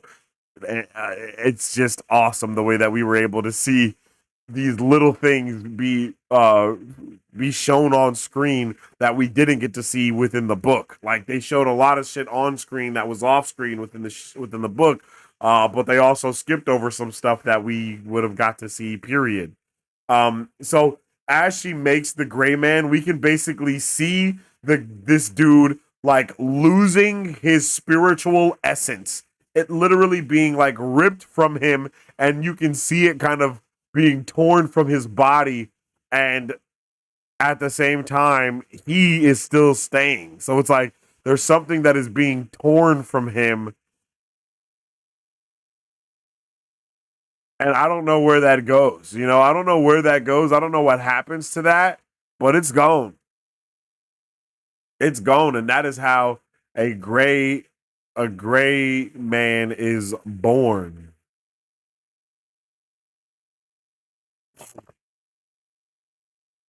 We basically speed run a lot of things as well, like having Swan come and talk to not Moiraine, come and talk to Eggy and talk to Nynaeve, like, hey, this is what's going on here, and Egwene is basically like, yo, I'm about to become an accepted just so I can leave, and then Nynaeve is like, bro, I'm here to learn whatever I can learn, right? Everyone has their own ideas, and I thought it was nice to see Egwene actually leave this part of the show and kind of go with Rand and Moiraine, because I think her character is actually better suited there than being with them, than being with Nynaeve and Elaine at this moment. I think it's gonna be a cool thing to see Min enter the fray in that aspect, and have I think it's gonna be cool to see Min and Matt and Nynaeve and Elaine and eventually Tom together. Like that's gonna be really cool for that to kind of occur. And I'm hyped for that. I'm hyped for everything here. I said it multiple times as well within the watch party, but god damn, Egwene was looking Egwene, all right? Like Egwene was killing the fit that she had on. All of them looked good. Every woman in this show looks good. Like, you just got to give it to them. They all look fantastic. They all are beautiful women in this show. And they all, like, exude power in a way. And it's really cool to see them all kind of deal with each other and not deal with each other. Again, very bummed out that we had to power speed through her trials. Same with Elaine. I wanted to see their trials a little bit more. I think it would have been cool to at least see Elaine's trials. Like we saw one of Egwene's, it would have been cool to see one of Elaine's at least as well. But I understand because that leaves like a third other thing. But I think that's something that we could have left for like Teleran Riyadh or whatever. But I don't know where. I don't, maybe it's not important to see that. But nevertheless, I think they were just rocking. Everything was great in that first episode. I really did have I loved it. I loved that first episode. And let's talk about the second episode. Okay, we start that's like not bothered at all and makes them wait, holds a beat and everything before letting them in, knowing that they're also gonna have to call everyone in one by one to make the queen wait even longer. I love it. I just love the way that they draw it all out. And then we're also introduced to Elaine's brothers here. And this is how they end up staying at the White Tower instead of the way that they are in the book. Similar things are happening. Things that we already know are happening, but they're just occurring in a very different manner, right? We're introduced to Gabriel, all of the things. We are kind of speed running through these things in a solid way. In a really solid way, and I'm really pumped. I'm really pumped about that. Like I'm really, really pumped. I'm really, really pumped. It's so good. And then we kind of get to see a little bit of I guess you can say a piss and match between the Queen and the Amerlin seat. And I love the way that they both keep trying to put each other in each other's place. Like, as long as you wear that ring, don't forget who I am. And then she's like, well, even though you my mother, you ain't my mother because you ain't a mother. Like, I love the way they just kind of go back and forth and go blow for blow and try to keep getting that one up on each other, and they really can't find it, right? They can't find the actual one up to get um on each other, which is cool. And then we also see that Rand and the Rand gang are traveling to the Aiel Waste as a way to basically continue on down the prophecy road. Because there are so many prophecies connected to the Dragon Reborn and the in Taviran and all of these things. There's so many prophecies, so that one prophecy at a time, and that is beautiful. And then one of the most surprising things for me coming out of this episode was seeing the utilization of the ways. Like they are just using the ways willy nilly, no big dilly, and that is insane to me. Like that is crazy that they literally just they sped run home, bruh. Like it seems like it was like a not a one off, but I just didn't see like that's something that was going to be occurring more in the show, but it is. They did a good job of kind of setting up that people have already been using the ways to travel, and I believe that the people that used the ways to travel beforehand were the Aes Sedai and her warder that were just at Tarvalon fighting. No freaking clue why they're here at the White Tower now. I mean, at the Two Rivers. That makes no sense why they would go from the White Tower to the Two Rivers. Not even the warder knows why they've done that.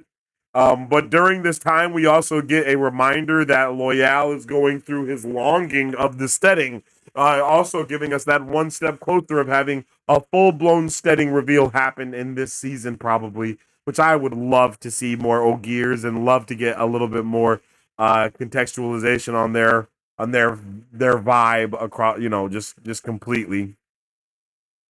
Just get a complete overhaul of their vibe. He's been a part of the family for a while, I guess. He's like, oh yes, all we do is drink and all these things. I guess Gabriel, yeah, I appreciate you, and everyone's like, oh Gabriel, it's so good to meet you. It's so good to have you back here. All these things. Everyone knows who he is. Everyone understands who he is. All these things. But we find out later on that everything is not what it seems, right? Um, One of my biggest gripes with what we're doing this season, in a way, is our boy Matt. Right? I'm not a big fan of how our boy Matt is getting done so far. Matt exuded confidence a lot more within the book. He stood on business more. He had heart.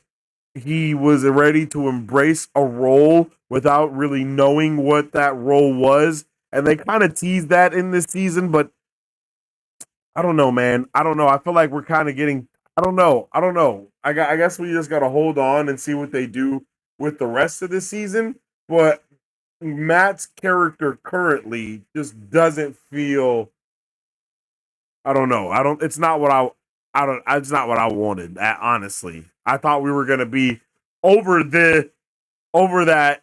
I'm kind of a loser vibe that we got going on, and they kind of hit us over the head with it more in this season, in these opening episodes, right? They kind of hit us with it like, oh no, we're hitting home that Matt is he can't. All he can't even get a girl to notice him, and Galad and other bro are literally knocking someone down, having the walls get cracked into it. Like all of that was just wild. That was wild work. I was not prepared for that. But hey, it is what it is. It is what it is. We didn't like bro showed out. He didn't show out in front of anybody though. We didn't get to see like them have like their warder person type dude that was over them. So just very interesting takes on certain aspects of it, and I'm okay. I'm okay with that. But like I said, I gotta see some more. I gotta see some more happening, right? Because again, I feel like we were through this part already, so it's kind of. I don't want this to become a beating the dead horse type of thing. Um, but I might be tripping. I might be tripping. But it was cool to see Elaine and her mother. Everyone's surprised. He's surprised to see them. They're surprised to see him. It's like, what's going on, man? I don't think we got answers to that as to why they're there at all. So that's interesting.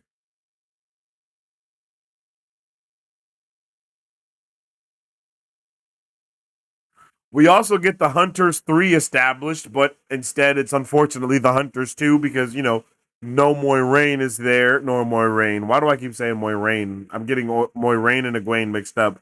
No more Egwene is there. So now we have to see all these things kind of go down differently.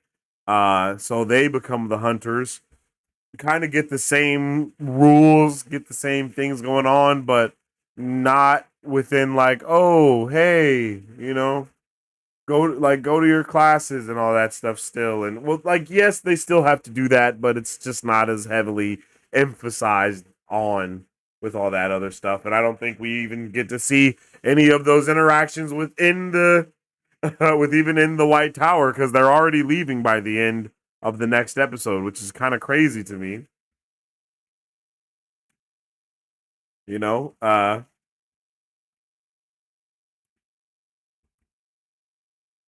happening?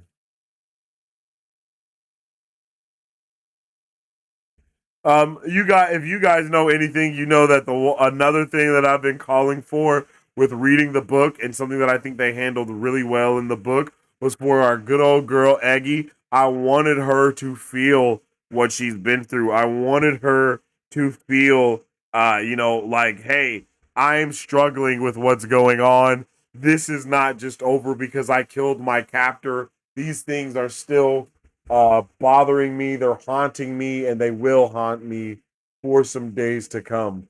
Great way to kind of set the tone with that across the board. And then also, a girl is like kidnapping, seducing, and like doing all these things to our boy Rand, and he kind of has no choice about the matter. But Lanfear is gonna do what she can to get some alone time with her boy. You feel me? And it's cool to see that also because that's not something we got to see in the show. Very interesting how they're doing it. In the book, very interesting how they're doing these things so differently to where, in book 3, Rand is barely there at all, and he's off on these little side quests and he's dreaming and doing all these things in Tel'aran'rhiod and all this other stuff and looking for the sword and so on and so forth. And they kind of got that tackled in season 2 to where we start this season and they're already talking about the sword and looking for the sword and all these things, and they know the lore of the sword. So there's a whole bunch of different mysteries, but some of the same ones. Like, bruh, yeah, they've done a really good job.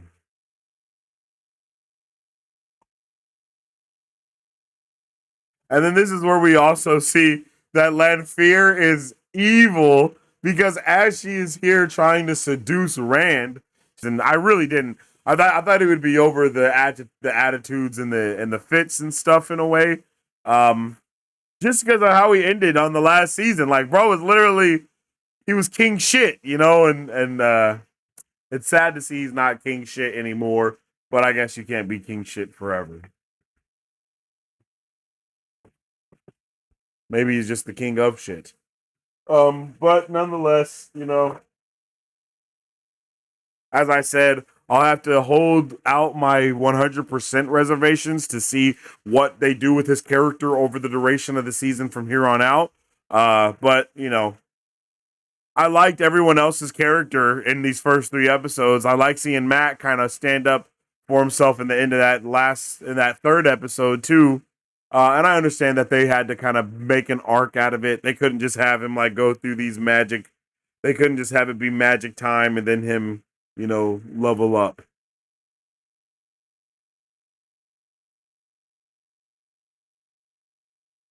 Which is okay, right? Then we get this moment between Elaine and Moghedien and how they're talking about stuff and how they've basically known each other for years and how they always just drank and all this other stuff. Like we just have them really like solidifying the bond between them, solidifying the relationship that has been established over years and years of knowing each other, supposedly, right? Over years and years of supposedly knowing each other.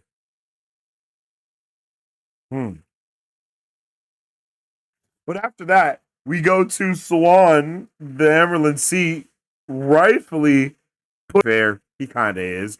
In order to let him know, like, yo, the Horn of Valir is one of the biggest things ever to ever, and you can't go around just telling people that you have the horn the same way he was kind of flashing that letter around beforehand, which I don't think they gave, right?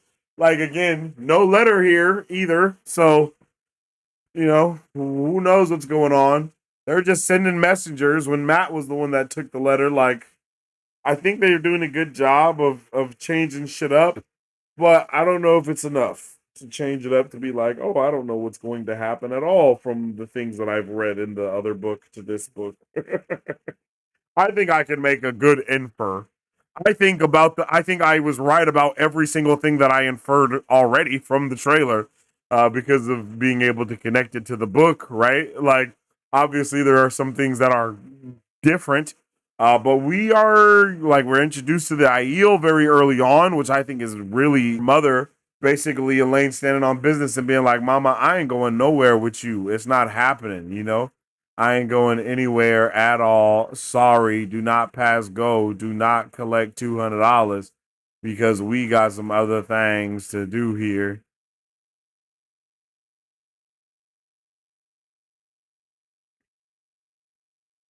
And as we are introduced to more Aiels, we get more Aiel lore, more Aiel prophecy, and everything about our boy Rand basically being Muad'Dib. You know what I'm saying?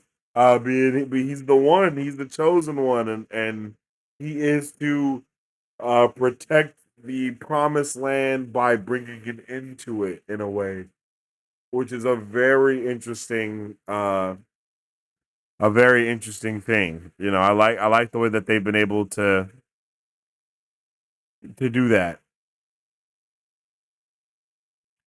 And then as we go into episode 3, it was such a nice touch with this being our first time getting the intro of this season, right? Our first intro of the season, but we also fill it up with finding some of these Forsaken that Ishii had let out at the end of the other season when things were going bad, right?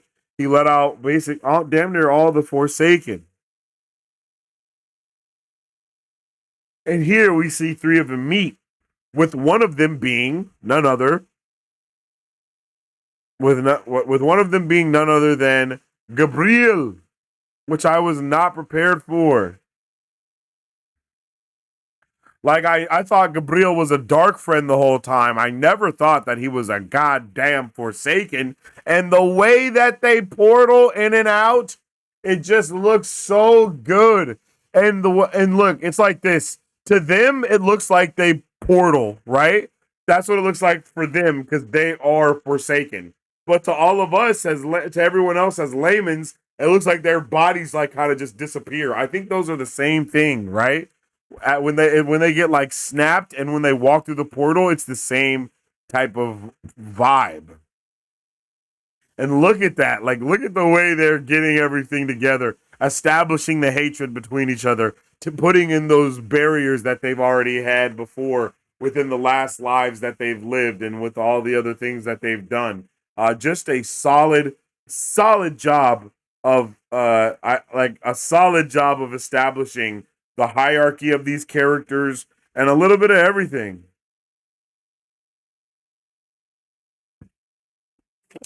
Like a little bit of everything.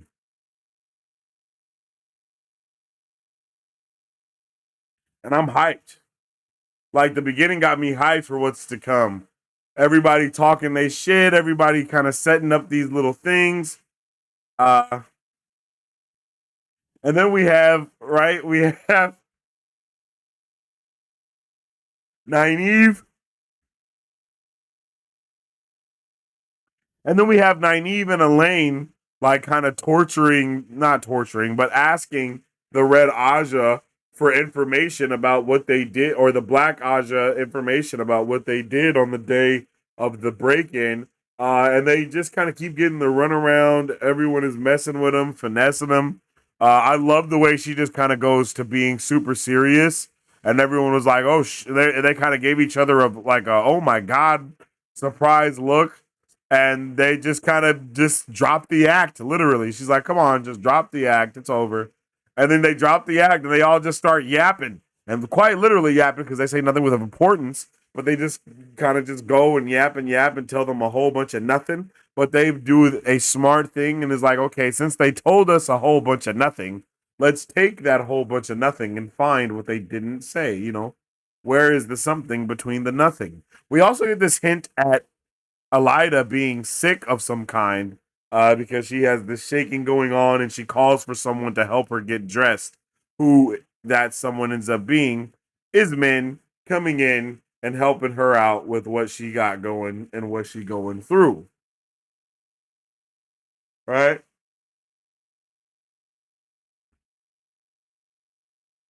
Which is very interesting. I think it's a very solid way to start that. And I think they did a good job. I think I said a good job a lot, but for real, they did a good job of having them be detectives and go through all of these clues that they know without going through all the clues that they have within the book, but they still go through the clues that they have here and kind of come to a conclusion.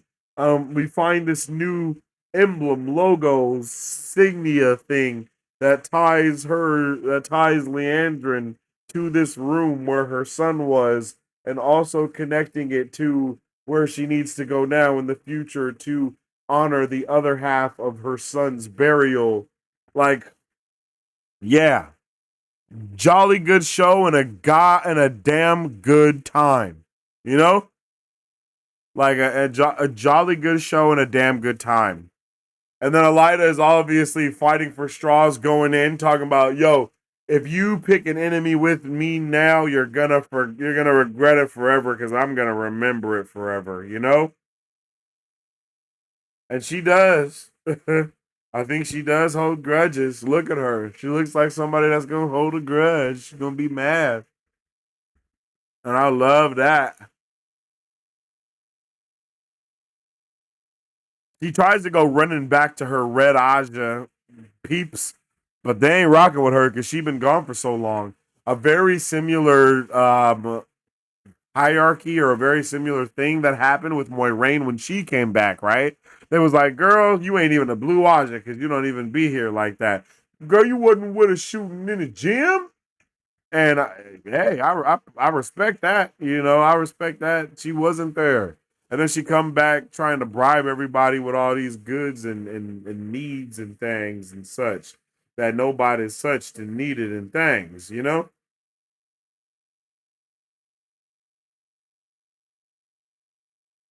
As we move away from there, we get back to the Aiel Waste and we see that Rand is traveling with all of them and they stumble across a abandoned, attacked caravan of the Tuathaan, aka the Tinkerers, and it's just really sad to see how the Tinkerers were done.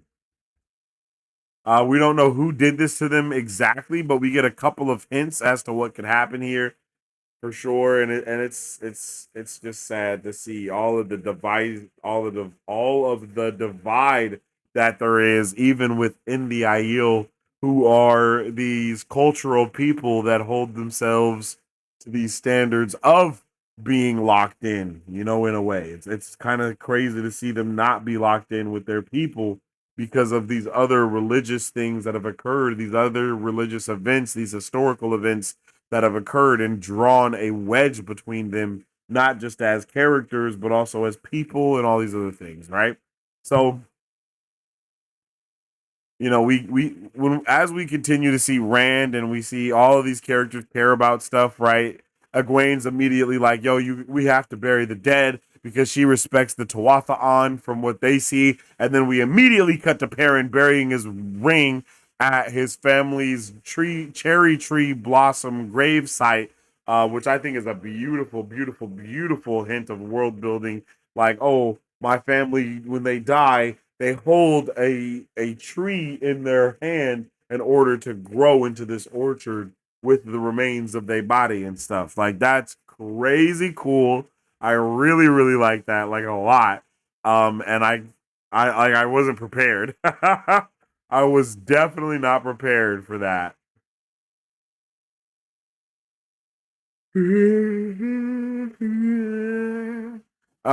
We get some other good lore and world building with I can't think of her name right now, which is so sad. But we get some good lore. We find out about what her people do with the dead, of getting those ashes and kind of spreading them on your face and allowing it to seep in, so you're able to lock in with your own being and your sorrows and your grief, and you allow it to take shape of who you are and mold your not just mold who you are, but being able to also fight through it. Alana, that's what her name is.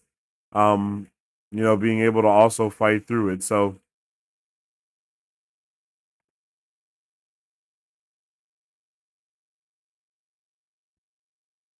damn.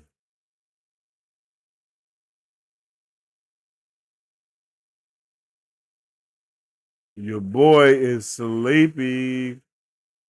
And we're almost to the end of this review, though.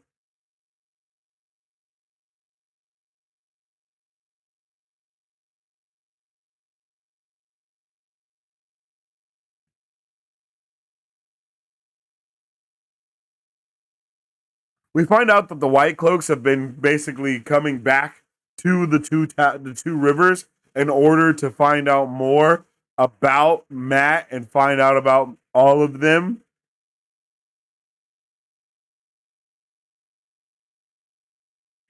And to try to kidnap them. And they end up just taking Matt's sisters and his mom in order to call out Perrin, because Perrin killed the commander's dad and other things. And they're all threatened and sad and fearful. And they want revenge as well, which they just may get or they just may not. And of course, the whole time we have mention of Trollocs on the outside of the walls trying to get in, and the White Cloaks need to leave them alone. But if they can't leave though, because if they leave, then Trollocs. Now we get back to the girls finally studying the sangreal and finding out more about it, what some of them can do, kind of adding those attribute points to each piece. I would do. I would definitely be adding those attribute points, trying to figure out what's what does what, how can what do what. And that's kind of what their gist is. They're trying to, and as they're trying to figure out what these things can do, we have on the other side of the world the Black Aja that our hunters are actually looking for, making a move, murdering people, and we see Leandrin do a badass move, pull a Kalima, and deadass rip bro's heart out of his chest. So cool. Such cool shit. That is some cool shit right there. And then basically we just see all of the women go from here to murder everything and everyone. And she even wipes that little girl's mind of everything that she remembers, in order to kind of mold her in her own image and make sure she doesn't have that baggage and emotional connections to everything else like most people do. At least that's the kind of vibe that I get as she looks at this little girl with blonde hair, as you look at this little blonde hair, blue eye. Well, I don't think the little girl has blue eyes, but this blonde haired girl that might resemble what she looked like as a little kid, who she sees herself in. It's like, is this kind of what happened to her? Perpetuating the stereotype of what she already went through. Very, very sad. Very, very, very sad. Min is probably one of my least favorite characters in what we got to see here. Along with Matt, can't lie. Because I just feel like their characters are done so well in the show and so differently that it's hard to kind of root for this, because those characters are 100% different. Like, they're different. Everything is different about them. Their arcs are different. Their wants are different. Their needs, the things that they aspire to do and look for, all different. And that was crazy.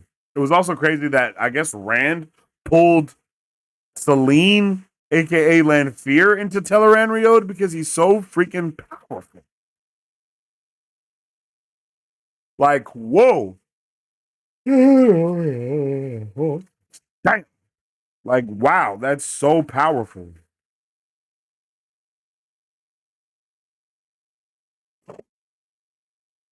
To do one thing and all these other things happen. Oh, we also saw some titties in this episode that I wasn't ready for. because I guess everyone here, waits in a bathhouse or a sweat house, and they kind of bathe that way as well.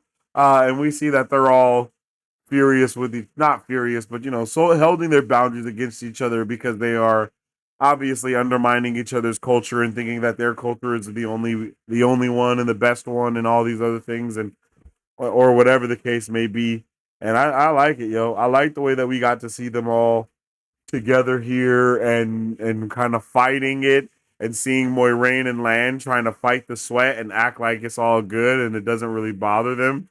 I thought that was super funny. And then yeah, I just thought that was super funny, yo. And then having all that accumulate into a person that is from Malkir seeing Lan, knowing he is Malkirian, and she was the one with the titties out, by the way. I can't show you her yet because she had the yitties popping. She not only knew about them, but also had this tattoo that really solidified it, who he is and what that means. And she said, "Don't get me wrong, I picked up the spears for the Aiel because they helped me, but at the drop of a dime, I would drop it all to come back and make Malkir what it once was."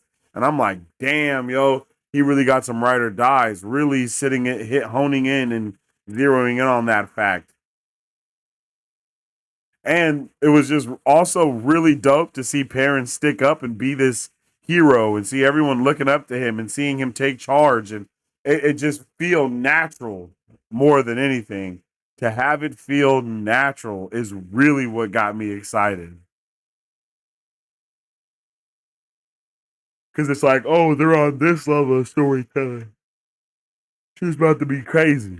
Obviously, we have Fael Falcon pulling back up, making her debut. Still looking for the Horn of Valir, as we know, because we read the book. Right? We know a lot of stuff from reading the book. And yeah, it's like, yo, she is in there, and they're also doing other issues, maybe some meta issues as well, kind of blending in those things together. But it was awesome to see Fael. And I love the way, like, for me, it was like an immediate click when I saw her. It's like, oh shit, that's Fael. She has the features that they talk about, like all of that just worked for me real well. And I love that Perrin laughed at her when she said her horse's name was she was named Mandarb, and that's the name of the horse. Like all of those beats are there and they work nicely.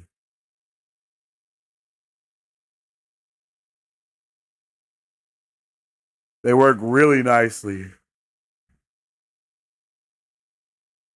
And then it seems that Elida had something to do with getting the head sitter, the main seat of the Red Aja, sent on a mission across the world in order to free up the seat so she could either take the seat and or influence someone with power to sit there that she could have in her pocket, right? Because both of those things are a possibility. They can definitely both be true.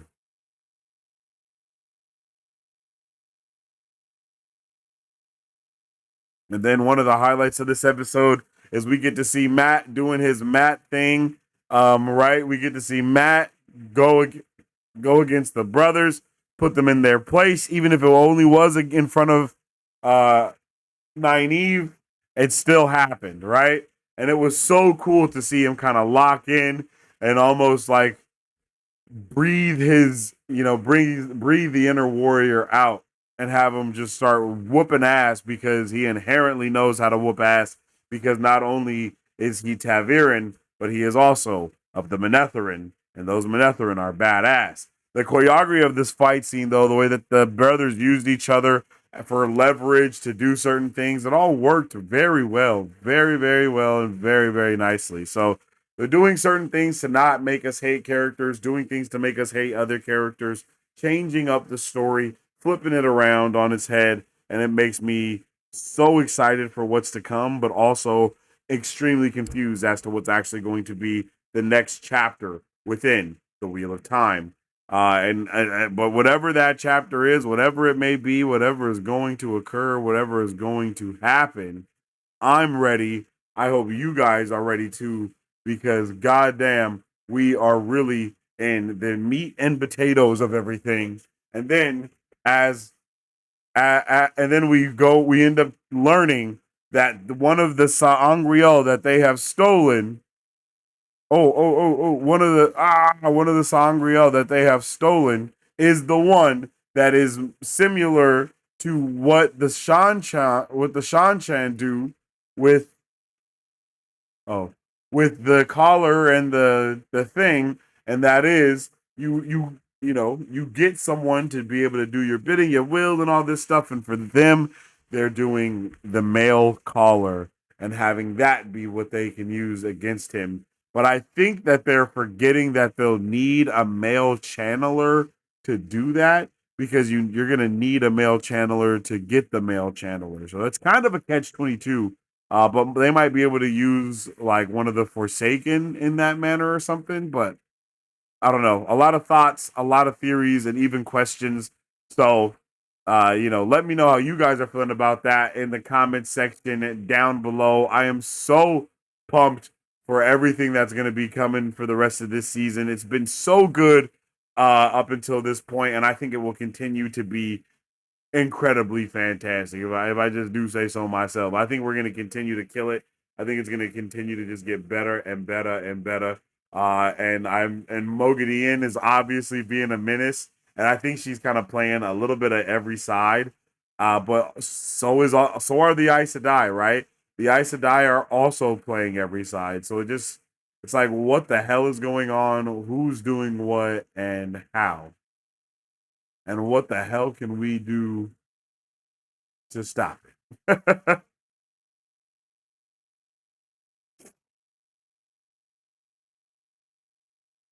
But yeah, those are all my thoughts, theories, and questions for the season 3 premiere of the Wheel of Time series. I hope you guys appreciated it. Make sure you drop all your thoughts, theories, and questions in the comment section down below because I'm always interested in hearing them and figuring out how you guys are feeling. Okay? Okay.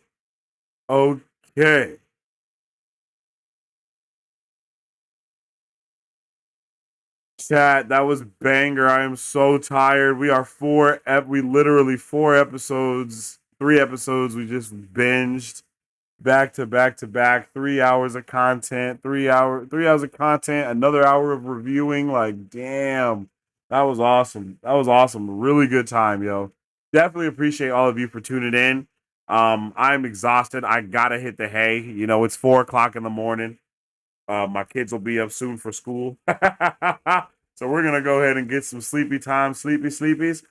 Next week, we will be live again for the Wheel of Time, talking about it, nerding out about it. Maybe we'll go live twice next week so we can go live a little bit earlier and talk about the episode before the episode and then go live for the actual episode too. Either way, it's super saucy, man. Super duper saucy. So let me know you guys felt about all that stuff in the comment section below. Don't hesitate to leave all your thoughts, theories, and questions for me. I'll try to answer them as I can. And I hope you guys look out for my review, look out for my reaction for these episodes, because hopefully they'll be up soon. With all that being said, you guys have been a fantastic audience tonight. Make sure you drop a like and share on the video because it helps tremendously around here. That is right. You need to like the video if you like the video. And you can also follow me on social media at Sensei Finito to stay updated with all my thoughts, theories, and questions on whatever particular thing I may be partaking in at that particular time. And you can also follow us on all other platforms at Marvel Bros to stay updated with all things Marvel. And of course, everything pop culture. And with all that being said, I am exhausted. It is 4 a.m. for me, and we started this at 11 p.m., yo. 11 p.m. to 4 a.m. I am exhausted. I am tired, and I cannot wait to go get in bed and rub my feet together. And I hope you guys have a good one, too. As I always say, stay awesome, stay nerdy, and don't forget to stay marvelous. Sleep well and wake. If you guys would like to support Marvel Bros, all you gotta do is visit our website at www.marvelbros.com and buy some merch. Represent the superfan. Or you can join our Patreon to get early access to content, patron-only scoops, giveaways, private Q&As, and those sacred watch parties. We appreciate you guys. We'll catch you on the next one. Excelsior. On today's pop culture news update. On today's pop culture news update.